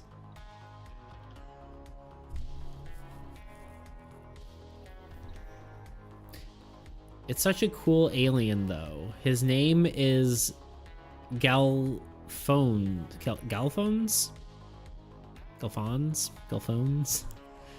I mean, just look at a bunch of different references that make up what you want, right? I think you're like, okay, you know, you're like, oh, I don't know, like it has freaking scythe hands, and then you look up like a praying mantis, and it's like, oh, it has a head that looks kind of like this, and then you look up a reference for that. Just break down the components into references and then do that. That's what I would recommend. Don't think of it as a whole. Think of it as a bunch of parts that you have to assemble. It's like Legos. You may have an idea for what you want, and you might not be able to get that idea out of your head just as a single a single thing, so break it down into manageable parts.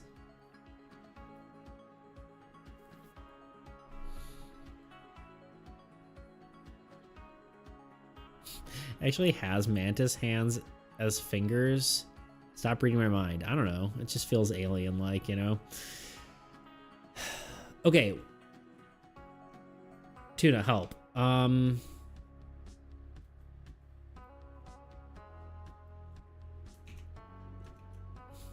What did I say? I said we need 2 more monster attacking lands. Or I keep saying that, land attacking monsters. So 2 more there. I was saying up to like 4 new structures. I'm wondering if that actually is the case. I kind of want this in the other document. Can we go back here?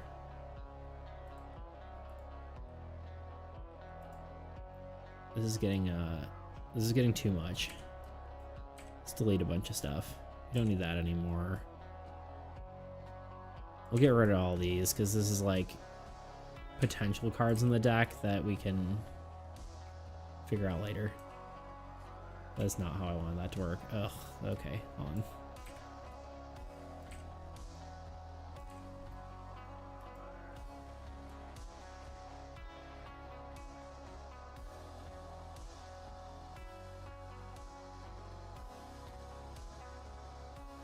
Again, that did not work exactly as I had hoped, but it's okay. Get out of here.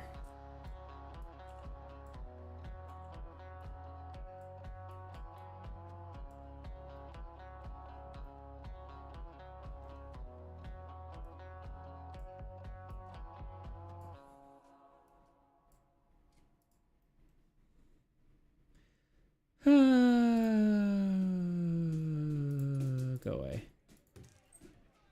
Delete. I'm trying to plan here. Okay. How do we lose a god?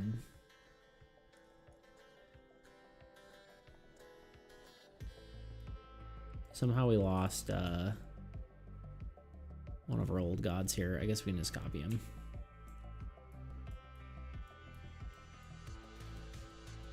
Oh, there he is. He was hiding all along. Or wait, was I just crazy? I don't know. Okay. I wanted 2 more here, 2 more here. I don't think we need 2 more lands.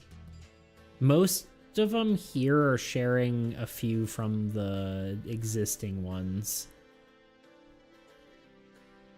I honestly think we could probably scrap all of these lands, and maybe we have 1 more unique land, maybe.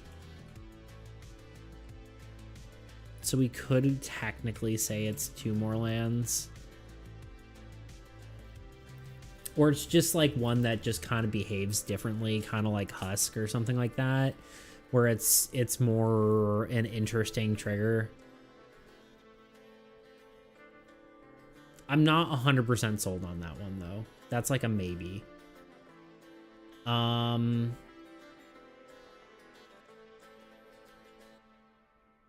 Monsters. Technically, I only have 3 here.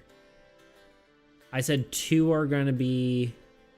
Technically, all these could be monsters, too. Like, we could make an entirely unique monster deck, but... Also, Blightmite can be replaced somewhere, right? Like, honestly, moving... Like, oh wait, this is supposed to be structures, not monsters, which maybe is... Wait, no, those are curses. Wait, what? Oh, these are all... Sorry, I'm thinking that through. Never mind, we weren't going to do it. We just do 1 additional. Oh, wait, no, I was looking at here. Okay, hold on. I'm being silly. Right? Am I being silly? I think I'm being 1, 2, 3, 4, 5, 6, 7, 8, 9, 10, 11. Okay, I'm being silly.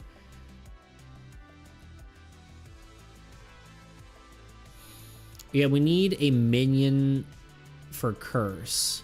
What if it copied the effect of the closest monster on the side? On one side, that's 3 stacks, so like a baby Ravager.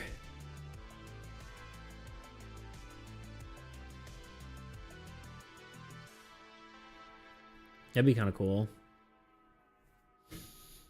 I mean, that's actually not attack order. Effect is what you said. Most monsters, honestly, don't have an effect, though.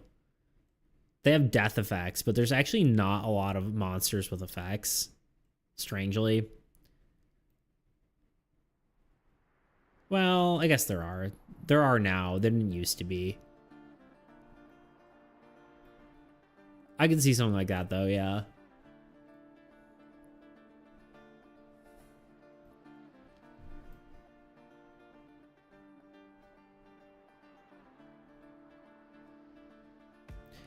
But yeah, I guess I could see a unique land being added. Probably 4 structure or 4 ruins, maybe. Just because ruins are like so...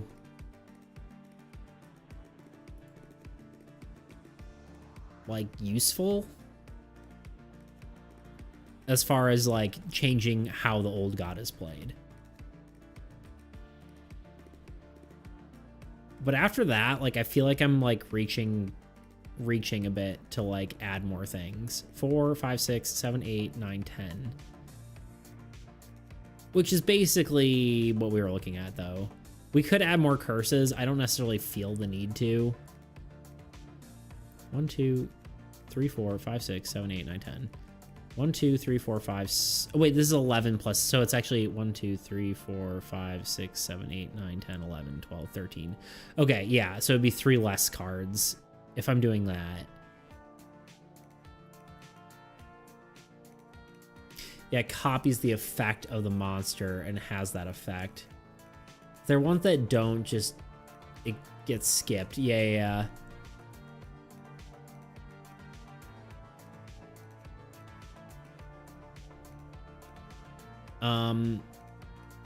We could just also make sure that that's in like a deck that has ones that have effects, right? Potentially, like just make sure the chaos deck has all monsters that it would copy effects from, maybe. But yeah, I guess I could see this.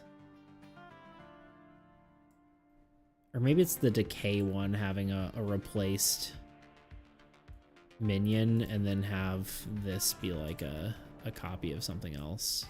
By a minion, I mean Blight Might.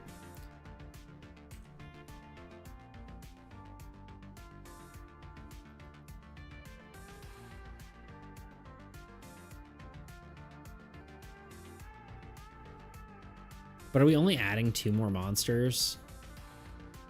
Or should we add more than that? I don't think we really need that many more monsters, though. Like, I think Chaos probably could...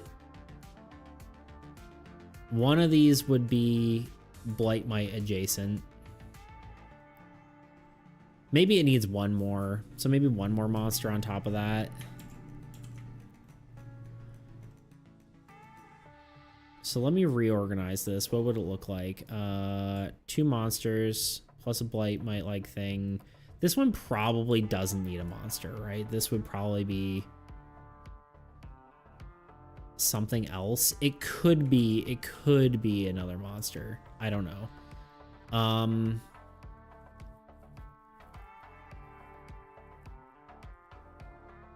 think monsters are fun to add, but they're not realistically that play style defining. Yeah. I mean, they kind of are. They can be. I think the collective of the monsters defines the play style, not an individual one.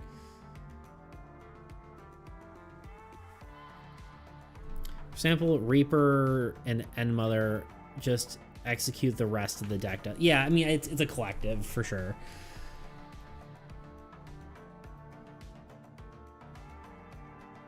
I guess all these would be just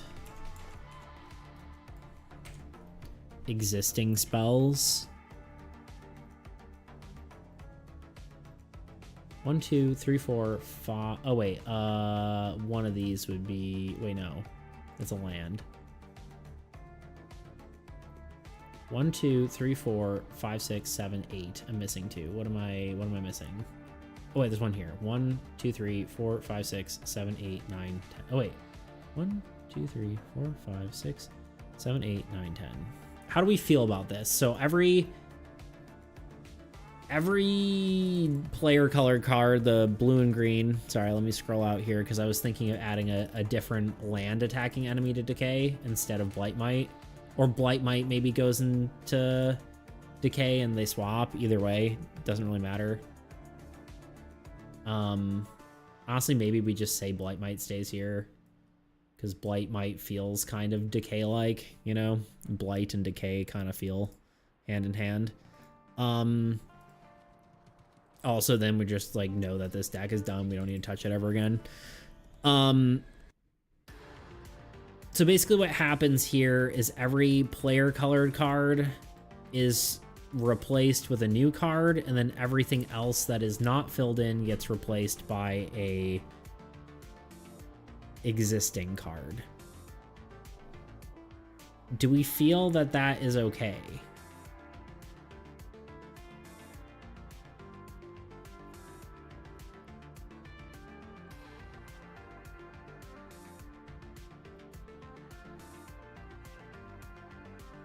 Like, so the sepia tone ones are just existing cards.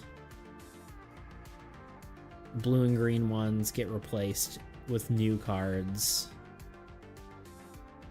And then these ones are already done. We just didn't put them in. It does seem like a lot of cards left. I don't think Null really needs new curses, you know? Particularly, I don't think it needs its own curses. It doesn't need its own lands, which it kind of already just has random lands picked for it. And then, maybe these aren't the exact ones. Maybe we... I thought I had these swapped differently. I think I do in the main version. You know, let me save this out and go and copy these. Overwrite armies. Let's copy this deck and then go back for a second. Load. So 10 cards left, correct. Before there was 13, before I started rethinking this, because I was like, well, what if I wanted to have a good number, but okay. So technically Rift Spawner would be, let's do this next to it.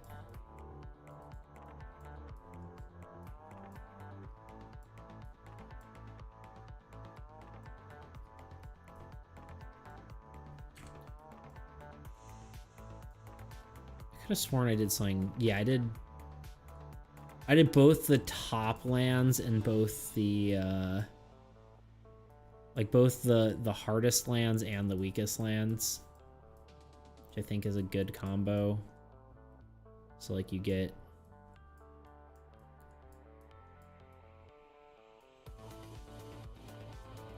this is the current state of that deck.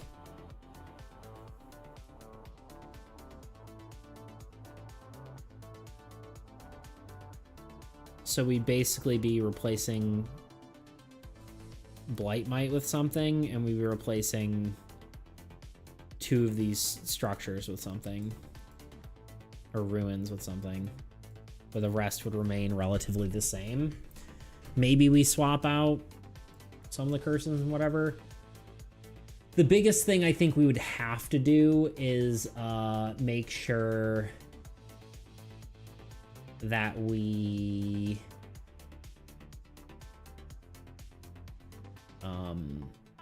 have every single card in every deck. It's the biggest thing. So there's 10 cards left, yeah. And then, of course, we also need to rework Bogotet and Neth.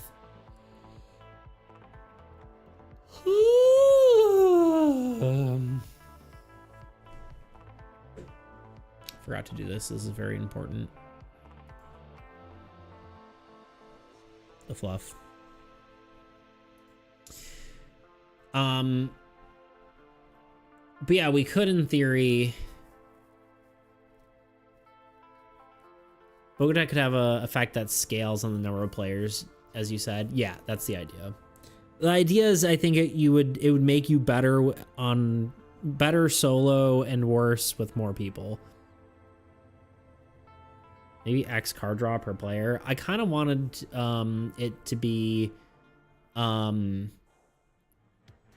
if you're solo, because it's gonna be two card effect or two effects like like all the other gods we've done so far. So one player would be your allies' activated effects.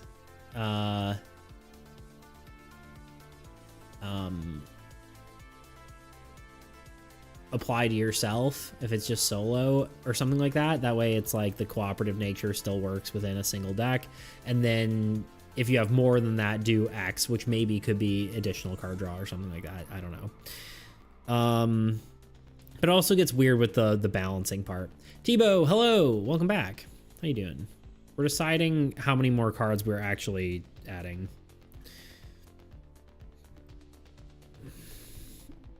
I think it's something like 10. Somewhere between 10 and 13, probably. We could add new curses. Like, technically, we're not adding any new curses to Chaos, but I almost don't think we need to, because it's just going to utilize any curse better than any other god. Hi.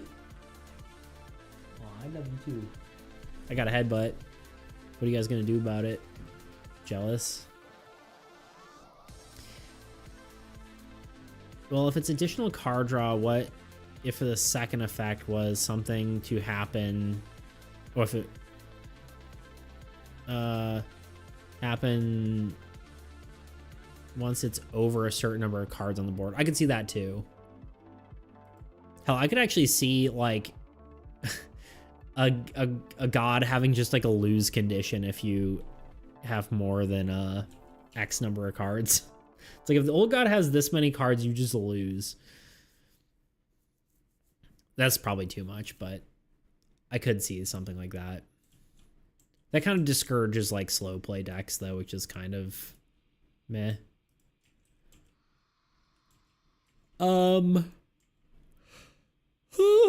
Anyway.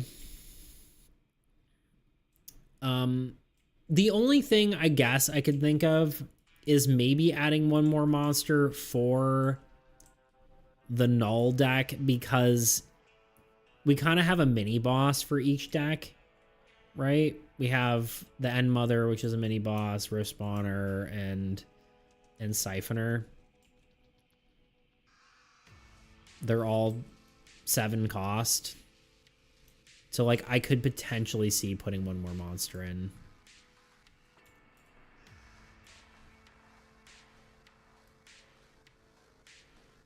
That's my only other thought.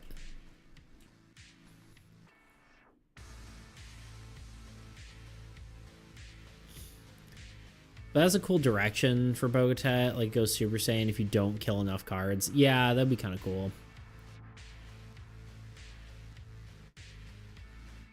Something along those lines, for sure. Yeah. Or even if that's something like Neth can do, right? Like, the more, like, gain X for every card on the board. Something, right? Like if it just straight up, like, just a terrible, scary scaling.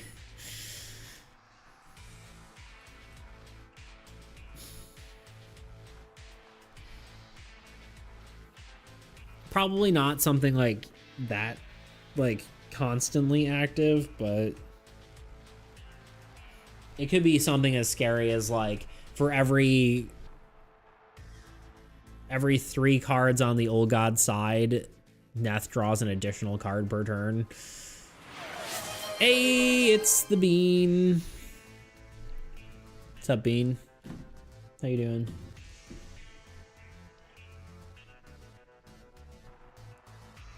You know what I haven't said in a while? Bean! What are you doing? I haven't said that in a while. You guys seen that? If you haven't seen that... Oh, I did not mean to show the kitten. Hi, I didn't know you were there. I didn't even see you. You were hiding in my blind spot. Oh. Hello, folks. Folks. You guys pronounce the L in folks.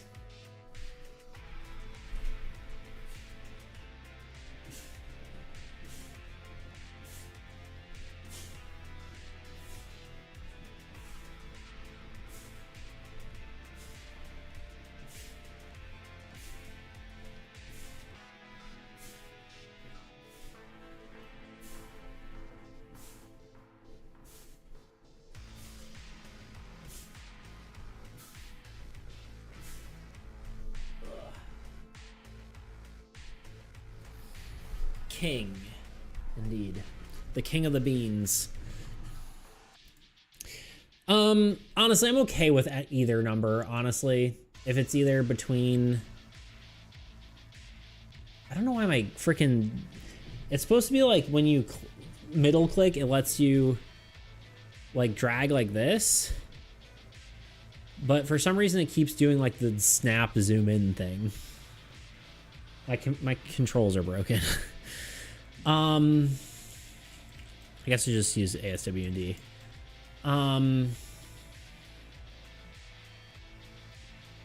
Maybe I have two keys binded to the same thing. That might actually be what it is. Anyway, I think it's okay if it's somewhere between 10 and 13 additional cards, and we can kind of keep assessing as we go, but we're pretty close. We're pretty close to being done then. I won't really worry about it being exactly 13, but I think this is kind of a good goal to strive for, right? This many more cards. How you doing today, Bean? How's life?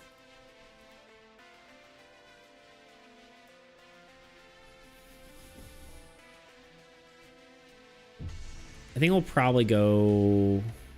Well, I don't know. I was gonna say I'll probably go for another 20 minutes, but I don't even know what we're gonna do.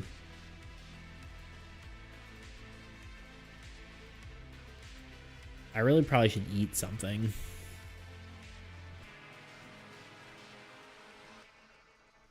I forgot I put flavor in this water, and it's perfectly clear, and I was like, whoa, that's crazy.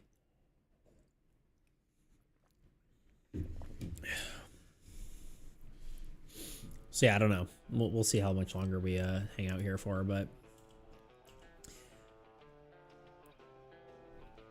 I'm rather unwell. No, but drifting by. What's wrong, Bean?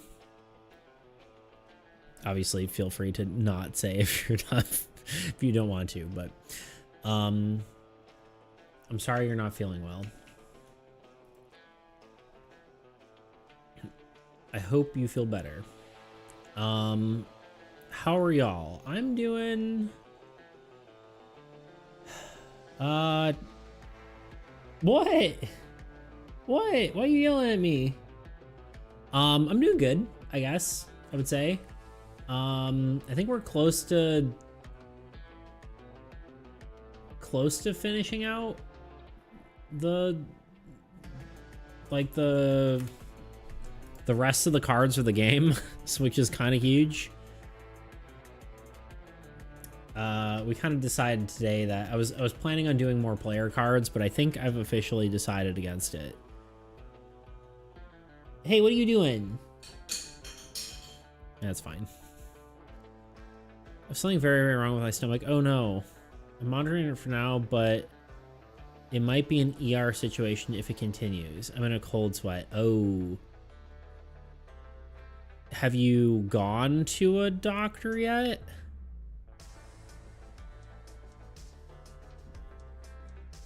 Also, wait, hold on. Also, do you have an appendix?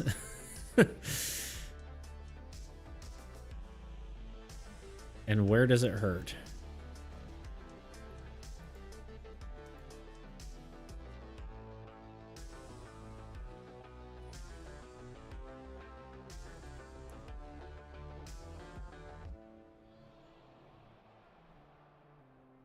Something's happening to me that's never happened before. The skin on my fingertips is dying. It's about dying, but it's separating. That's weird. Do you have frostbite in the middle of summer?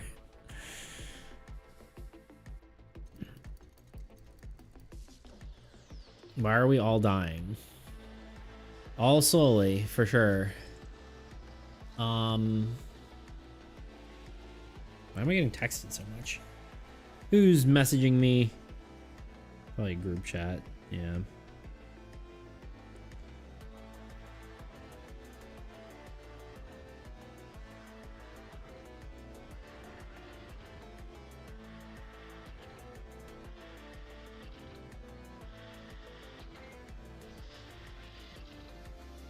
Ugh. Lots of driving tomorrow, basically, is what it is. Anyway, God, what am I doing? Help. My brain is not functioning. I'm trying to think, but I cannot. I mean, I think I probably should just be done, honestly, but we've been going for 4 hours, 45 minutes. That's, I think, a good length for a stream. And we're kind of running out of stuff before we start something new. So yeah, we'll probably do. Oh, that's what I was gonna do. I'm gonna take. I'm sorry if anyone was saving up for a thing, but I kind of doubt you were at this point. I'm gonna take out the. I guess I technically don't need to. Take the player cards out yet. I probably won't do any more, but technically if someone really wanted a player card, we could make it and then replace replace any of the duplicate cards. So it would have to fit into one of the decks that has duplicates, which I don't think are a lot of decks, but yeah, that's right. Yeah, I think I'm okay with not taking it out yet. It would just, yeah, it would just replace, it would replace any decks that have the same cards. So like, I don't know, God of War and Magic both have Pyromancer or something like that, right? So we could take that out and swap it. But duplicates are actually great. Pray tell why. I'm just saying that would be the way to do it if someone did it. But once we're done, we're done, you know? That's, I guess, what I'm getting at.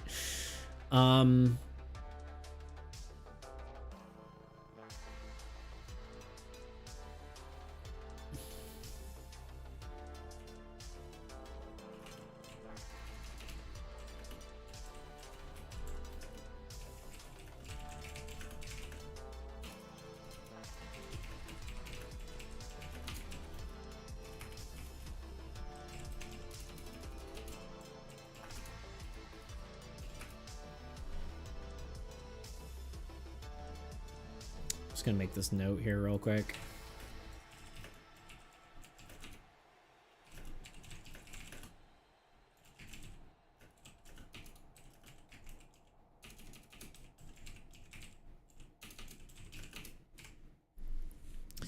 Because they function completely differently in both decks they're in. Yeah, that's true.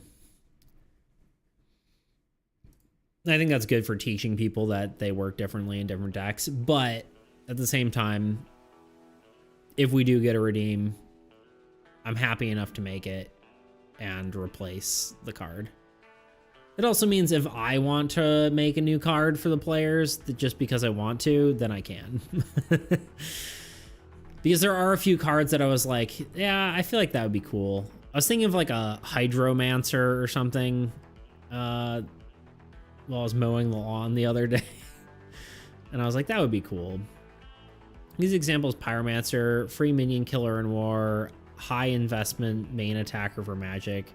Turtle is the main attacker for harvest. You load up like a nuke, but war is like a unit generator. You kill the weaker stuff and then generate it. And then to generate more than you spend. Yeah, that's very true. Agreed. I agree. I concur. But that's the thing, though, is like, if you replace one of them, it just means that you have more. Like, there's already spots where you're like, man, I wish this deck had this card. And I think the fact that that is actually a problem is a good thing, because it means you can try out different deck builds and see what works better. Like, there's a lot of decks where it's just like, man, like, I should have friggin' what's the one?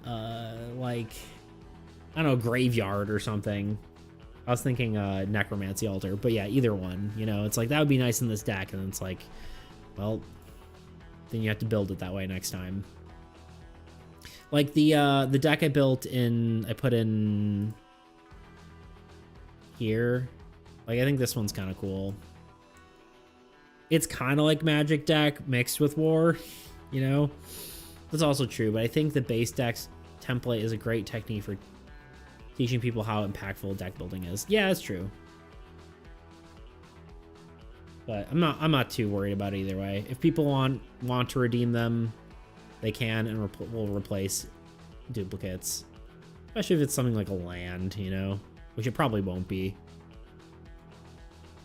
But I wonder how many duplicates we actually have. I don't think it's that many, at least for heroes, because that's mostly what people like to redeem, right? It's like probably Pyromancer and Assassin, I think, are like the two duplicates I know about. Everything else is probably about the same, but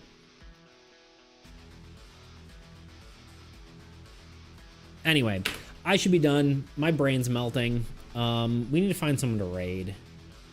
We're also gonna hit a, well, I was about to say we're about to hit an ad, but it's still 15 minutes away, but let's find someone to raid.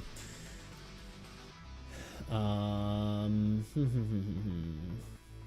might just raid someone we already know.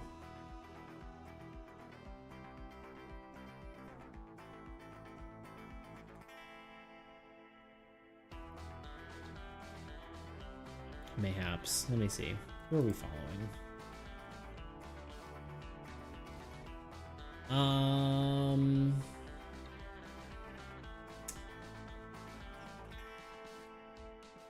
Got this guy who does D&D art. His art's pretty cool.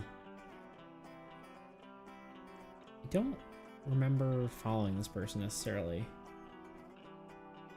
They do doing some cool, a Medusa miniature. It's kind of cool.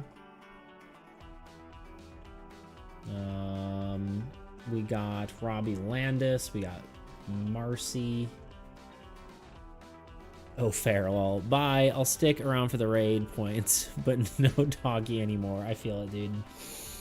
Yeah, it's been a long day. It's time for me to be done. I don't remember this person.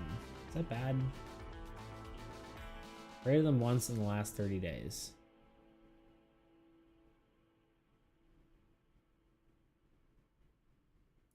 Goodbye. Sorry, I don't know why that was just funny.